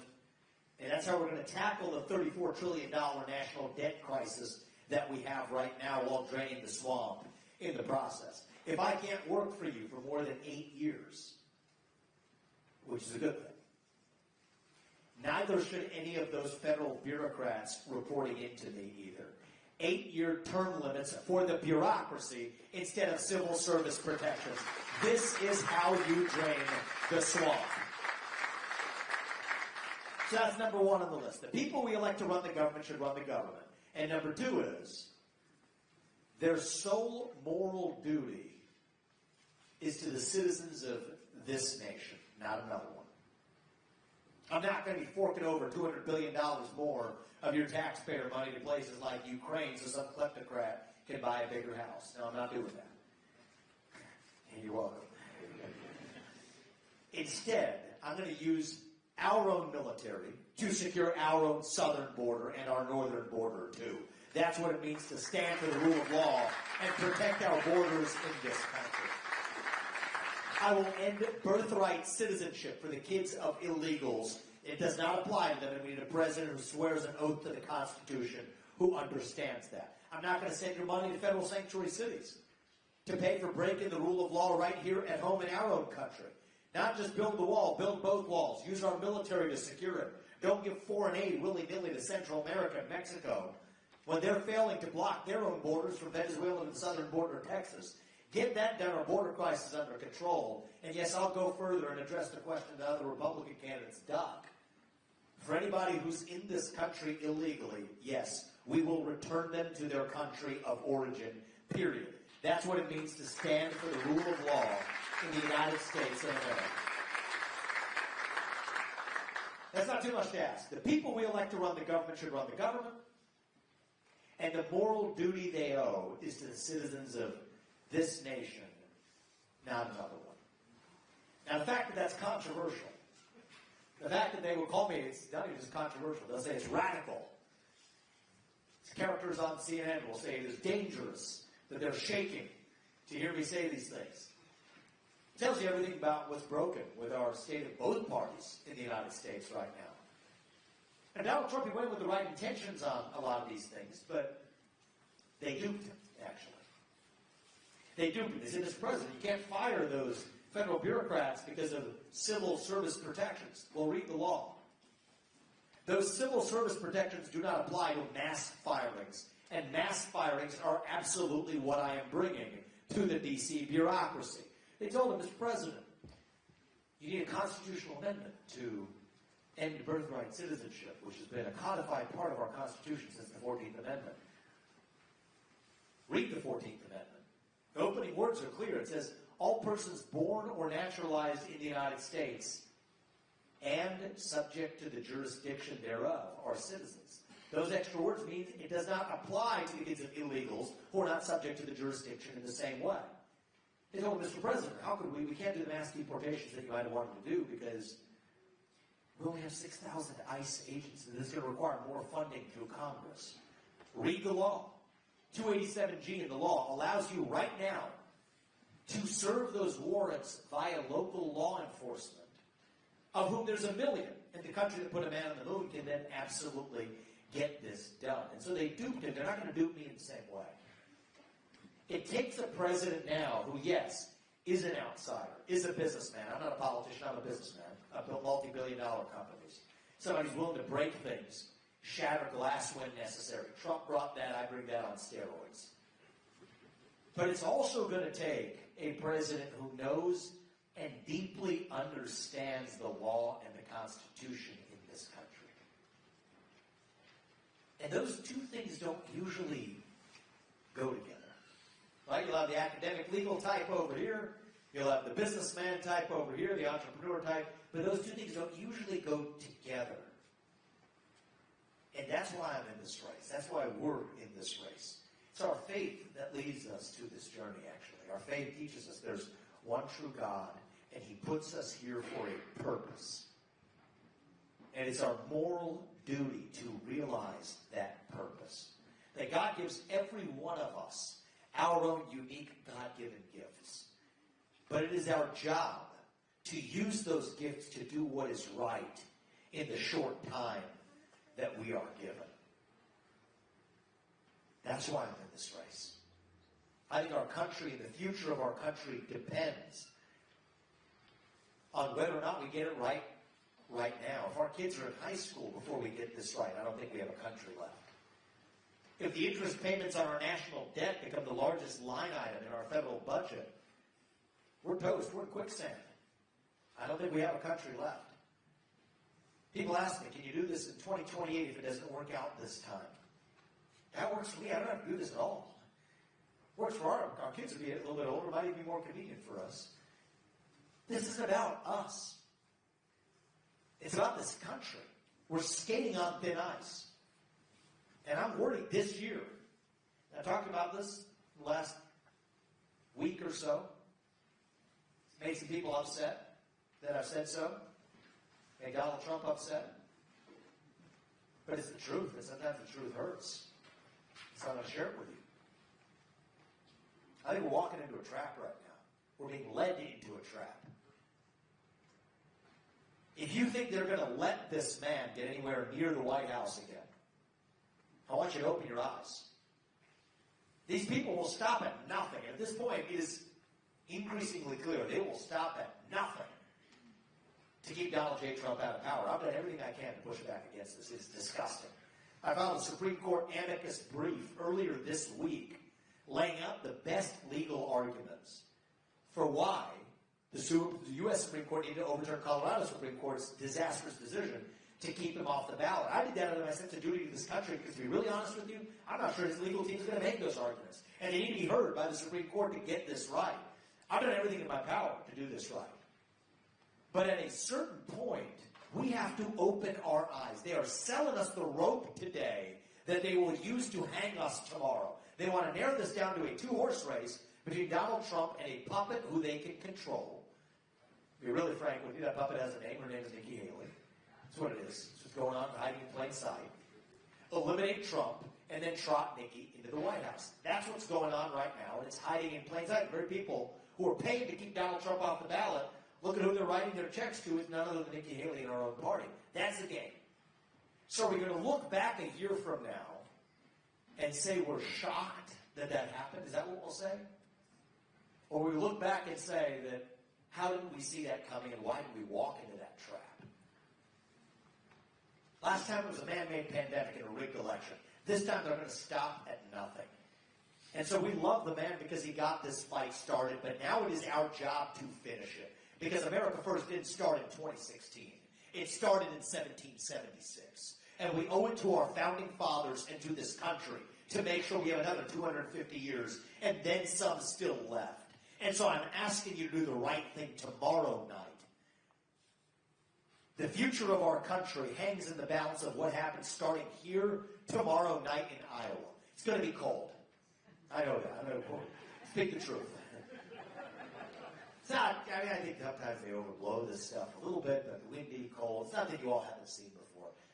George Washington did not complain about the weather when he crossed the Delaware, okay? We live in our own 1776 moment right now. And so I'm asking you to not only come out, I'm asking for your vote at that Iowa caucus. I'm asking you tomorrow morning, later tonight, between now and the time you go, to reach 10 people who aren't in this room, who couldn't be here tonight, and tell them what we're talking about tonight. Open their eyes if they have their heads stuck in the snow as well. Because I think that that's what's happened to a lot of our party. We believe what we wish to be true rather than accept what actually is true. And it's just like the federal government. They don't want to give you the truth because they think the public can't handle it. We, the people, can handle the truth. We demand the truth. We require the truth. And that's what I'm giving you right now. And so open your eyes, skate to where this puck is going. And that's how we're going to get this country back. So if you all do your part, Apurva and I, we are going to do ours. We will stop at no effort for this country. We've done 390 events just like this. It's more than every other candidate, all of them combined. We're going to work as hard for this country and harder than even we have in this campaign. If you do your part, we will do ours to make sure, not in some fake politician way, but in a true way to make sure that our country's best days are actually still ahead of us. Thank you for coming out tonight, guys. God bless you and your families, and we're going to open this up and have a conversation with you all. Thank you for the warm welcome. I appreciate it. Thank you. Yeah, microphone there, good. Sir, we'll start right there with you. Perfect.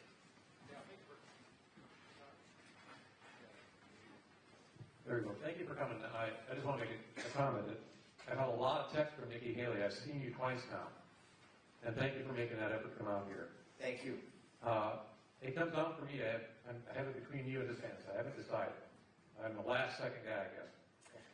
How do you differentiate yourself from DeSantis? Sure. So I'd say a few things. I think he's actually been a good governor in Florida. I've gotten to know him through this process, and I think he's a decent man, and he has a decent family. Those are things I'll say right out of the gate. A number of his endorsers at this late phase of the race, Steve Holt, one of your strongest constitutional conservatives in this state, have come in our direction, have switched at this last late hour. Not because they have anything bad to say about him, but because they realize that their values are more closely aligned with mine, which are most closely aligned with the Constitution. Few differences between me and Ron. One is Ron is a politician. I'm a businessman. I do think it's going to take a businessman. I think there's one important and unfortunate consequence of that. I think he's unable to share and stand for many of his true convictions because money is the mother's milk of politics. I don't think he would actually tell you that he is naturally in favor of eminent domain for this CO2 pipeline, except for the fact that the same donor establishment that controls half of the state, including many of the people, including the governor of the state who's endorsed him, are under the control of many of those same donors. And it's not a slight on any one person, it's just how the game is played and how it works. So that's why the Des Moines Register reports that he is in favor of eminent domain for this CO2 pipeline. I think the biggest difference ideologically between me and Ron, though, is, I'm a businessman, he's a politician. I think he's, even though his heart may be in the right place on certain of these issues, Ukraine, the CO2 pipeline, really speaking the truth about climate change, he's a little bit constrained by what his donors allow him to say. It's not his fault, it's just the way the system is made. But I think we have a deeper ideological difference as well when it comes to an actual commitment to the Constitution, regardless of when it's convenient or not. I believe in free speech, especially for those who disagree with me. I think what many of those college students are saying, chanting death to Israel on those college campuses, is disgusting. It's offensive. What Hamas did to Israel was subhuman and medieval and immoral. And so to say in the wake of that death to Israel on a college campus, it's disgusting. But I still believe they have the right to say it. In Ron DeSantis' case, he had no problem banning the student groups that were saying it. It didn't take even a matter of days to just say they had to disband those student groups, saying that that constituted material support for a terrorist organization. Are they writing checks and sending munitions? No, they were tweeting. I think it's a problem in our country.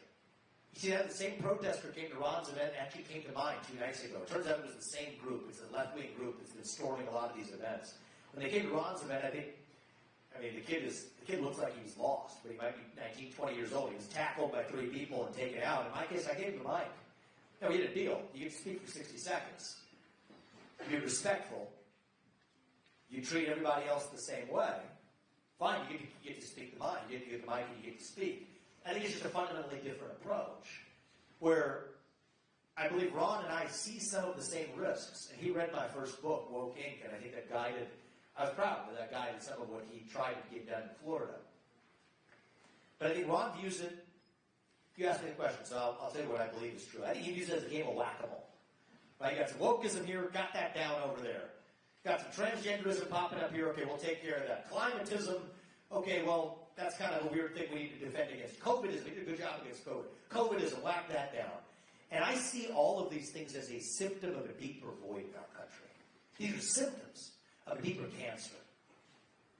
A loss of purpose and meaning and identity in the United States of America. And I think the way we win isn't just by playing whack-a-mole. We dilute the poison to irrelevance by offering a vision of our national identity, answering what we actually stand for. That's how we dilute the woke poison to irrelevance. And one of those things we stand for is the U.S. Constitution, which guarantees you religious liberty and freedom of speech.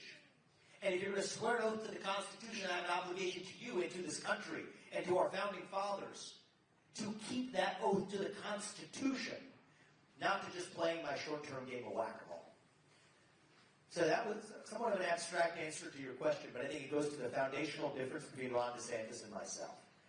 If you want to defeat the woke and bury them in the ground, but woke 2.0 just pops up over here, but you celebrate that you got 1.0 done, Ron DeSantis might arguably be a better candidate.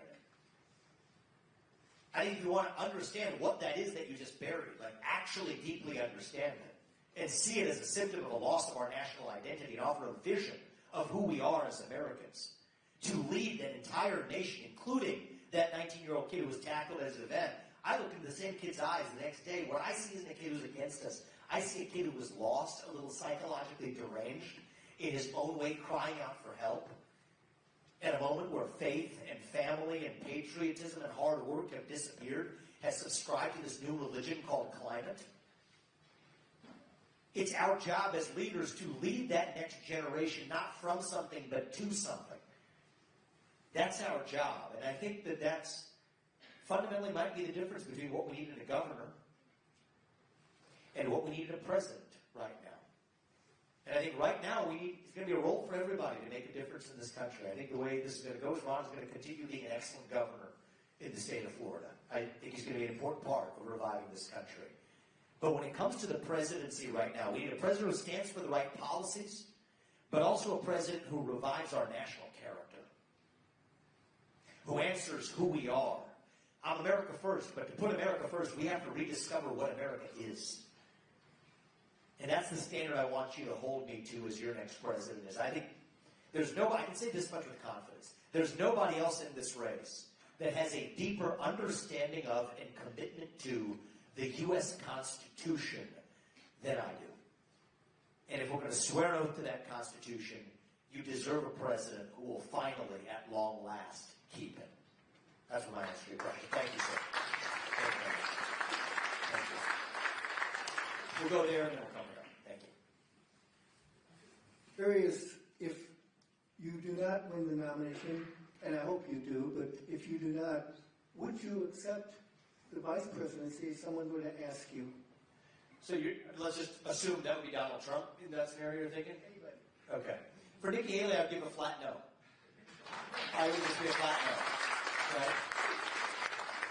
For Donald Trump, people ask me this question enough times, and so I'll tell you what my answer has been, and then I'll click a layer deeper because I've had a chance to think about it a little bit more. For Donald Trump, I mean, look, I've enjoyed getting a lot of questions in the last few weeks where a number of people said they came in hoping that I would be Trump's vice president. They left asking if I would make Trump my vice president, which, yeah, I think is not a bad role for him, actually. Not that that's a demotion, but that's almost an emeritus role. I can rely on him as an advisor. One way or another, I expect to rely on him as an advisor. So I expect to be your next president. That's why I'm in this. And I'm going to be best positioned to lead this nation from the front. But, campaign's founded on truth. And so, enough people have asked me this question. I'm not a plan B person, so I can't really tell you my brain doesn't function that way. But I can tell you this. I need to know, for the same reason I gave you a flat no to Nikki, I need to know that Trump and I were on the same page on a few things. Are you serious about ending the war in Ukraine, or is that just a talking point about a 24-hour deal that you won't say what it is?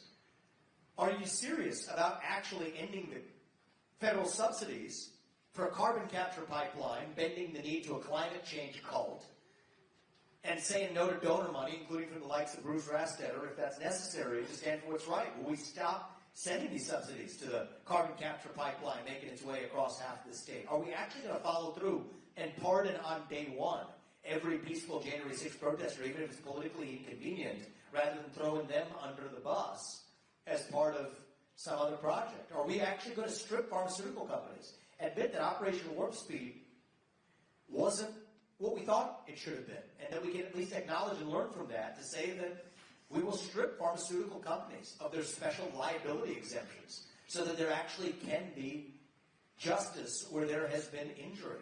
Are we serious about these things? Are we going to build that new building for the FBI? Because if so, I'm not in. If we're really going to get serious about shutting it down, we can have that conversation. And so I don't have the answers to those questions right now, but those would be minimal conditions for me to even entertain having that conversation. But if that's where we are, and if that's what the people of this country want, there's a better way to do this. And I'm standing right here. Reminder, a little ballot tomorrow night, circle my name. We don't have to do the conditions. We can just get this right through the front door. That's why I'm in this race. And so I'm going to do whatever is right for this country. You have my word on that. This country has been kind enough to us. We've lived an American dream that my parents never imagined possible when they came to this country 40 years ago in search of opportunity. I founded multi-billion-dollar companies. I did it while marrying a poor girl, raising our 2 sons, following our faith in God. That's the American dream. I'm worried that American dream isn't going to exist for our kids and their generation. That's why we're doing this. I've had all the success I need as a capitalist. This next phase of our life, our career, our journey is about recreating that country so we can pass that on to the next generation. I'll do that as the floor sweeper at the White House if I have to. It doesn't matter. It doesn't have to be at the White House. There's many ways to change this country, but I believe that what this country requires is a president who knows and deeply understands the law and the Constitution, but not just as a legal scholar pontificating about it, And I've written 3 books in the last couple of years, and I know what that looks like, and that's important. But somebody who can also execute that. And I think that's going to take a skilled businessman with energy and fresh legs to see this through. And so I've gotten that vice president question probably enough times. We get to the eve of the Iowa caucus tomorrow night. It is. I guess I had a chance to reflect on it. I'd have a long list of conditions, so long that it would just remind me of why I actually just needed to be the president to actually get the darn thing done. So that's my answer to your question. Thank you. Thank you. Thank you, Vivek.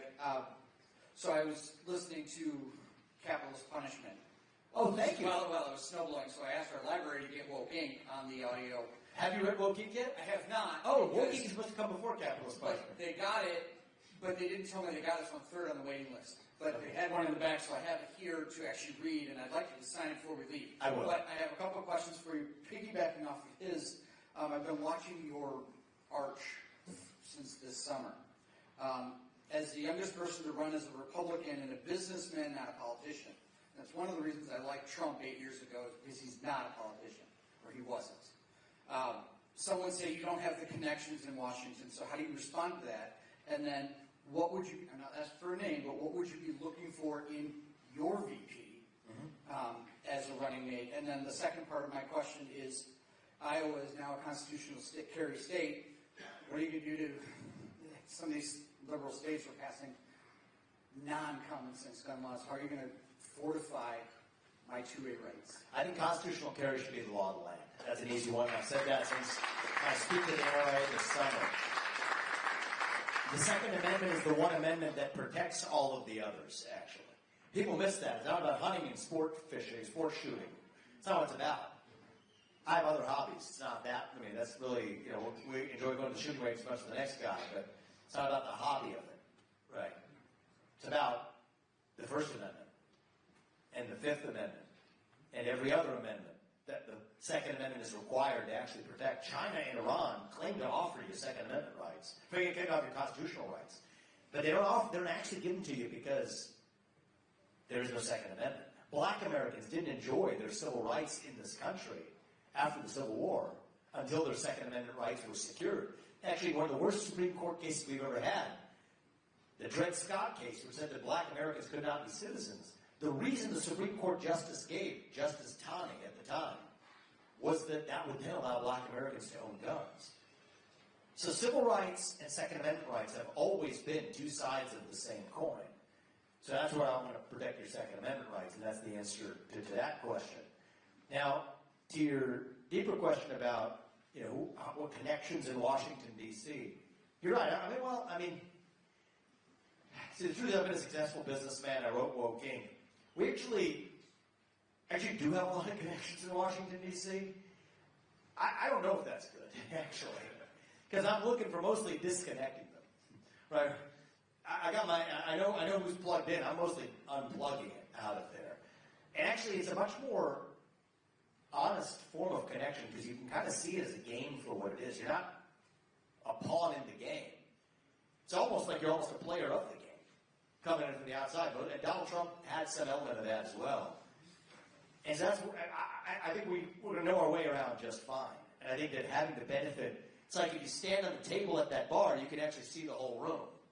If you're one of the players sitting in the seats, it doesn't, you don't actually have the whole perspective of what's actually the heck going on. What would I look for in a vice president? I'm looking for competence, and I'm looking for somebody who can be as ideological as I am in my opposition to the administrative state.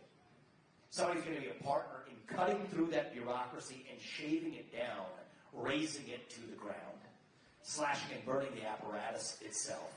So this guy unfortunately can't do it, become a friend, but I think he'd be great. If it weren't for one fact, he's not quite a natural-born citizen. It's Elon Musk. I think he'd be excellent. He shares my view of it. Actually, Steve, I didn't tell you this, but he tweeted something yesterday, and I just happened to go to your Twitter page, and your pinned tweet is hilarious. He says, 3 great African Americans, Clarence Thomas, Thomas Sowell, and Elon Musk. But anyway, he's in South Africa. So he was native born in South Africa. So he's not he's not eligible as an actual foreign citizen. But it's got to be somebody like that level of competence. And draw that contrast to the current vice president we have. I mean, that's really, I mean, you got, Kamala Harris is the person in charge of AI policy right now. Think about that. AI policy in the White House is run by a woman who is challenged, let's just say, with competence. I can't think of a more dangerous threat to the future of humanity than to put Kamala Harris in charge of AI policy for the U.S. If you're going to put someone in charge of AI policy, the minimum should be you should at least be able to spell AI. And I don't think that's actually quite the case with the current vice president. And so for me, when I say competence, whatever I'm going to put my vice president in charge of, they're at least going to be able to spell it. But Elon Musk, I think, sets a pretty high standard, but that's the standard I'm going to use to pick somebody who's an executive but with competence and shares my ability to actually cut through that deep state. And let's be honest with you, that's the role of a vice president, to be the president. That's the top job of a vice president. Somebody who's going to be, you have to honestly look yourself in the mirror and believe they could actually have a chance of being better than you at doing the job, God forbid, should that day come. And we have a tradition in this country that's been followed, I think, pretty assiduously in recent history of putting a potted plant in the role because you have people who are afraid of being overshadowed. Well, actually what it is the insurance policy, but you want the insurance policy to pay out and give you what the people signed up for. And so I'm going to pick somebody who I believe has a fighting chance of being better than I am at the role, rather than putting a potted plant in there for fear of being overshadowed. And that might be a difference between me and certain other people who are running for U.S. president, how I think about that role. So, thank you. I appreciate it. Thank you.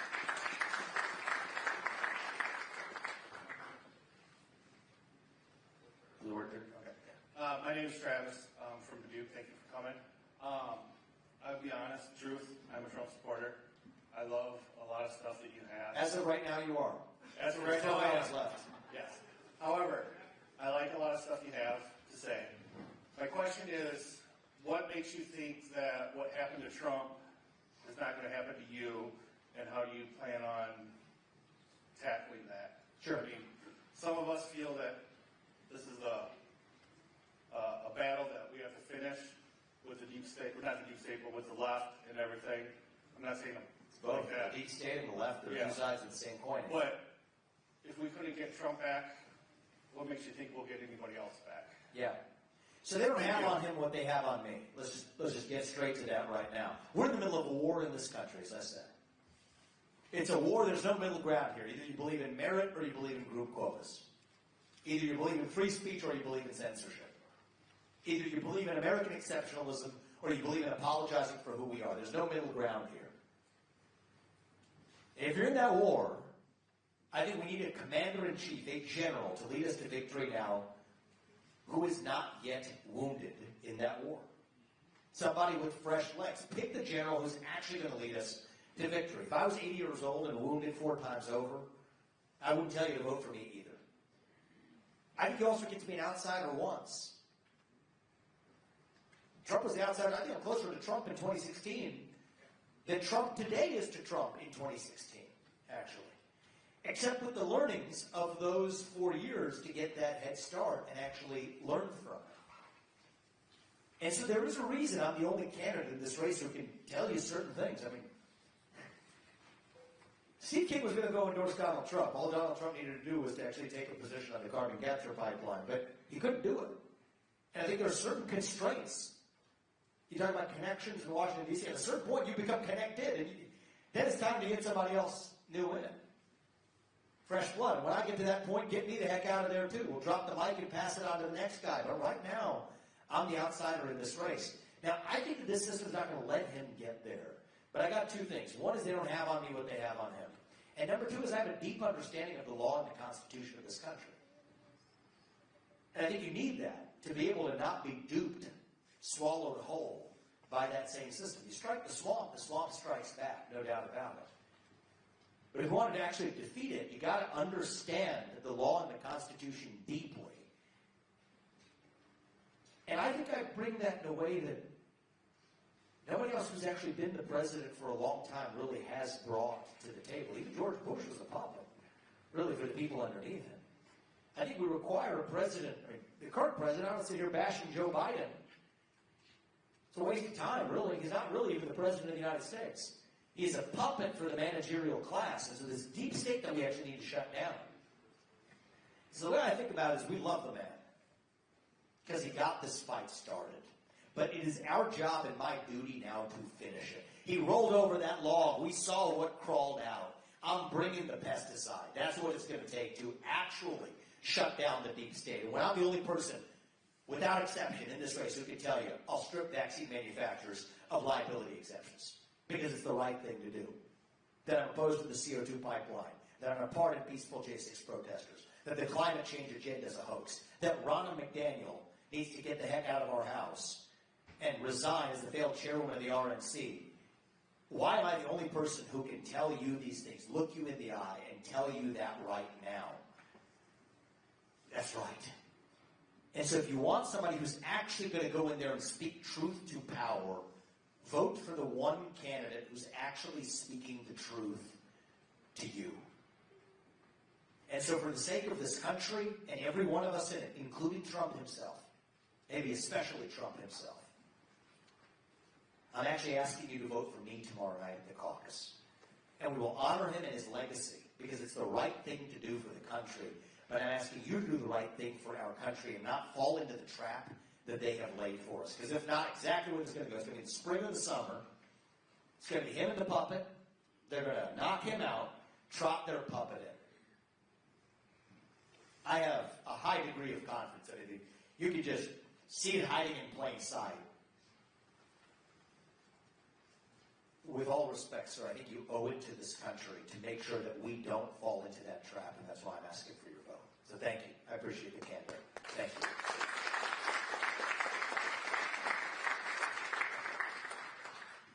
Okay. Thank you so much for coming out today.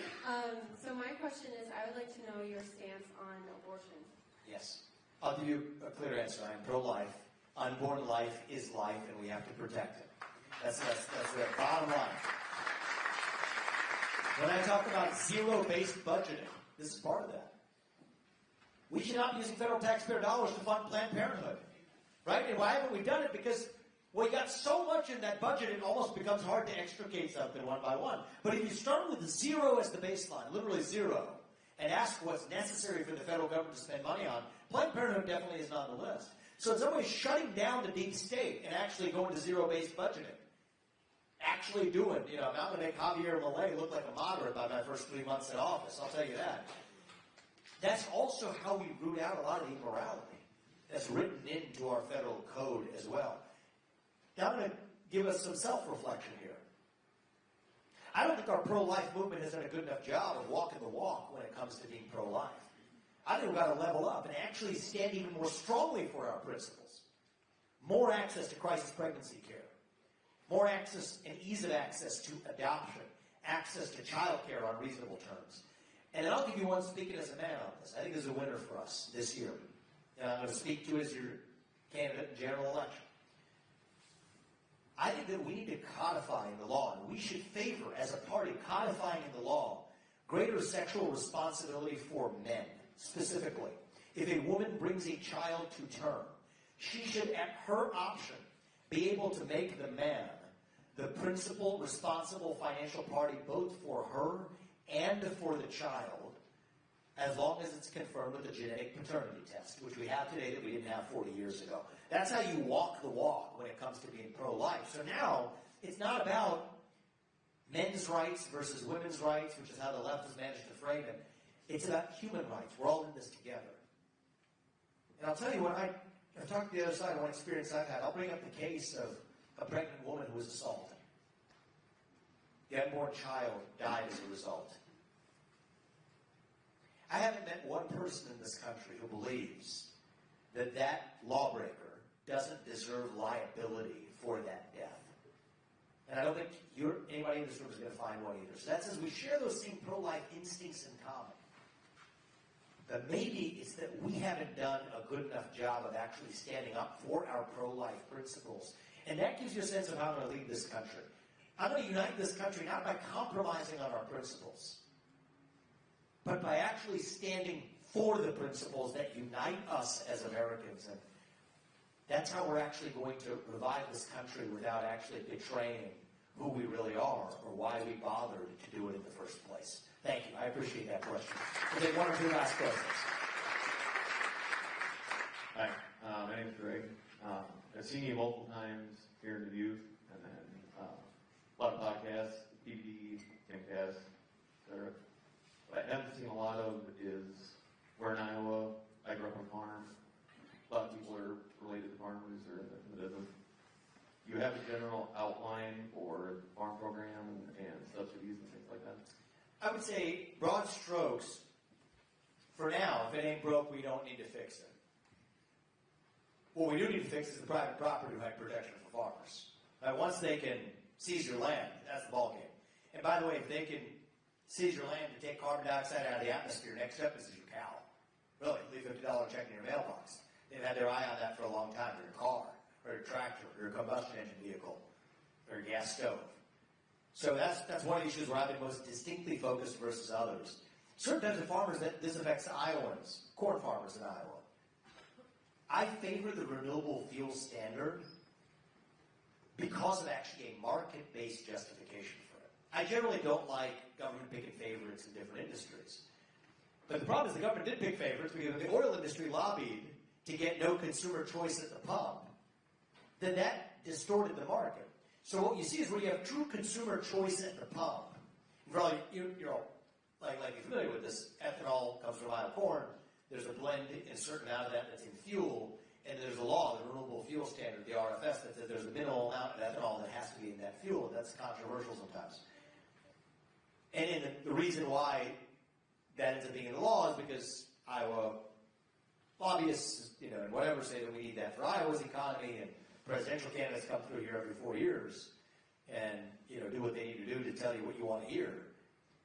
I love Iowa farmers. I love Iowa corn farmers, but that's not my reason for supporting the RFS. My reason for supporting the RFS is actually a market-based justification, which is that in the few areas where you do have true consumer choice at the pump, say in Wichita, Kansas, they happen to, you see consumers on their own choosing a higher blend of ethanol in the fuel than is the minimum in the renewable fuel standard. Why? Because it's cheaper and they know it's made in America. But we don't have true consumer choice at the pump because the oil industry lobbied to keep ethanol out, which is a different form of crony capitalism. So the reason I favor the RFS is as a second best alternative that's still the next best market-based way of thinking. So that at least gives you a sense for how I think. Try to be principled but also practical at the same time, and that'll be the hybrid through which we actually drive our farming and ag policy, acknowledging that food security is national security.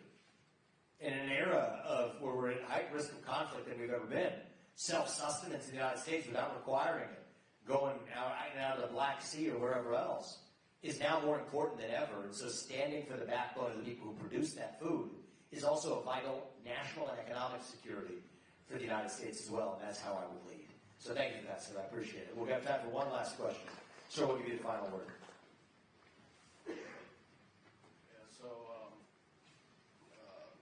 People my age, we're going through this time where we see the middle class quickly, rapidly declining to the point where our next paycheck could be we're standing in line at the food bank.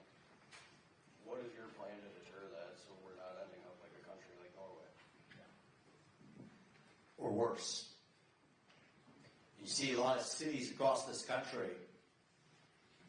You don't have to travel to the third world anymore to actually travel and see the third world. I've been in Kensington, in the middle of the inner city of Philadelphia. I've been in the south side of Chicago. They're giving out crack pipes and needles in the name of aid programs. See, some of you guys find some of those videos of my trip to Kensington. It's unbelievable. You can't make this stuff up. People actually have posted this, and people who haven't traveled to other parts of the inner city in certain parts of the country, they thought we had paid actors in the background. Saying, no, this is the state of destitution in the United States of America. So one of the top things I'm going to be able to do, I'm a CEO, for me this is more second nature of how to grow the economy. You want to grow the economy, you want to pay down the national debt at the same time. Here's how we're going to do it. First is we have $34 trillion in national debt. That's $200,000 of debt on your shoulders that you didn't sign up for. How do we pay that down without cutting Social Security or Medicare or veterans benefits? That's the key question. Very practical plan to do it that also grows the economy. Get the oil and natural gas out from underneath our ground and sell it. Use that to buy down $8 trillion of our national debt. That's the first step. Second is, top obstacle to most small businesses growing right now is finding new people to staff those open positions. Well, stop paying people more money to stay at home instead of to go to work. That's how you grow this economy. Gut the Federal Reserve, which has been fundamentally hostile to economic growth in this country. Restore a single mandate for the U.S. Fed. Stabilize the dollar as a unit of measurement. Peg it to something real, something true. Commodities. Gold, silver, nickel, agricultural, and farm commodities. Once you stabilize the dollar, you actually get great economic growth in this country. Slash and burn the federal bureaucracy apparatus. Rescind the unconstitutional federal regulations that are acting like a wet blanket on the U.S. economy, that's constrained the supply of housing, for example, which jacks up the cost of housing. Well, how do we increase the supply? A lot of those land use restrictions or those EPA regulations, roll them back. That increases new home construction. That increases the supply, brings down the cost, grows this economy. So we think about how we do this. Increase the supply of everything. Increase the supply of energy. Strip back the regulations so we can drill, frack, burn coal, embrace nuclear. Increase the supply of housing. How? Get rid of the regulations that are stopping new home construction in this country. Increase the supply of labor. How? Stop paying people more to stay at home instead of to go to work. That's how we grow this economy. And by the end of my first term, I think we will be darn close to, if not in excess, of 5% GDP growth in this country. And you know what? Young people tend to be more proud of a country when they're making more money in that country. It takes a CEO in the White House to get this job done. For me, this is second nature. All we got to do is step up and get there. Shut down the deep state. Use our own money to protect our own citizens. That's the whole premise of this candidacy. The promises I make are the promises that I will keep. My first legislative agenda is going to be to secure our elections in this country with single-day voting on Election Day as a national holiday, with paper ballots, government-issued voter ID to match the voter file, and yes, English as the sole language that appears on a ballot. It's not controversial, that's common sense. That's what we need to get done to secure elections in this country. So the promises I make, from the economy to the border to securing our elections, there's a lot else. I haven't promised you comprehensive health care reform or repeal and replace Obamacare without a clear alternative vision, especially when it has to go through the morass of Congress. I'd like to do that, but I'm not going to promise it to you. But the things I have promised you, these are the promises I will keep, and these are the promises we need an ex-president to keep if we're to have a country left at the end of it. Stand for truth. I've given you a promise. That's what I'm going to keep as your next president. And if we get this done, then we don't have to anymore be this nation in decline that we've become. We don't have to be at the end of the ancient Roman Empire. I think what George Washington would say if you were in this room with us right now is that as a nation, we're really just a little young, actually. Going through our own adolescence. Figuring out who we're going to be when we grow up. And when you view it that way, it makes sense again, actually. You go through your adolescence, you go through that identity crisis. You lose your way a little bit. You do some stupid things. But we are stronger for it when we get to our adulthood on the other side. So no, I don't think we have to be that nation in decline. I think we still can be a nation in our ascent. I'm not going to be the guy who walks in here and tells you that it's morning in America right now, because it is not. But it can be. I won't tell you that the American dream is alive and well right now. It is not. It's alive and hanging on for life support. But it can be. It can be if we make it so. And that's why we're here. This system isn't made for people like us to do it, coming in from the outside, from the next generation, saying the things even in the Republican Party that you're not supposed to say, even if you were the one-time outsider. The system isn't made for it. But they don't get to decide. It's up to you. Every one of you, I want 30 minutes of your time. I'm asking you for your vote tomorrow night at the Iowa Caucus. And I am further asking you to take the time between now and then to tell 10 people, 10 patriots who care about this country, what we talked about tonight, and have them come to on a cold day. And if you all do your part, our family and we will do ours to make sure we still look our kids in the eye and mean it when we tell them the United States of America is still the nation where no matter who you are or where your parents came from or what your skin color is, that you do get ahead in this country with your own hard work, your own commitment, your own dedication, and that you know what? You are free to speak your mind at every step of the way. That is the American dream. That is what we are running to. And with your help,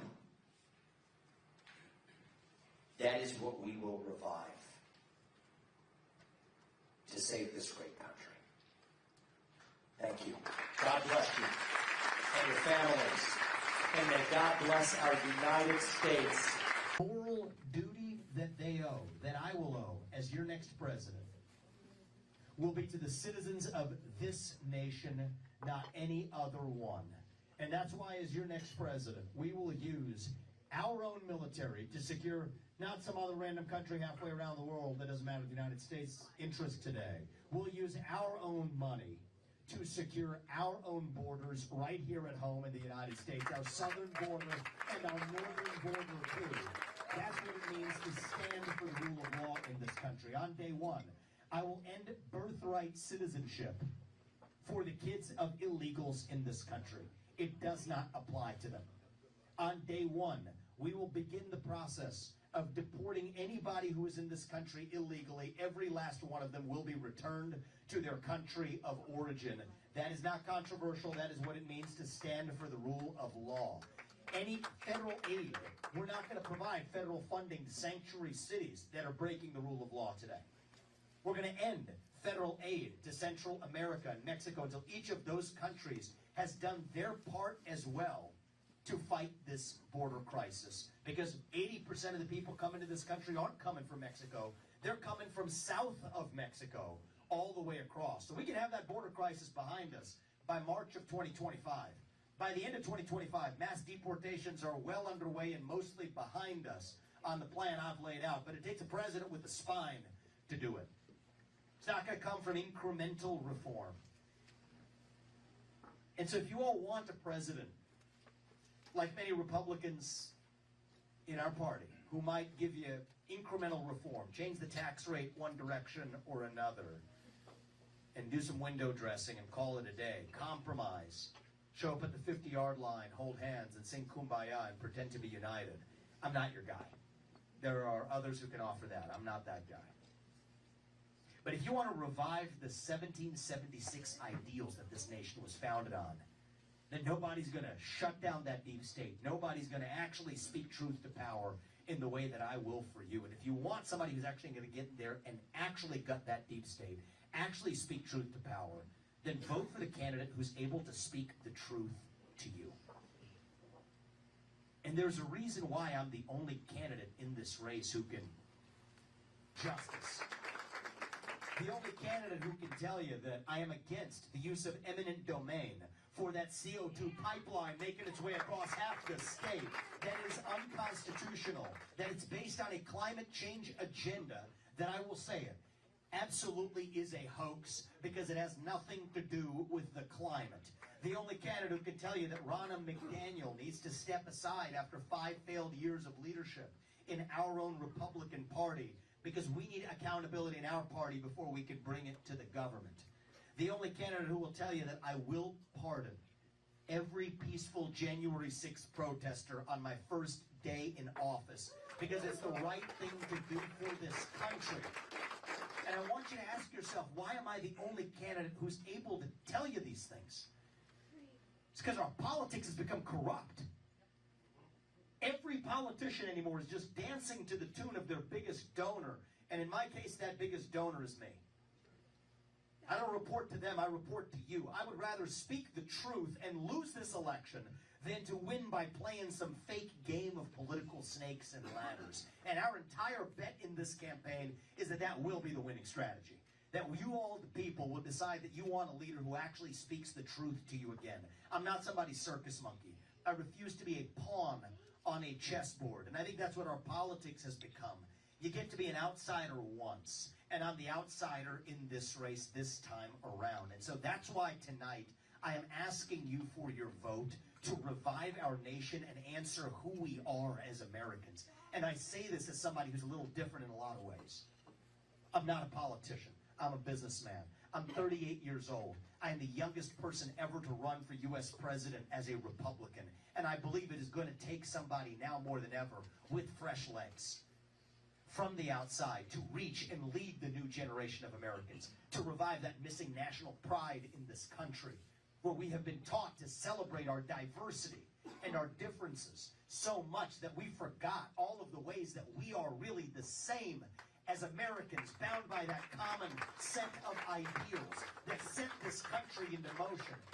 E pluribus unum was our creed. It means from many, one. That's what we've lost in this country. We've been taught to celebrate the differences while forgetting the ways that we are the same. That's what we're going to revive, and the way we're going to do it is by all of us. Not just me, not just Apurva, not just Steve King and Steve Holt. All of us. Starting to speak the truth in the open again. Say in public what you will say in private at the dinner table. Say it with a spine. Say it with conviction. Say it with respect. But part of respect is that you respect your neighbor enough to tell him what you actually think. God is real. There are two genders. Fossil fuels are a requirement for human prosperity. Reverse racism is racism. An open border is not a border. Parents determine the education of their children. The nuclear family isn't a bad word. It's the greatest form of governance known to mankind.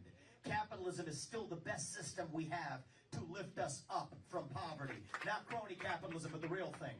There are 3 branches of government in the United States, not 4.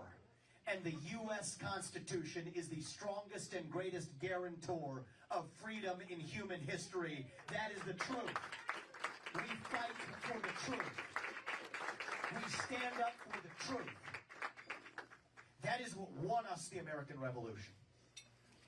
That is what reunited us after the Civil War. That is what won us 2 world wars and the Cold War.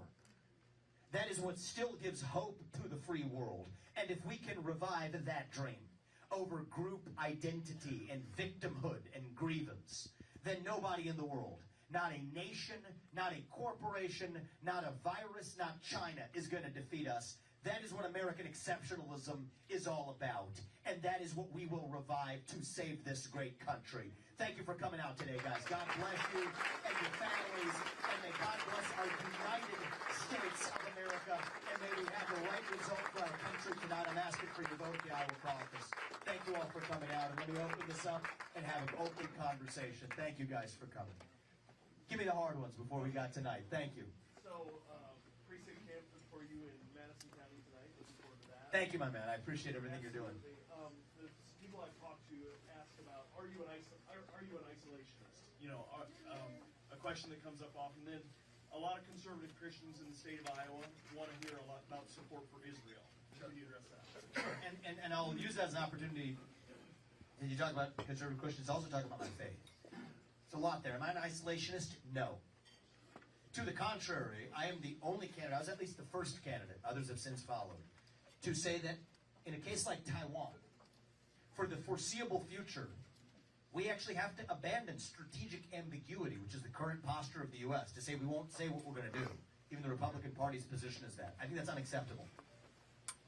I have said that we will defend Taiwan for the foreseeable future because that's what's necessary for defense of our own national interest. China cannot squat on the semiconductor supply chain that comes from Taiwan. And so in many ways, I am upgrading from our current status quo commitments.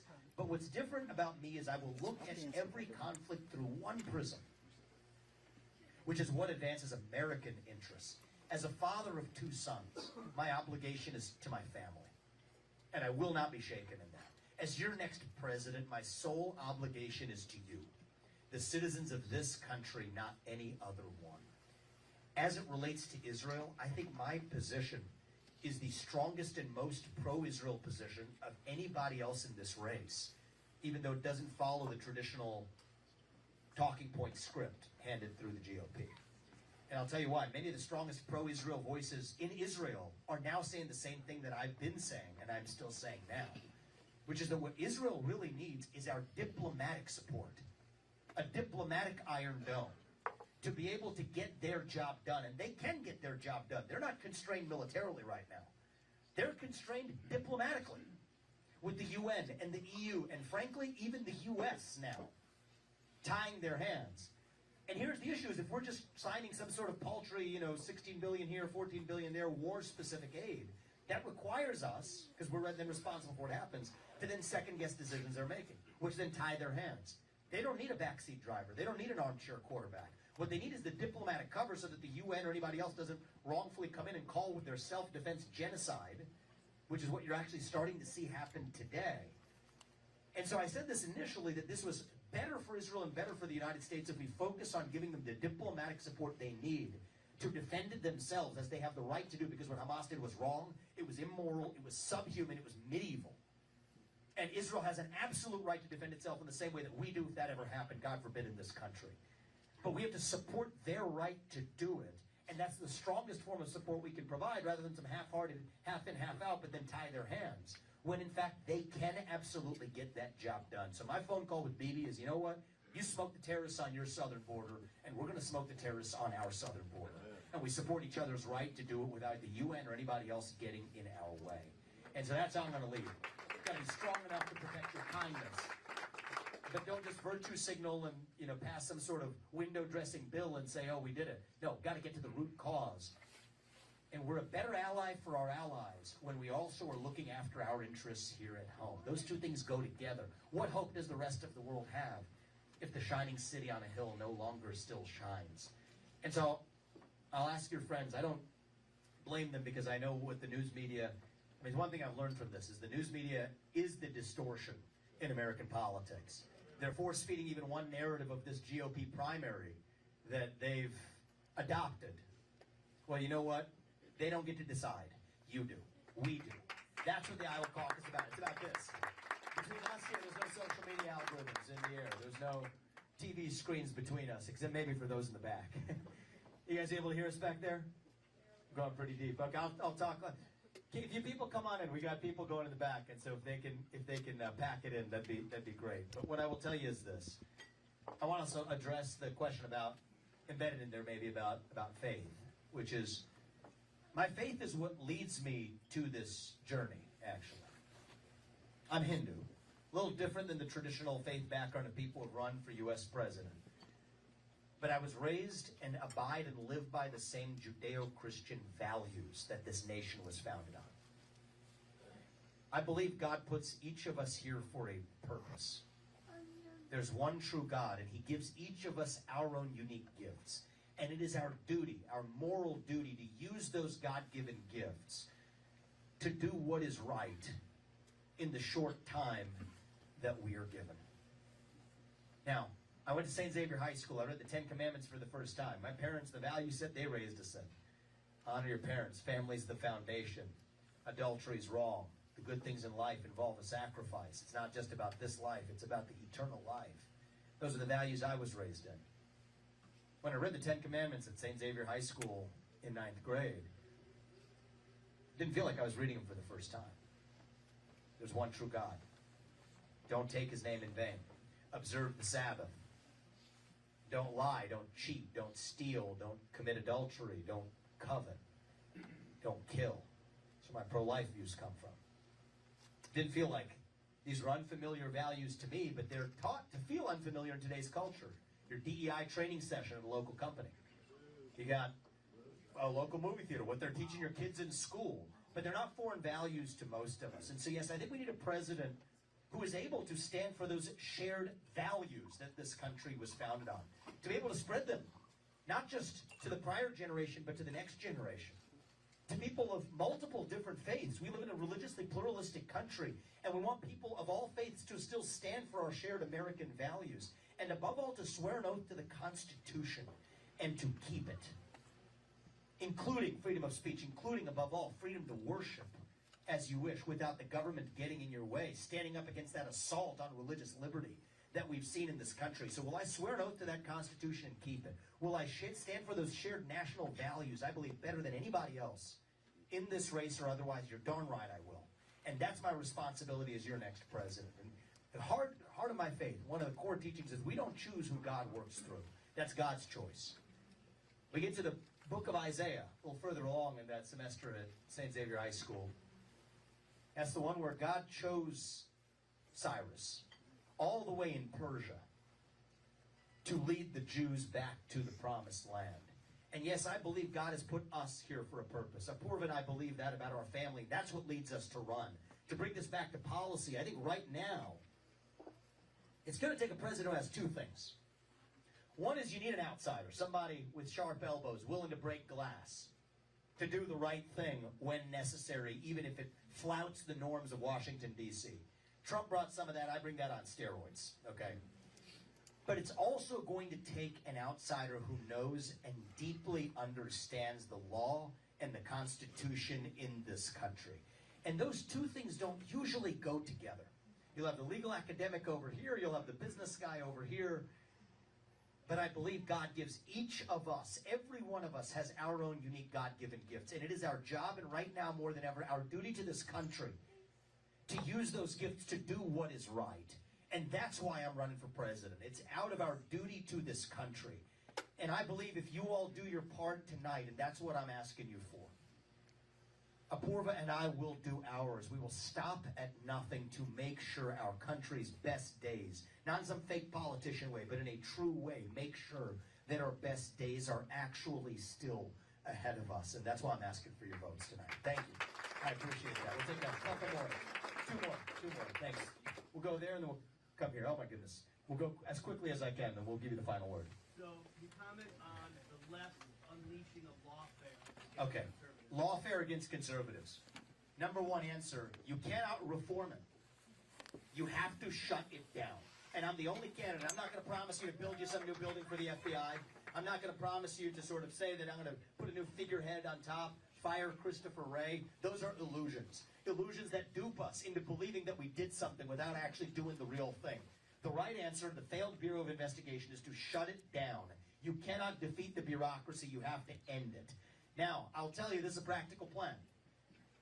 A lot of Republicans may even say, is that too extreme? No, what's extreme is the status quo, weaponizing the law against people, parents at school board meetings being termed domestic terrorists, Catholics or other Christians being subject to a different standard of scrutiny. That's not America.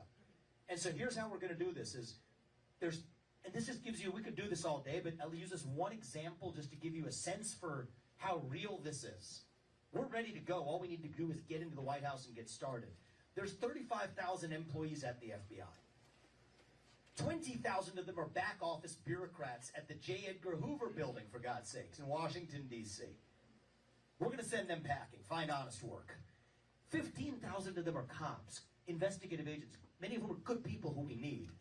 We will move them to the U.S. Marshals or to the DEA, both of which have been far more effective at fighting child sex trafficking rings or the fentanyl epidemic. We will move them to the Financial Crimes Enforcement Network at the U.S. Treasury to go after the future SBFs and the financial fraudsters of the world. So we will at once improve effectiveness while ending the weaponization of justice. And you know what? I'll tell the left, 100 years ago in this country, we did have two standards of the rule of law based on your skin color. And it was wrong then, as it is wrong now that we have two standards of justice based on your political beliefs. And so if there's somebody who actually understands this deeply enough, not just to placate you, while building new buildings for the FBI or offering window dressing cosmetic changes and saying we did something, no. Sometimes the truth hurts. But if you actually want to drive the change, we have to get in there and actually be willing to do the hard thing, to actually shut down the bureaucracy, and that's what would actually make our founding fathers proud. They would not be walking around J. Edgar Hoover's building and say they're proud of us. They would say they are appalled, they're aghast. And if I do one thing as your next president, by the time I leave office in January 2033, after 2 terms, if you all put us there, our founding fathers will once again rest in peace, that the country they set into motion is the one that we honor in the way we live today. Thank you, sir. I appreciate that. Right there. Sir, and we'll come to you, sir, right after that. You said that you stand for freedom. Wouldn't you say that your desire to raise the voting age to 25 takes away freedom from young people like myself? It's a great question, sir. So, and I appreciate this, because one thing you got to know about me is, if you care about somebody, you tell them the truth. If you care about yourself, you tell them what they want to hear. I don't tell people what they want to hear at times. The truth hurts. I'll give you one more of that right after I answer this question, even within this race as it relates to tomorrow. But I'll answer this one first. It was controversial when I first said it. I said it here in Iowa, not far from where we are, in a Dallas County rally, about 7-8 months ago. I believe that every high school senior who graduates from high school should have to pass the same civics test that every immigrant has to pass in order to become a voting citizen of this country.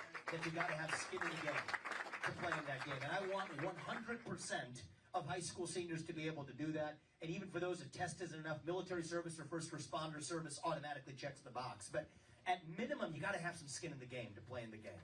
I want a tiny percentage of 18-year-olds are actually participating in the electoral process today. I want it to be 100% if we can get there.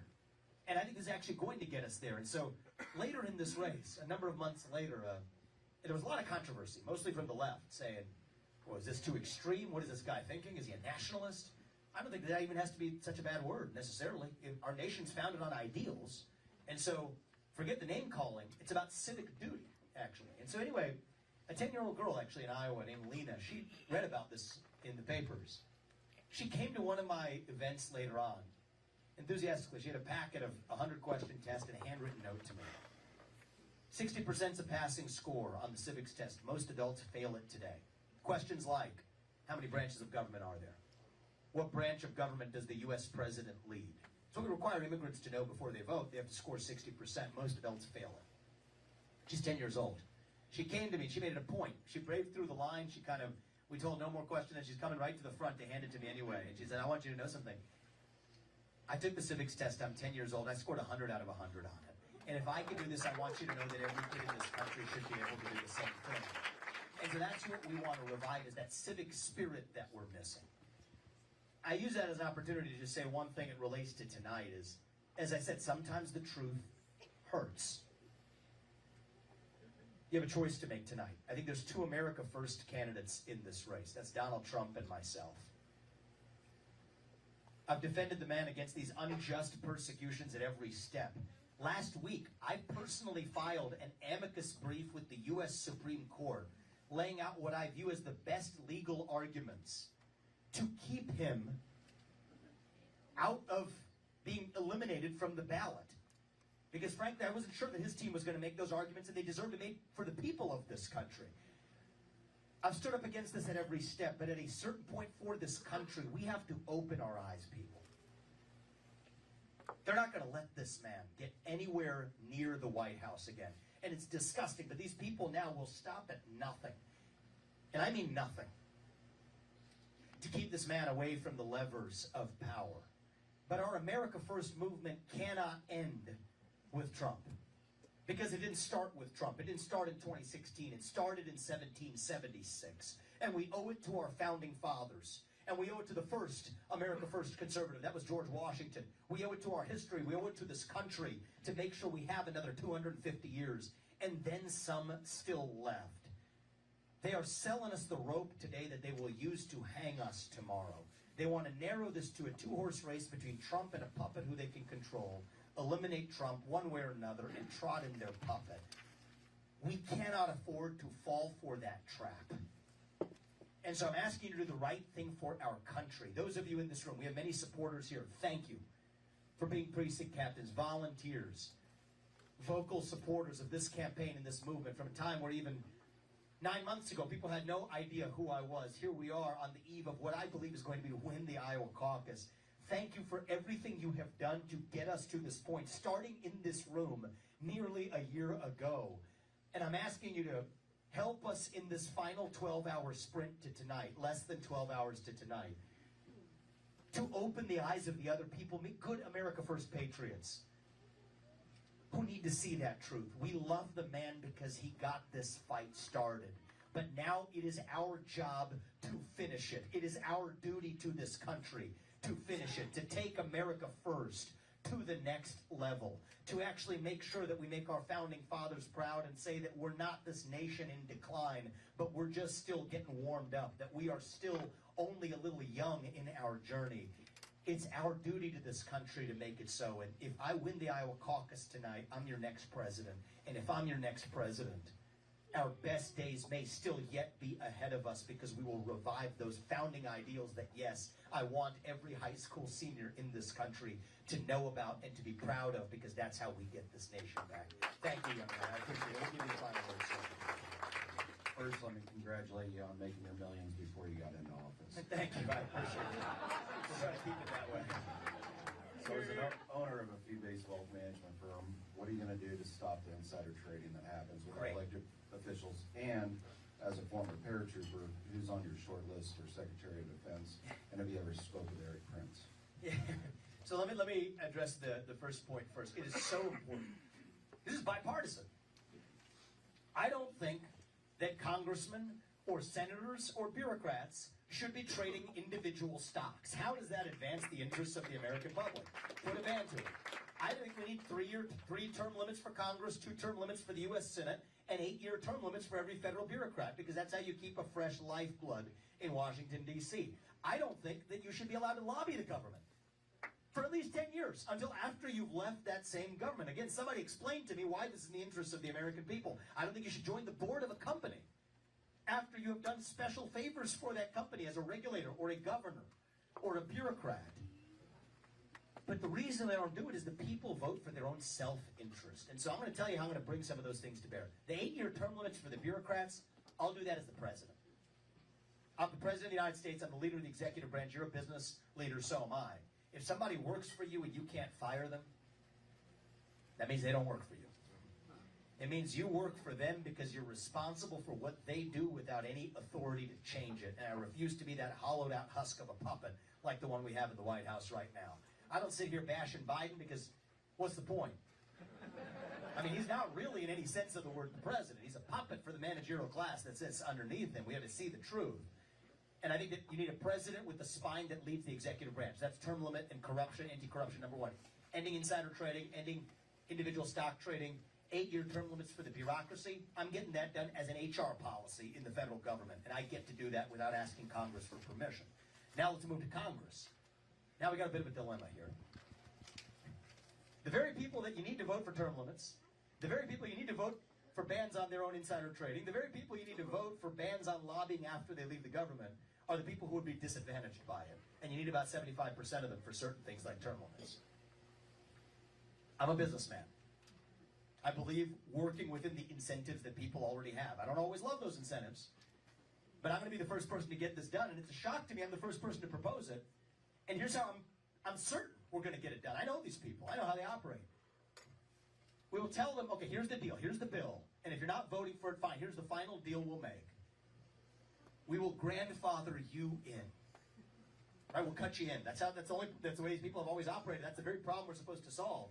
And the irony is, to get to the solution, you actually still have to cut them in on it. And so you tell them that we will grandfather you in, but whoever comes after you won't have their hands tied in the same way. And it turns out these are wildly popular policies. It will pass with sales through that Congress. And I think that's what it's going to take to get this job done. One legislative accomplishment I will promise you as your next president. I don't usually make legislative promises, but the promises I make are through the executive branch that I can keep. Shutting down the bureaucracy, firing 75% of bureaucrats. As your next president, as commander-in-chief, moving our troops to the southern border, ending birthright citizenship for the kids of illegal migrants, 8-year term limits for the bureaucracy. All of that I'm getting done without asking Congress for permission or for forgiveness. I don't make many promises that are dependent on Congress, but there's one I am confident we will deliver to you, and it may be the most important one of all. And I'll deliver it before the first midterm election after I take over. It is also to secure our elections in this country.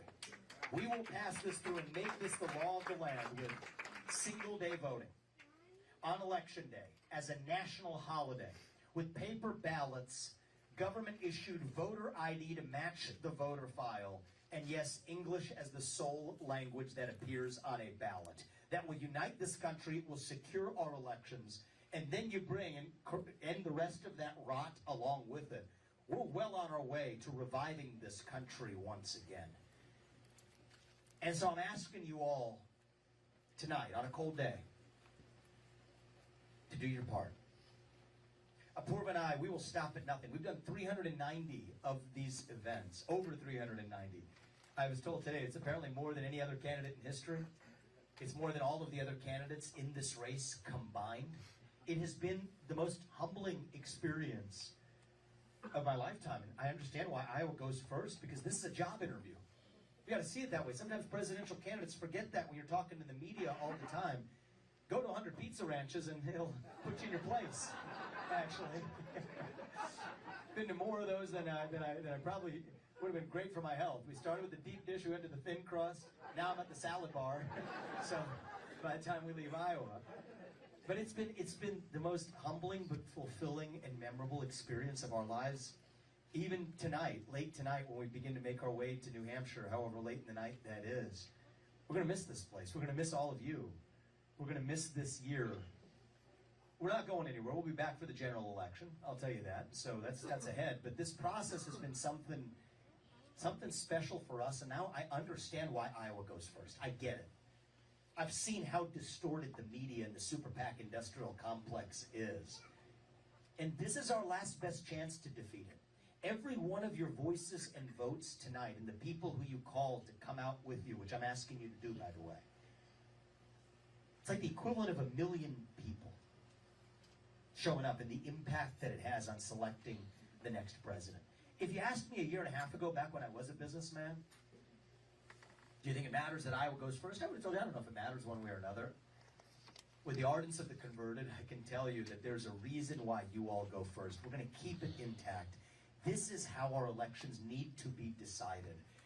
And the final step is tonight. We will stop at nothing for this country. The way we've run this campaign, from the snow days of the last week all the way through the beginning of early part of last year, that's how we're going to lead this country.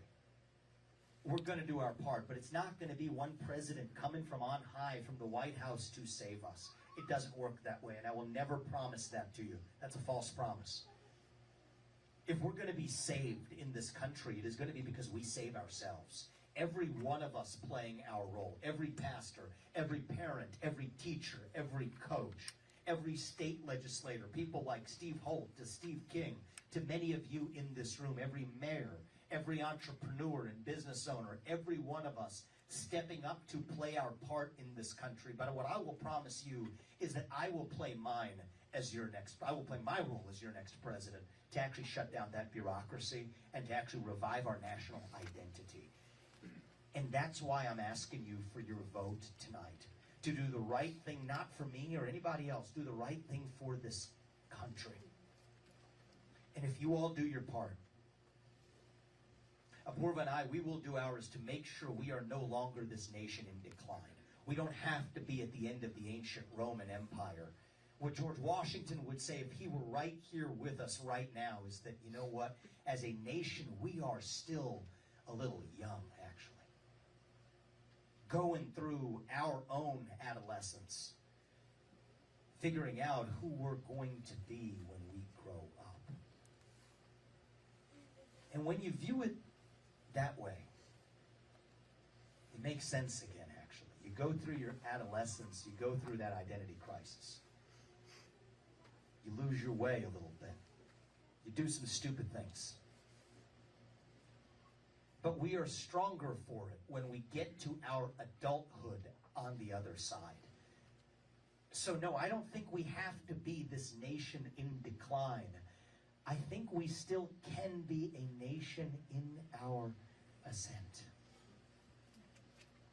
Maybe even the early stages of our ascent. Maybe we're not even at base camp. On our way still to that shining city on a hill. That country where we will look our kids in the eye and mean it when we tell them that you get ahead in the United States of America with your own hard work, your own commitment, your own dedication. And that you know what? You are free to speak your mind at every step of the way. That is the American dream.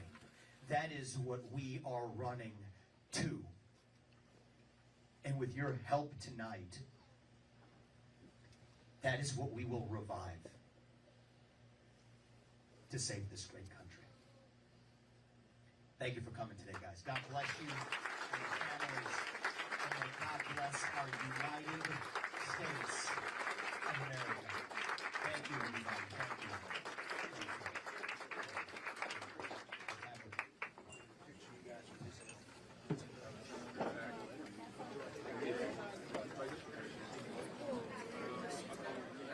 Hey guys, thanks for stake right now.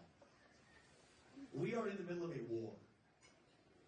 It is not a war between black and white. It's not even really a war between Democrat and Republican, not really. It is deeper than that. It is a war between those of us who love the United States of America and our founding ideals, and a fringe minority who hates this country and what we stand for. A war between those of us who embrace meritocracy and those who embrace group quotas. A war between free speech and censorship. A war between American exceptionalism and American apologism.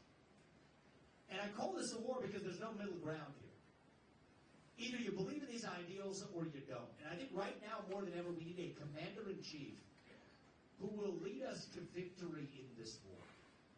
I think that's going to take somebody who knows that we're not working with a lot of time. If our kids are in high school before we get this right, I don't think we have a country left.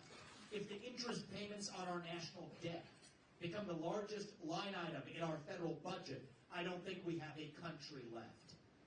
It's going to take somebody who isn't bought and paid for by that system, by the special interests that got us to where we are. Anymore, every politician is dancing to the tune of their biggest donor. And in my case, that biggest donor is me. I don't report to them, I report to you, the citizens of this country. That's what we're going to do to revive this country. But I think now more than ever, we need a commander-in-chief with fresh legs, who can reach and lead the new generation of Americans who is lost, hungry for direction, that our party has actually failed to provide. And that's why I was pulled into this race. When I sat down with Apurva a little over a year ago, I told Apurva, and we ended up getting to the same place to do this together. It's our duty to this country after that red wave that never came. And we were supposed to have that. What happened there? They blamed Trump. They blamed abortion. No, it's deeper than that. We as a Republican Party are lost. We have grown lazy. We've become a failed party. Because the other side, they will give you a vision. They'll give you something. It's not the right vision, but they'll give you race, gender, sexuality, climate. And we're sitting here just criticizing that vision without offering an alternative vision of our own. What do we actually stand for as Republicans, as Americans? What does it mean to be a Republican in the year 2024? What does it mean to be an American in the year 2024? To me, it means we believe in the ideals of 1776. Ideals like meritocracy and the pursuit of excellence. That you get ahead in this country, not on the color of your skin, but on the content of your character and your contributions. And that's why you will affirmative action in every area of American life. Group quotas have been a cancer on our national soul, and we are done with that DEI cancer in America. It means we believe in the rule of law. And I say this as the kid of legal immigrants to this country. That means your first act of entering this country cannot break the law. That is why we will use our own military to secure our own borders in the United States of America. Southern border and northern border. That's what it means to stand for the rule of law in the United States. It means that we, the people, create a government that is accountable to us, not the other way around. That the people who we elect to run the government ought to be the ones who actually run the government, not the shadow government and the deep state that's running the show today. So if there is one thing I deliver to you as your next president, one war that I will wage, not some pointless foreign war, but a war right here at home, is the war on our own shadow government in the United States of America. You want to actually bring this one thing to the state. You want to actually run the deep state, here's how we're going to do it. We're not messing around this time. I respect Donald Trump. He got this fight started, but now it's our job to finish it. We can't just expose the problem anymore. We actually have to address it. On day one, I will start firing 75% of all federal bureaucrats. That is how you bring this law. For the government agencies that have lost their way, from the FBI to the ATF to the CDC to the U.S. Department of Education, we're not just reforming them gently anymore. We're getting in there and we will shut them down. That's how you revive a constitutional republic. I'm not going to use last year's budget as the baseline, which is based on the year before's budget, which is based on the year before's budget. No. They're all broken, corrupt. That's how you get a $34 trillion national debt. We're going to start with zero as our baseline and ask what's actually necessary. Zero-based budgeting. That's how I run my businesses. That's how I'm going to run the federal government. That's how we fight our national debt crisis in the United States of America. If I can't work for you for more than 8 years, which I think is a good thing, by the way, neither should any of those federal bureaucrats reporting into me either. 8-year term limits for the bureaucracy instead of civil service protections. This is how you drain the swamp. Thank you.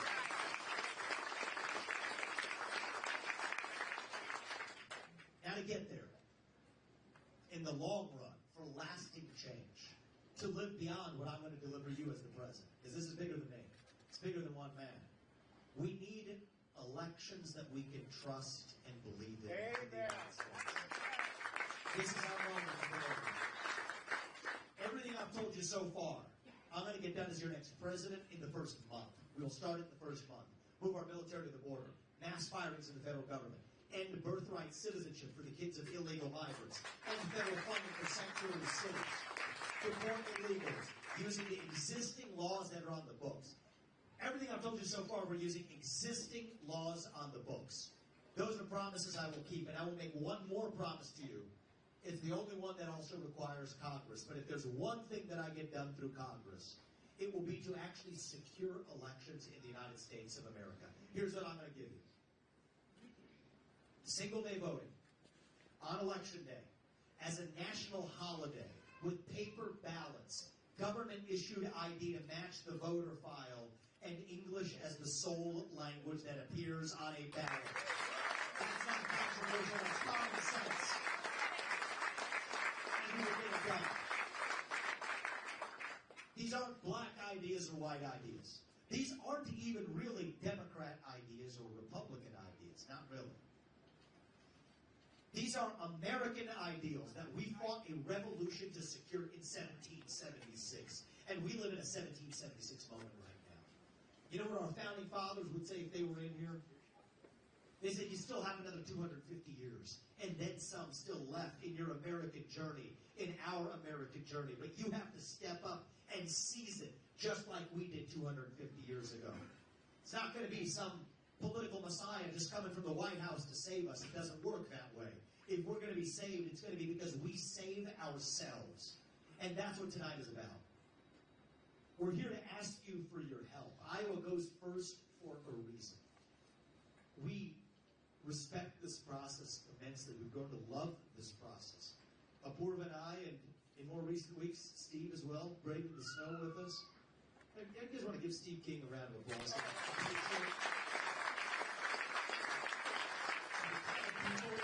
The kind of people who have been drawn to this campaign, we've been humbled. He was America First before America First was America First. Amen. He was built the wall back when they called him racist for saying it. And then came, new generations of change. Then comes Donald Trump. Then comes me. But it's going to take patriots like Steve King across the state to actually stand for truth regardless of what the media says, regardless of what the establishment says. And that's what tonight's about. That's why we're doing the election this way. We've done over 390 of these events in this campaign. Been to more pizza ranches than I know existed. It hasn't been great for my fitness. It started with the thick crust. We went to the thin crust halfway through to split the difference. Now I'm at the salad bar. So we're making our way. But we've respected this process, and we love this process. As long as the Iowans have been showing up, blizzard or not, we've been showing up as well, because that's the way this is supposed to work. The super PACs and the media, the mainstream media, they want this done a different way. They want to try and pump it into the White House. But that's not up to them. It's up to us. It's up to you today.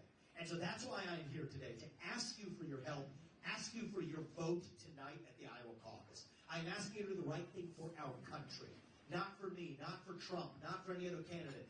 Do the right thing for our country when I'm asking you for your vote. And if you all do your part tonight, every one of you here, and in the next few hours, I'm asking you to get back out there and tell people who aren't in this room, every one of them who you know is coming to the caucus or who could come to that caucus, tell them to come out tonight at 7 o'clock too, and do the same thing. If you all do your part, if you all give me your vote tonight, I promise you, Apurva and I, and our family, and our movement, we will stop at nothing to do ours, to make sure, not in some fake politician way, but in a true way, to make sure that our country's best days are actually still ahead of us. Thank you for coming out today, guys. God bless you and your families, and may God bless our United States of America. We will not stop until we get this job done. We will not stop until we win the Iowa caucus, and we win the New Hampshire primary, and we win the general election in a landslide. That is how we get this country back, and that is how we make sure that we make our founding fathers proud once again in the United States. This is our 1776 moment. Let us step up and seize it. Thank you all and your families. I appreciate it, guys. We have some comments and questions. Let's open this up. We'll take some questions, guys. Bill Borglaub, come here. Come here, man. I love that jacket. We'll give you a microphone. And if we have a microphone in the back, too, we'll take it around. Good. We can pass that around. I'll start with this man right here. I want to refer to my notes because I'm not used to public speaking. But if I could apologize for President Trump, I would. He could be his own worst enemy sometimes. And I admire the way you responded with class, where you just said that I would ask him to help you the first year with advice. So what a classy thing to do. So, and then the other thing that I just realized is if we had 8 years of you and 8 years of Borba, what would happen? Thank you, Bill Borglaub. I appreciate that. Thank you. Thank you very much. And I want to say a word about that, too. President Trump's a good man. No doubt about it. He was a great president. I respect the heck out of him. And we've honored his legacy, and we'll honor his legacy more than anybody else in this race, because it's the right thing to do for our country. I think on some good days he has some bad handlers around him, and on some better days he has some good ones around him. So today I think he had maybe some of the better crew around him, and the message was positive. He walked back some of his comments from yesterday. But the reality is, sometimes the truth hurts. This is a campaign founded on the truth. And I think I'm going to speak a hard truth. Even if it hurts when it first lands. It hurts me to say it. This system has made clear they will stop at nothing. And I mean nothing to keep this man away from the White House. We have to open our eyes and see that reality. I've pushed back against it at every step of the way. Last week I filed an amicus brief with the U.S. Supreme Court arguing, laying the best legal arguments out for why they need to overrule Colorado's disastrous ruling. Frankly, I did it because I wasn't sure that his team was going to make the best arguments, and I think our country deserves for the Supreme Court to decide this correctly. I've said that every Republican, including myself, should remove ourselves from any ballot where Donald Trump is also removed from the ballot. I've pushed back against these disastrous prosecutions at every step, but in a certain sense, and when you go out into the community after this event, I want you to open people's eyes as well. They're leading us into a trap, actually. Last time it was a man-made pandemic and a rigged election. This time they're going to stop at nothing. They want to narrow this to a two-horse race between Donald Trump and a puppet who they can control. Eliminate Trump one way or another, and then trot their puppet into the White House. We won't look back a year from now. Think of it for yourself. Don't take it from me. Fast forward a year from now. And do you think a year from now we're going to look back and say, we're shocked that that happened, that we didn't see that coming? Or are we going to say, what the heck were we thinking walking straight into the trap they've laid for us? And so I know that can hurt, especially when you're on the receiving end of that. You feel vulnerable. And I get that. But we have an obligation to this country. Because America First didn't start in 2016. It started in 1776. And we owe it to our founding fathers and to this country to make sure we have another 250 years and then some still left. And so we love the man because he got this fight started no matter what he or his handlers say at a given moment of feeling uncomfortable or vulnerable. We owe it to the man. He got this fight started. But we owe it to this country to now step up and finish it. And that's my duty to this country, and that's what we will do all the way until we get this job done. Thank you.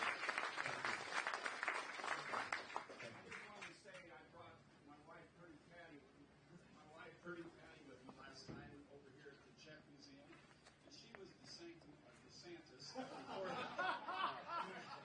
See, I told you I'm not used to this stuff, this thing. So anyway, but after she heard you, she's on the Vivek train or campaign. Welcome aboard.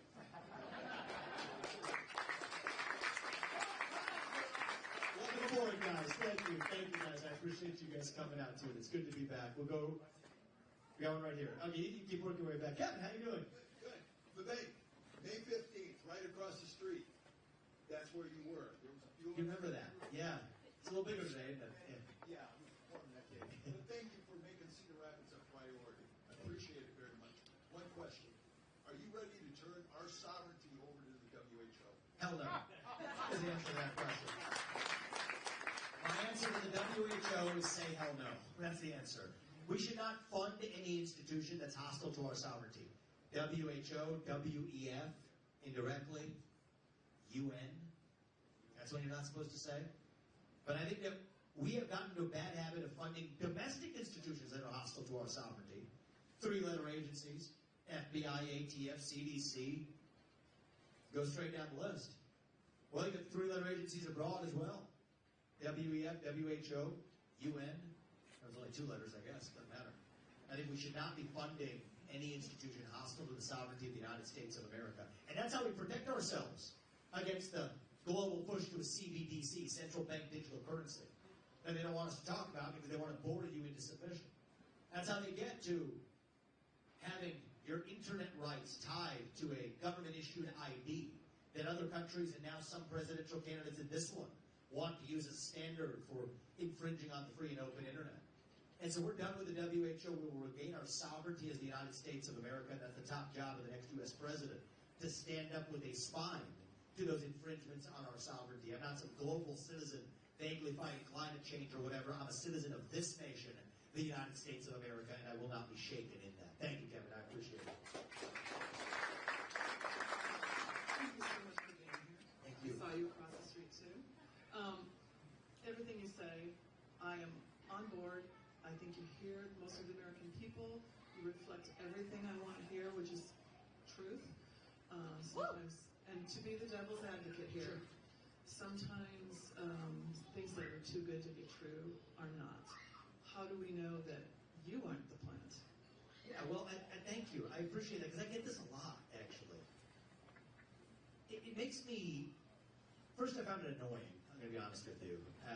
But I let that go, and I think there's a certain sadness, actually, because how bad must our Republican Party be that if you get somebody who's actually telling you the things the rest of the Republican Party can't say but we've been rooting for a long time, the truth of what happened on January 6th, pardoning those peaceful protesters, stripping pharma companies of their vaccine liability exemptions, opposing the CO2 pipeline as Steve King has and as we have together, that we would think that our Republican Party is so bad that if somebody comes along and does what we're rooting for, that we can't trust them.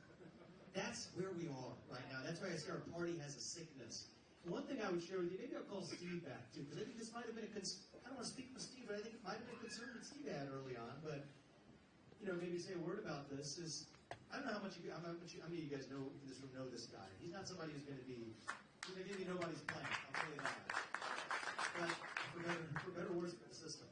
But I think that one of the things that I look at, right, when I'm trusting people, when I'm hiring people, I'm hiring thousands of people. That's what this is. This is a job interview, right? You're hiring me. And so any question is a fair question to ask. But one of the things that I look at when I'm hiring somebody is what sacrifices has somebody made to advance their convictions? I stepped down from my job as the CEO of a multi-billion-dollar company, CEO of a multi-billion-dollar company, because I refused to bend the knee to the BLM cult that every other CEO is bending the knee to. I was the only biotech CEO, the only tech CEO in the country willing to do that. Multiple advisors to my company stepped aside. I faced great personal cost. I nonetheless stepped down from that comfortable position to be able to speak the truth freely that this was toxic. The positions I've taken in this campaign, they've lost me. I have a lot of connections and mega donors. I've built multi-billion-dollar companies. There's a lot of people who could be propping this up. They find my positions too extreme. They try to mollify my positions. They try to do it for me on the carbon capture pipeline. Bruce Rastetter didn't endorse me. You know who he endorsed? He endorsed Donald Trump. Yesterday. A couple hours before he attacked me. And I'm the number one enemy to the carbon capture pipeline in this state. And so I guess you can look at where somebody's given up. You want to know, there's this notion of kind of controlled opposition. If you kind of take this into, if you really want to open your eyes, see it for yourself. There's only one candidate who can tell you in this race that I'm not building a new building for the FBI, I'm shutting it down. And I'm not going to give subsidies to the CO2 pipeline. I'm going to end the use of eminent domain for the CO2 pipeline. I'm the only candidate who's against that CO2 pipeline. I have the courage to say it. Give up a lot of favor in the state from the establishment for that reason. The only one to tell you, I will pardon every peaceful January 6th protester on day one. Apparently, the only other candidate who can say that I wouldn't make Nikki Haley my vice president in a million years. That actually I can say that to you in this straight face without hedging on it. Right? And I know that there's a lot of donors who are pressuring for that to certain candidates. And so, look at the sacrifices that somebody's actually willing to make, and then open your eyes and make the judgment for yourself. Don't believe what any politician gives you. Not me, not Trump, not anybody. But then open your eyes and see it for yourself, and then make the right decision for this country. And that's what I'm going to ask you to do. And Steve, we had some conversations like this along the lines early on. Well, yes, and I'm just kind of thinking about it this way.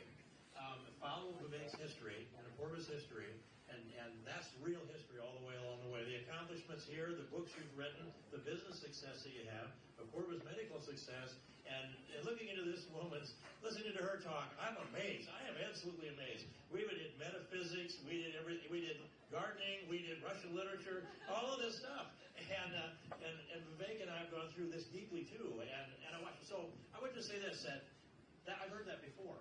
That there are people out there that are saying that this is all some kind of a program candidate or set up. There is no human being capable of doing what Vivek does and make it have it being an act. It just cannot be. It's not possible.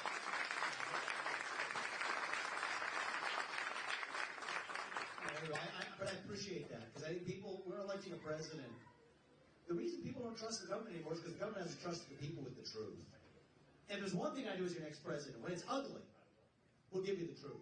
As part of why some in the Trump world didn't like it, but it's ugly. But I'll tell you the truth. It's ugly. Well, I went to Jeffrey Epstein client list, to the truth about what we know about the vaccines, to the truth about COVID's origin and our funding in it, to whatever it is. The truth about what really happened on January 6th. Whatever it is. We want the truth about UAPs. You're not supposed to talk about that one because they say you're a crazy person. Well, whatever it is. we the people deserve the truth. And if there's one thing I'm going to give you as an ex-president, we're just going to tell you what we know. Tell us the truth again. And you know what? That's the reason people don't trust the government is the government hasn't trusted the truth with the people. And so that's what I'm going to give you as your next president. And I'm going to believe I'm going to be the last best chance we have to make it happen. And that's why I'm asking for your vote tonight. So thank you for that. I appreciate it. Thank you.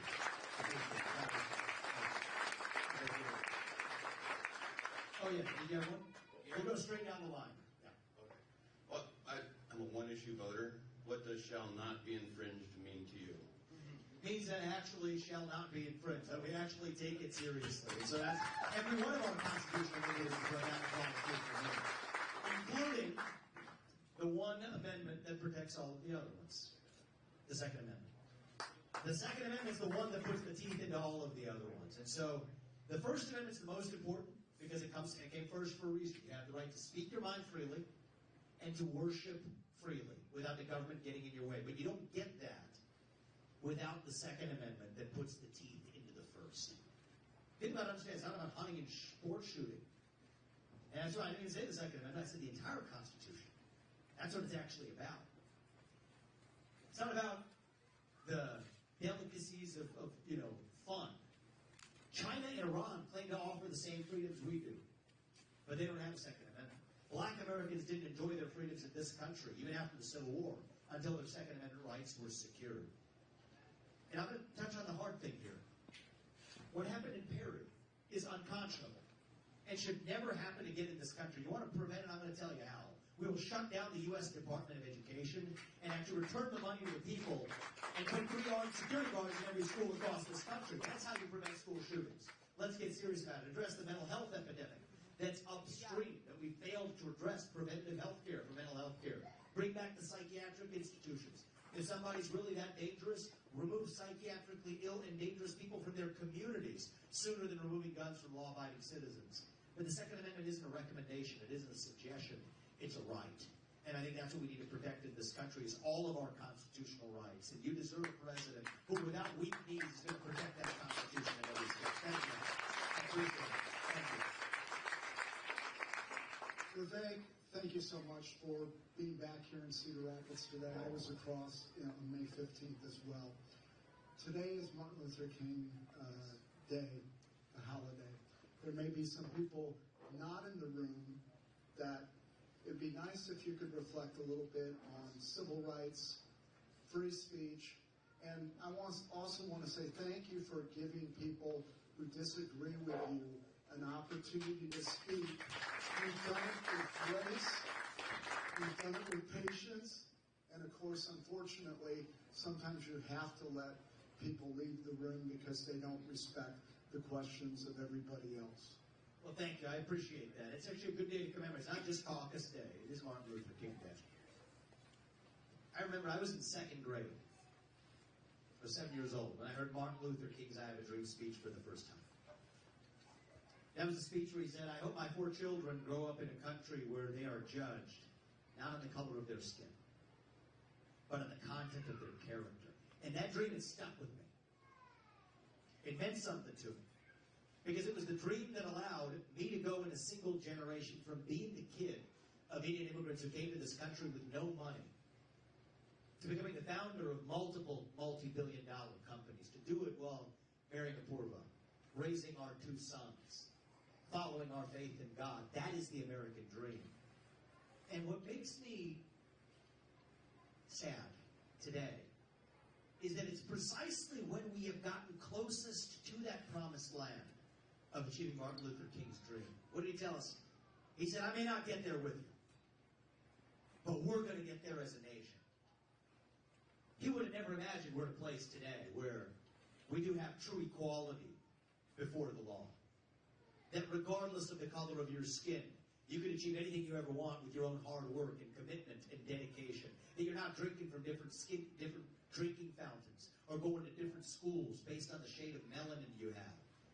That you're free today to, even as an adult, behave how you want, identify how you want, as long as you're not hurting children or foisting that ideology on anybody else. We live in a free country, and yet it's precisely when you get to the doorstep of reaching the promised land that we start to invent new delusions of systemic racism, of white privilege, of now you live in a moment in our history where you can live with who you want, if you want, how you want, that you say, no, now it's the LGBTQIA plus movement, transgenderism, the very people who said the sex of the person you're attracted to on the day you're born is hardwired. Now say your own biological sex is totally fluid over the course of your life. And so there's something about that we have a psychological need. That's what's going on in our country. And I think what Martin Luther King probably would observe if he were alive today is that if you have a hole the size of God in your heart and God doesn't fill it, something else will instead. That's where the poison comes from. Pick your favorite one. Wokeism, transgenderism, climatism, COVIDism, depression, anxiety, fentanyl, suicide. These are all symptoms of a deeper void of purpose and meaning in our country. And the only way we're going to win isn't going to be just by playing whack-a-mole with the poison one by one. It's going to be by filling that vacuum with the real thing, with the vision of American national identity that runs so deep that it dilutes the woke poison to irrelevance. That's how we win. And in the few decades since Martin Luther King died, I think part of what happened is that even in the spirit of doing something good, we've been taught on days like today to celebrate our diversity and our differences so much that we forgot all of the ways that we are really the same as Americans. And if MLK were with us today, you know what he would say? Our diversity is not our strength. Our strength is what unites us across that diversity. E pluribus unum means something. It means from many, one. That's what won us the American Revolution. That's what reunited us after the Civil War. That's what won us 2 world wars in the Cold War. That's what still gives hope to the free world.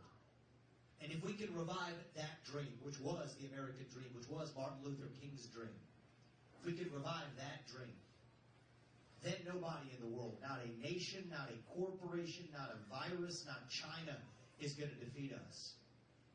That's what this American dream is all about. And that's what we're going to revive to save our great country. So thank you. I appreciate that, sir. Thank you. Happy Martin Luther King Day. Yes, thank you. It's good to see you again. I have to say, Steve King, 22 years of friendship. Because we both love the Constitution. We're patriots. And by the way, I want to thank you, Vivek, and your team. I think of Tricia and Carolina and Scott, Todd and Dylan and others have been so gracious. And you've been very gracious to the people of Iowa who treated us with such respect. And you value the role that we play as being first in the nation. It's not about us being first, but it's us giving the first impression to the rest of the 50 states. And our impression of you is excellent. Now, I want to ask you, if you were president in November, how long will it take you to remove the illegals and to make the big strides that you want to make? And how will that get done, and how fast will that happen? I'll give you a straight answer. I'll give a very quantitative answer here. In terms of sealing the border, just sealing the border itself, we will have that done by March of 2025, by the end of March of 2025. That's rapidly after I take office. And here's how. We will freeze any federal funding to sanctuary cities. We'll freeze all funding to Central America. That puts the pressure on them to stop the northward flow. And I'm literally, as Commander-in-Chief, just going to move our military to our southern border. That I get to do in rapid order. We'll have that done in a couple of months. And on day one, I'll issue an executive order which just reflects the Constitution, which says that anybody who's born in this country illegally, or at least the kids of illegals in this country, will not enjoy birthright citizenship. So that starts on day one. So that we have done by the first 2 months in office. Okay, 2.5 months. Now, to actually start the process of mass deportations, what I will tell you is by the end of 2025, those mass deportations will be well underway. I don't believe we will have gotten every last one yet, but they will be well underway, such that by the time of the following year, We will say that we are finally done in this country with our mass migration and illegal immigration problem, and the mass deportations are fully done by the end of 2026, well underway by 2025. That tells you how thorough we're going to be in getting that job done. That's the straight answer to your question. I'd love to tell you it was day one, but there's millions here. And we're not going to stop till we get the job done using sections of the law like 287G, which allow ICE. There's only 6,000 ICE agents, but there's a billion local law enforcement. And the law already allows ICE to serve their warrants via local law enforcement if you have a president with the spine to actually stand for what the law actually says. So that's what I'm going to do with your next president. And the straight answer to your question, we will get the job done. Thank you, Robert. I appreciate it. Thank you. To this gentleman right here. We got over here. Sorry. All right, Vivek. So you've started multiple multi-billion-dollar companies. President Trump also was in that same vein. One of the things that I think he had a major problem with was setting up his cabinet. There was a lot of people that he had a lot of hot mic. Trying to get away from that. I think it might be me, actually. I'll move this way. Okay. A lot of people, a lot of turnover. So what's your approach to how you're going to set up your cabinet? How you're going to set up your area for success? Thank you, man. And I appreciate that. We've been privileged to live the American dream. I didn't inherit my wealth. I didn't inherit my businesses. We started them and built them from scratch. I think part of what everybody has a chip on their shoulder that sometimes motivates them in their career. You know, my dad faced layoffs at the GE plant in Evendale, Ohio. He worked hard for our family. But Jack Welch, laid off there's people or whatever around him in that plant, their division. He toiled and went through night school for 4 years to be able to keep that job and have the expertise needed. And actually, part of the reason I went to law school and was able to do so well is I already gone to law school once. I went to law school in 6th grade and sat in the back of the class with him. But for me, it was always, okay, well, I'm not going to begrudge this Jack Welch guy, but tell me more about what that path looks like. And that's actually part of what led me to achieve success. And I think that I'm grateful to that because I do have friends, and I think others are in this category of maybe inheriting that versus building it from scratch are two different things. And I think one of the things I've learned through that is to be a really good judge of people right out of the gate. It's one of the things I'm going to be able to do. And Rowdy, I appreciate you saying that about my team. When we built this plane while we were flying it, there's one thing I'm proud of in this campaign is the team that we have built. These are patriots. What Steve King told me last week was if you're going to start a country, it's going to be the kind of people who are around you that's actually going to be a good group of people to start with. So if there's one thing I consider myself pretty good at, it's that. It's going to have to be people who are aligned with my vision for the country. That's one of the mistakes he made. And you know what? You make mistakes, one thing, but nothing is to learn from it. I'm the only person in this race who can tell you, like I said, that these neocon creatures are not going to come anywhere. That Nikki Haley to John Bolton to Lindsey Graham to Karl Rove to Dick Cheney, they're not going to come anywhere near my White House. I can tell you that with a straight face. We have our No to Neocons pledge, actually. It's notoneocons.com. I had fun making it during the website. It lays out the pledge that we're going to actually ask of everyone who does. Liz Cheney, too? Yeah, any Cheney. There might be a good one somewhere. I don't want to hold somebody's parents and grandparents against them. Maybe the next generation will have some sense knocked into it, but here's what I will say is, the first step, though, is clearing the decks of the people who are already there. That's actually the mistake they made, is you got the swamp creatures that are already there, they take over the process. That's why the first thing on day one is so important, that 75% mass headcount reduction. When it comes to the vice president, I want competence.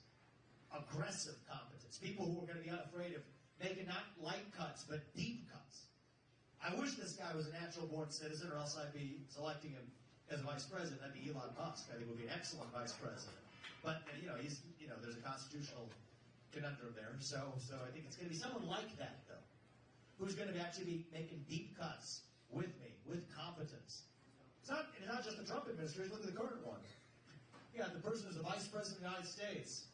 First, you know who's in charge of AI policy right now in the United States of America? It's Kamala Harris.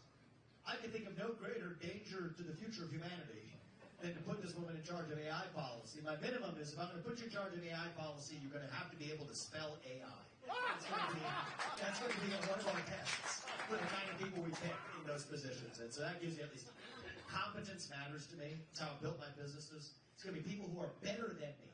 See, I'm not somebody who's afraid of being overshadowed. To the contrary. You want to find people who are better than you at each of the things that you do. And I think that's where you want someone who's not insecure about that, whether it's the vice president or any other role, to pick the absolute best you're going to find for that job. That's how I'm doing. Thank you, man. I appreciate it. Come to you, sir. I don't need a mic. I wear a flag suit. First and foremost, again, clap for the man and his team. I know there are some people here that have not seen you and are undecided. What I'd like to know is, along your time here in Iowa, tell us your favorite experience on somebody that was like maybe totally against you or just undecided and converted them into Vivek. Well, you know, it was, we've had a few of those, actually. We've had a few of those. Well, thank you for coming over, and I appreciate that. But you weren't one of the people who stormed one of our events. And we've had some of those, actually. There's a woman in Ottumwa early on in this campaign. So I'm staunchly pro-life. Just put that on the table, and I think that we can't compromise on our principles, period. And people will say, you gotta do that to win an election or something. Actually, I think the way we're going to win on this issue, I can tell you separately, is embrace greater sexual responsibility for men. Codify it in the law. It's relevant to the story I'm going to tell you. I favor codifying in the law. We as Republicans and pro-life conservatives should stand for it. To say that if a woman brings a child to term, then she should be able to make the man the financially responsible party both for her and for the child if it's confirmed with a genetic paternity test. I think we need to codify that in the law so it's not men's rights versus women's rights. It's not human rights, and we're all in this together. And that's how we stand for principle without losing on this issue. But anyway, that's my position. Turns out she was a single mother. She's frustrated. She's going through a lot of struggles. She storms into the event, just starts screaming at me from the back of the room. It turns out she didn't need a microphone either. but you know, I would say that she looked unstable. She was that upset, and so the security started escorting her back out from the room. This is the first time that it happened, and I just had to make a decision from the stage. And she, you know, the other people were booing her in the audience. But there was something about her that struck me as, you know, you get the paid protesters, right? The AstroTurf left-wing people they'll put up to just disrupt events. We've seen that too, but this wasn't that. This was somebody who was earnest. And so I told the security to bring her back. Actually, we brought her to the front, about far from me as you are, and we gave her a chance to speak, to be heard. And in that, it came out that she actually had opted for life, not for abortion. She brought her, I believe it was her daughter into this world, and was doing, as best I could tell, a good job, as best she could as a hardworking single mother, to stand for life, even in bringing her daughter up, but she was frustrated. And so I think what came out of that is, midway through that event, she broke down in tears. After sharing her story, the same audience that was booing her was applauding for her by the end of it. And that's one of the moments I'll take with me for the rest of my life. And I think that we've had countless moments like that one. That one just happened to be somebody put their iPhone up and recorded it. And it was actually a 26-year-old guy who put it up on TikTok, and then it ended up reaching millions of people, and the news media saw it and everything else. But there have been countless moments like that one that leave me heartened for this country, actually. There was a pansexual person who showed up at the state fair and challenged me with some of my views that have pushed back against the transgender movement. We had a civil exchange. This wasn't one of those crazy protesters who came up and tried to shout me down. She told me why she disagreed with my views. She gave me a chance to speak in return. I don't know that she agreed with me by the time we left, but we shook hands, and we went our way. And I think that's what America is founded on. You get to speak your mind openly as long as I get to in return.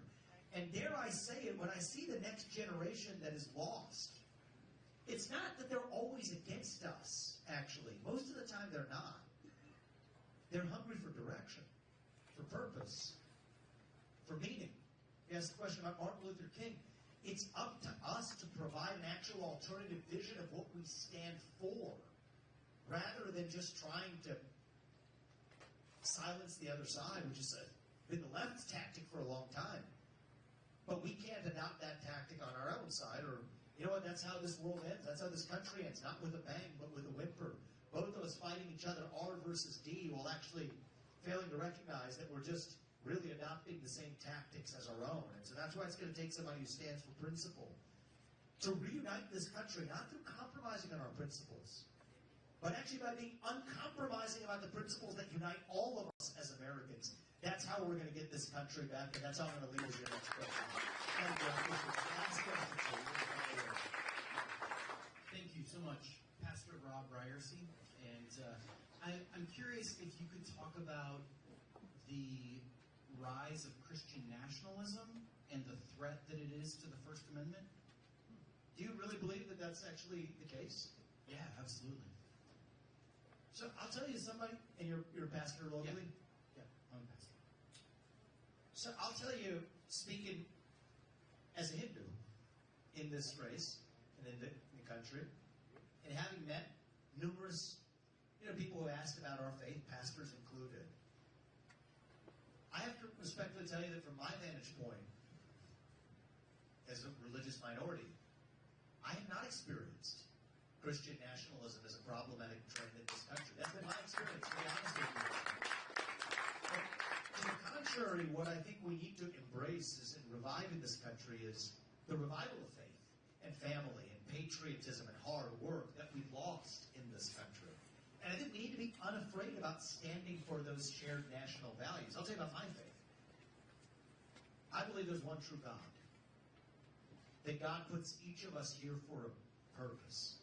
That it's our moral duty to realize that purpose. That the good things in life involve a sacrifice.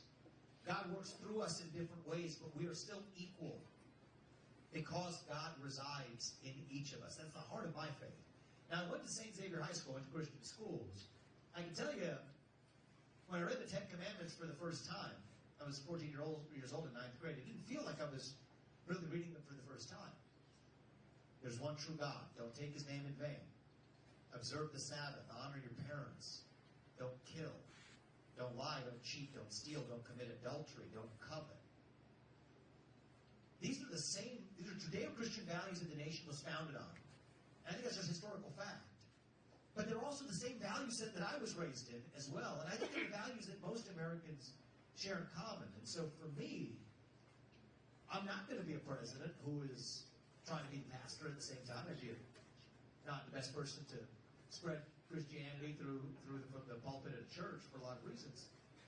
But that's not my job as the president. My job as the president is to swear an oath to the Constitution and to keep it, including the First Amendment, which ensures everybody, and we want people of many faiths to revive and stand for these shared national values and ideals. That's what we want in this country.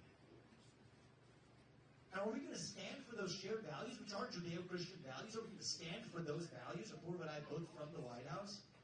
You're darn right we will, actually, because I think that's the job of the next president, to revive our national character. But will we swear an oath to that Constitution and keep it, so that people of every faith, even those who have no faith, who are atheists, have the right to live their lives freely, pursuant to that First Amendment? Yes, we will, because that's my job as the next president as well. And so I hope if that matches your view of what the president does, then I'm going to ask for your vote tonight, just like I'm asking all of you for your vote tonight at that Iowa caucus. So thank you, guys. We have time for one last one with this gentleman. I don't want to leave you hanging here. Oh, you are? Where are you from? From Indiana. Okay. So, where in Indiana? Indianapolis. Okay. So, I'll go quick without prefacing this one, but who and what do you think are behind all the pollster shenanigans? I can speculate. I'll tell you, he's from Indiana. I grew up in Cincinnati, Ohio, which is not far from where you are. I used to spend summers in Bedford, Indiana. Turns out I had a lot of aunts and uncles that lived in Indiana. And we asked him, why'd you come halfway around the world to places like Fort Wayne and Bedford, Indiana? And our family joke is it is the only U.S. state with the word India contained in the name of the state. That's what we joke around in our family. So you're from Indiana, too. So thank you for coming here, all the way from Indiana to be here today. So, look, I think that what we've seen is bordering on a kind of election interference in our GOP primary in the Iowa caucus that has been eye-opening and startling for me. You see the mainstream media, corporate media. You had both CNN and Fox this morning. I just posted them on my social media. You got them talking about Donald Trump, Ron DeSantis, Nikki Haley, Asa Hutchinson, but not me.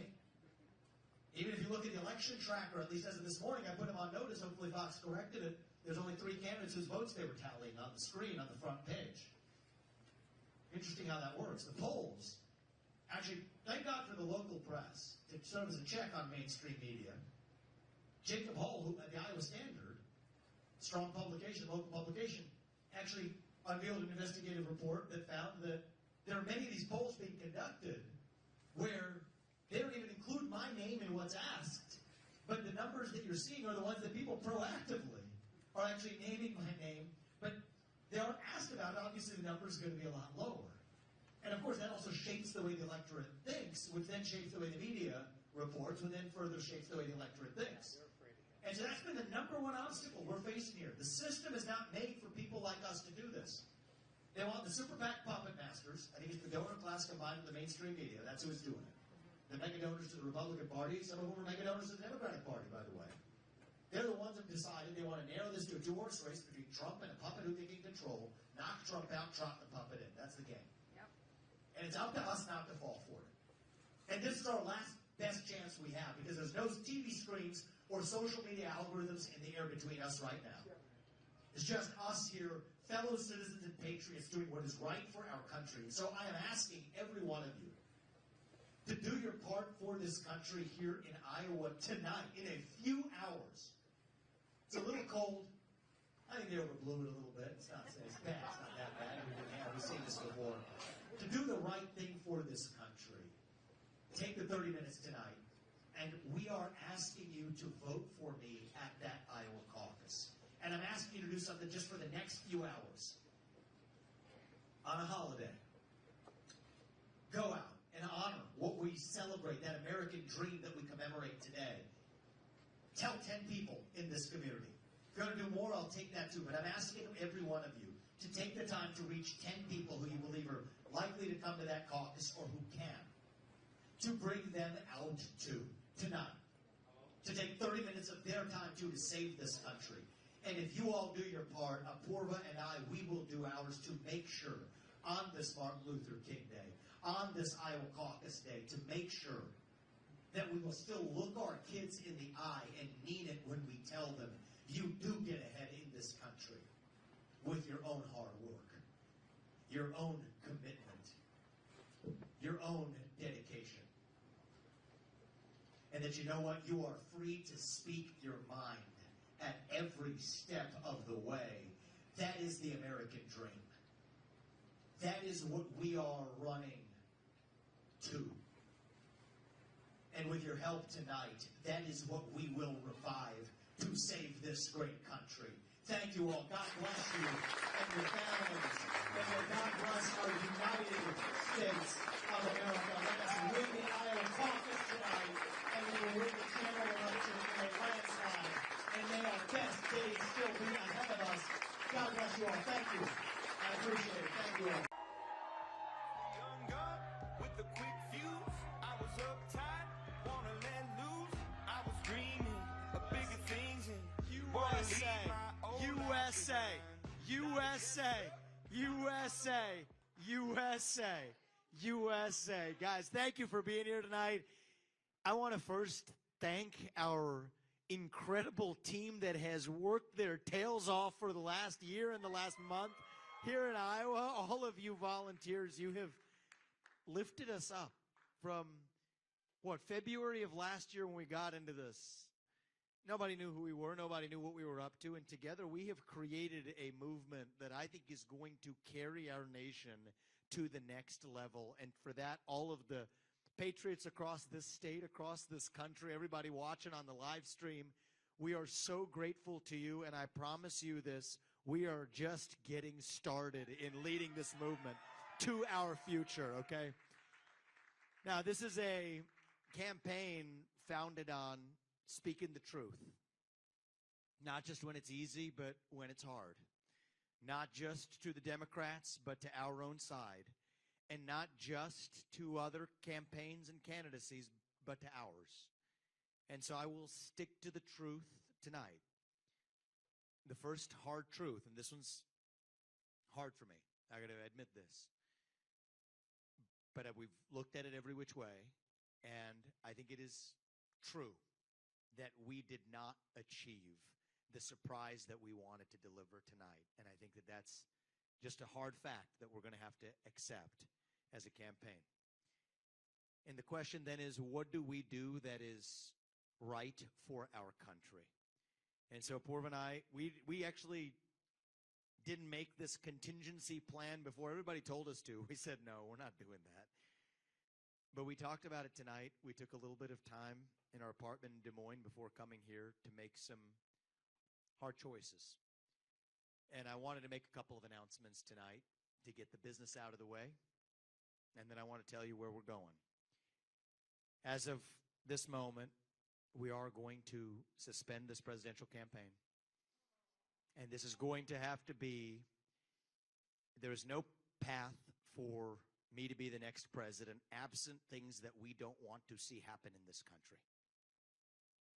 And I think that I am very worried for our country. I think we are skating on thin ice as a nation.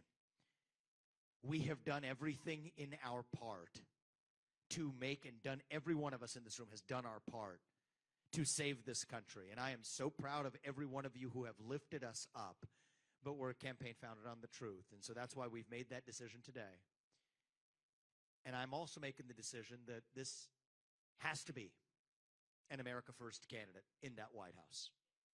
As I've said since the beginning, there are 2 America First candidates in this race. And earlier tonight, I called Donald Trump to tell him that I congratulated him on his victory. And now going forward, he will have my full endorsement for the presidency. And I think we're going to do the right thing for this country. And so I'm going to ask you to follow me in taking our America First movement to the next level. It did not begin in 2016. It began in 1776. And for the next journey of this race, we are going to make sure that our movement is actually the one that actually leaves and saves this country in the next step.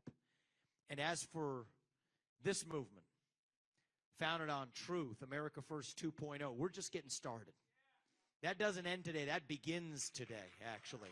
So we're just getting warmed up. Apoorva and I, we're not going anywhere. We are in this for the future of our country. We've lived the phase of our life. This country has allowed us to live an American dream that my parents, who were here with us earlier helping take care of our little boys, they never imagined when they came to this country 40 years ago. Yet now we have lived an American dream that we want to pass on to these kids and their generation. And so the phase of our life where we were getting ahead for ourselves, making a good life for our family, this country's already given us that. This next chapter of our life and the next chapter of our journey and the next few years and even the rest of this year is about giving back to this country to create a country that I am worried for. But if we all do our part, and I've been asking that of you at every step of the way, asking patriots across this state and across this country to do their part, I promised you if you did your part, you have, that we will do ours. And we're going to do our part now going forward to make sure that America First lives on, to make sure that Donald Trump is successful as the next president of the United States, to make sure that it isn't some other puppet they trot out to make sure that they steal this country out from underneath us. We're not going to let that happen. We're going to take this movement to the next level. And I think after that, it's another 250 years and then some still left ahead of us. And if you all continue to join us in this journey, I'm going to ask you to do that. We're just getting warmed up. If you all do your part, and we're going to do ours, our best days as a nation still will as yet be ahead of us. So thank you guys for coming today. God bless you and your families, and may God bless our United States of America. Appreciate that, guys. Thank you. Thank you. Yes. Yes. Yes.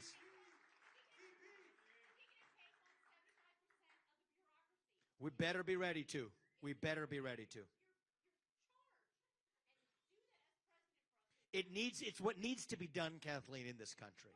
It's what needs to be done. We need to put an end. Everything that I stood for, I said to you this in the beginning of the race.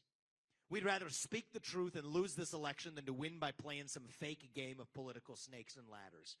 And so here's the thing about me. Whatever it is in the next phase that we do, I'm not going to be changing what I say to dance to any tune other than the one that's the best for this country.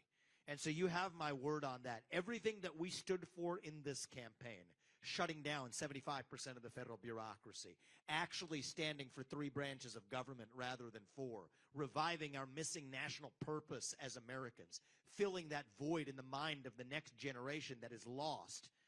We will continue on that journey and make sure we accomplish that in whatever best way we can. To be honest with you, the best way I could have done it is as your next president. That's why we made the choice we did for the last year. But that's not our choice. That doesn't belong to us. That belongs to the people of this country.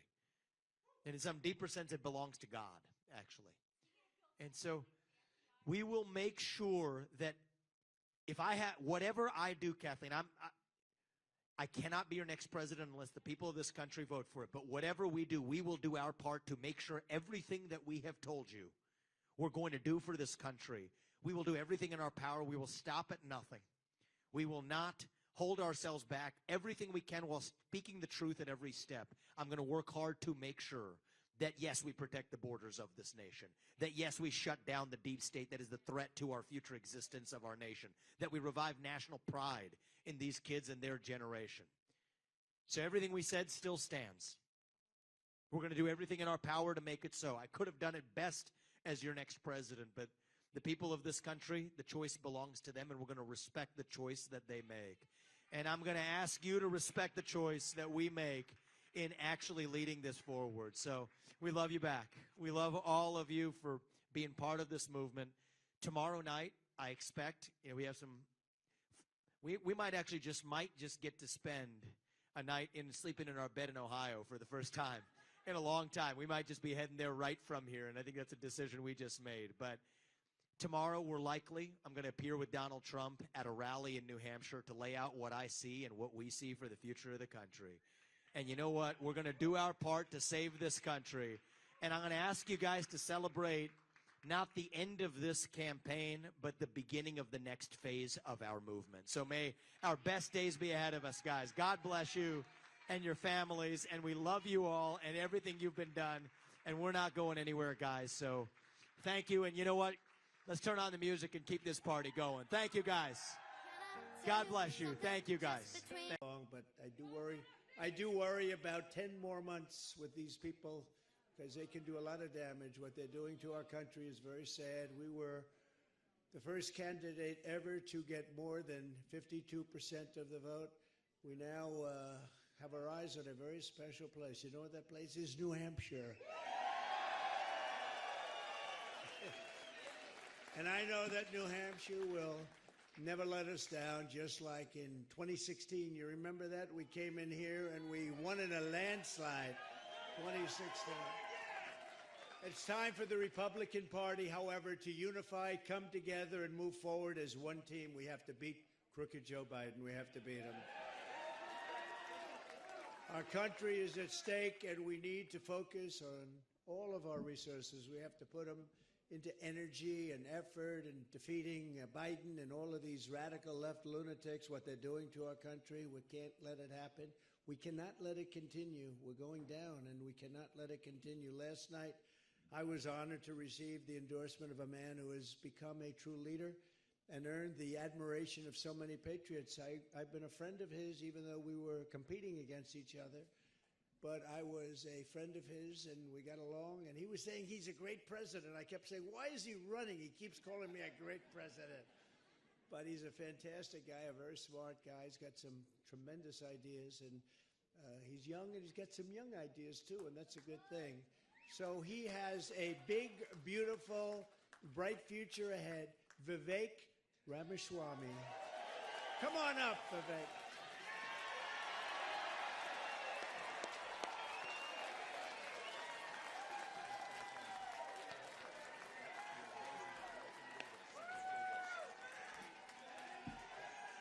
Let's do this, guys. It's good to see you. It's good to be back to New Hampshire. We miss you guys.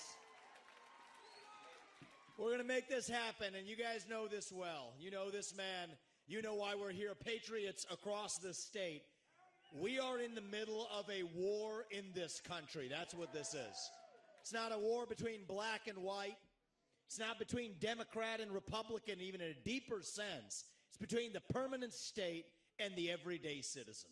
Between those of us who love the United States of America and a fringe minority who hates this country and what we stand for. And right now we need a commander-in-chief who will lead us to victory in this war. That's what we need in this country. You got to know you're in a war to win one. You can't win one if you're asleep at the switch, have your head stuck in the sand like most Republicans. And I think that's going to require somebody who isn't bought and paid for, a businessman, not a politician. Anybody heard of that? And that's why I was in this race, but I'll tell you, the people of Iowa spoke loud and clear last night, and I'm a big believer that we, the people, create a government that is accountable to us, not the other way around.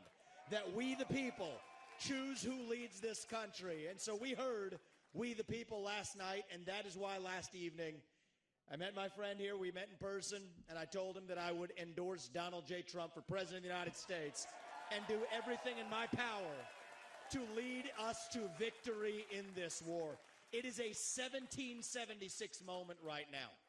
That's where we live right now. And you want to know, what does it mean to be a Republican today? It means we believe in the ideals of 1776.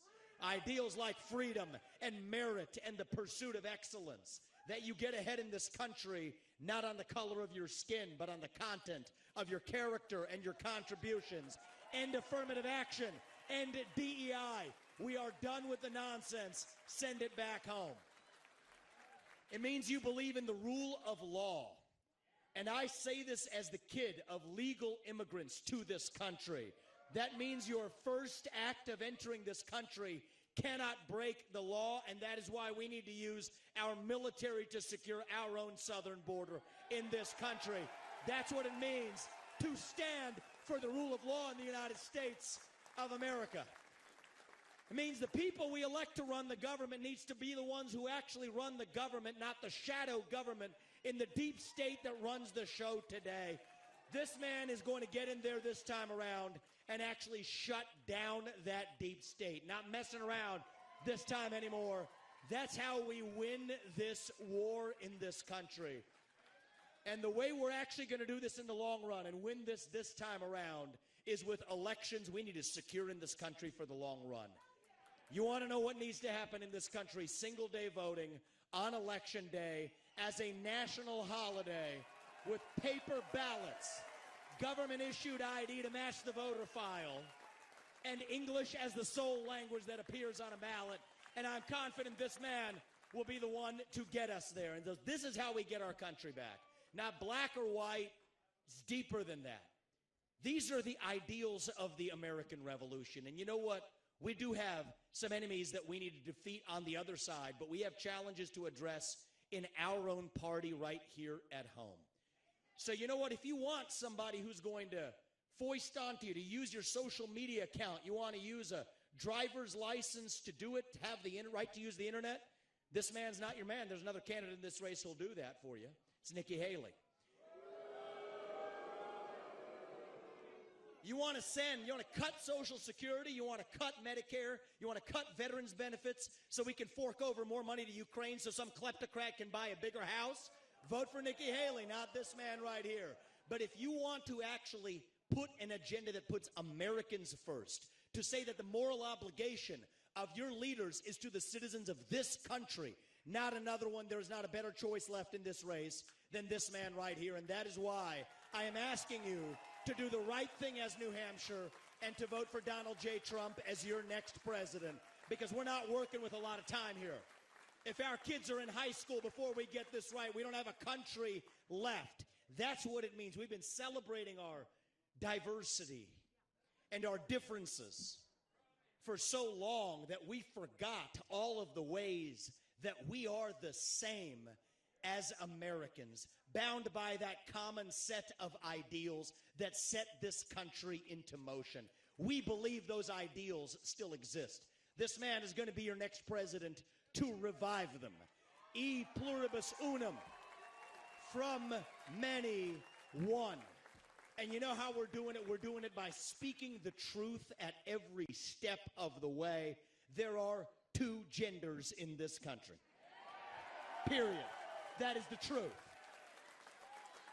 Fossil fuels are a requirement for human prosperity. Drill, frack, burn coal, embrace nuclear energy. Reverse racism is racism. An open border is not a border. Parents determine the education of their children. The nuclear family is the greatest form of governance known to mankind. Capitalism lifts us up from poverty. There are 3 branches of government in the United States, not 4. And the U.S. Constitution is the strongest and greatest guarantor of freedom in human history. That is the truth. We fight for the truth. We stand up for the truth. That is what won us the American Revolution. That is what reunited us after the Civil War. That is what won us 2 world wars and the Cold War. That is what still gives hope to the free world. And if we can revive that dream over group identity and victimhood and grievance, then nobody in the world, not a nation, not a corporation, not a virus, not China, is going to defeat us. That is what American exceptionalism is all about. That is what we are going to revive to, yes, make America great again. Vote for this man right here in the New Hampshire primary. God bless you and your families, and may God bless our United States of America. Thank you, New Hampshire. It's good to see you guys. We're coming back and winning this in a landslide. We will not stop until we get this job done. Thank you all. God bless you and your families.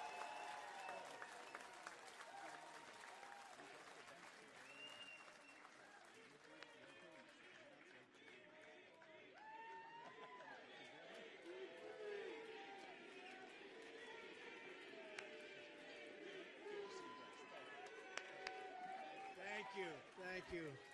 Wow, how was that? Pretty good, right? That was pretty good, and he's a fantastic guy, and he's really, he's got something that's very special because he started off with a Zippo, and he ended up very strong. He did a great job. I was actually surprised when he called because he was doing well.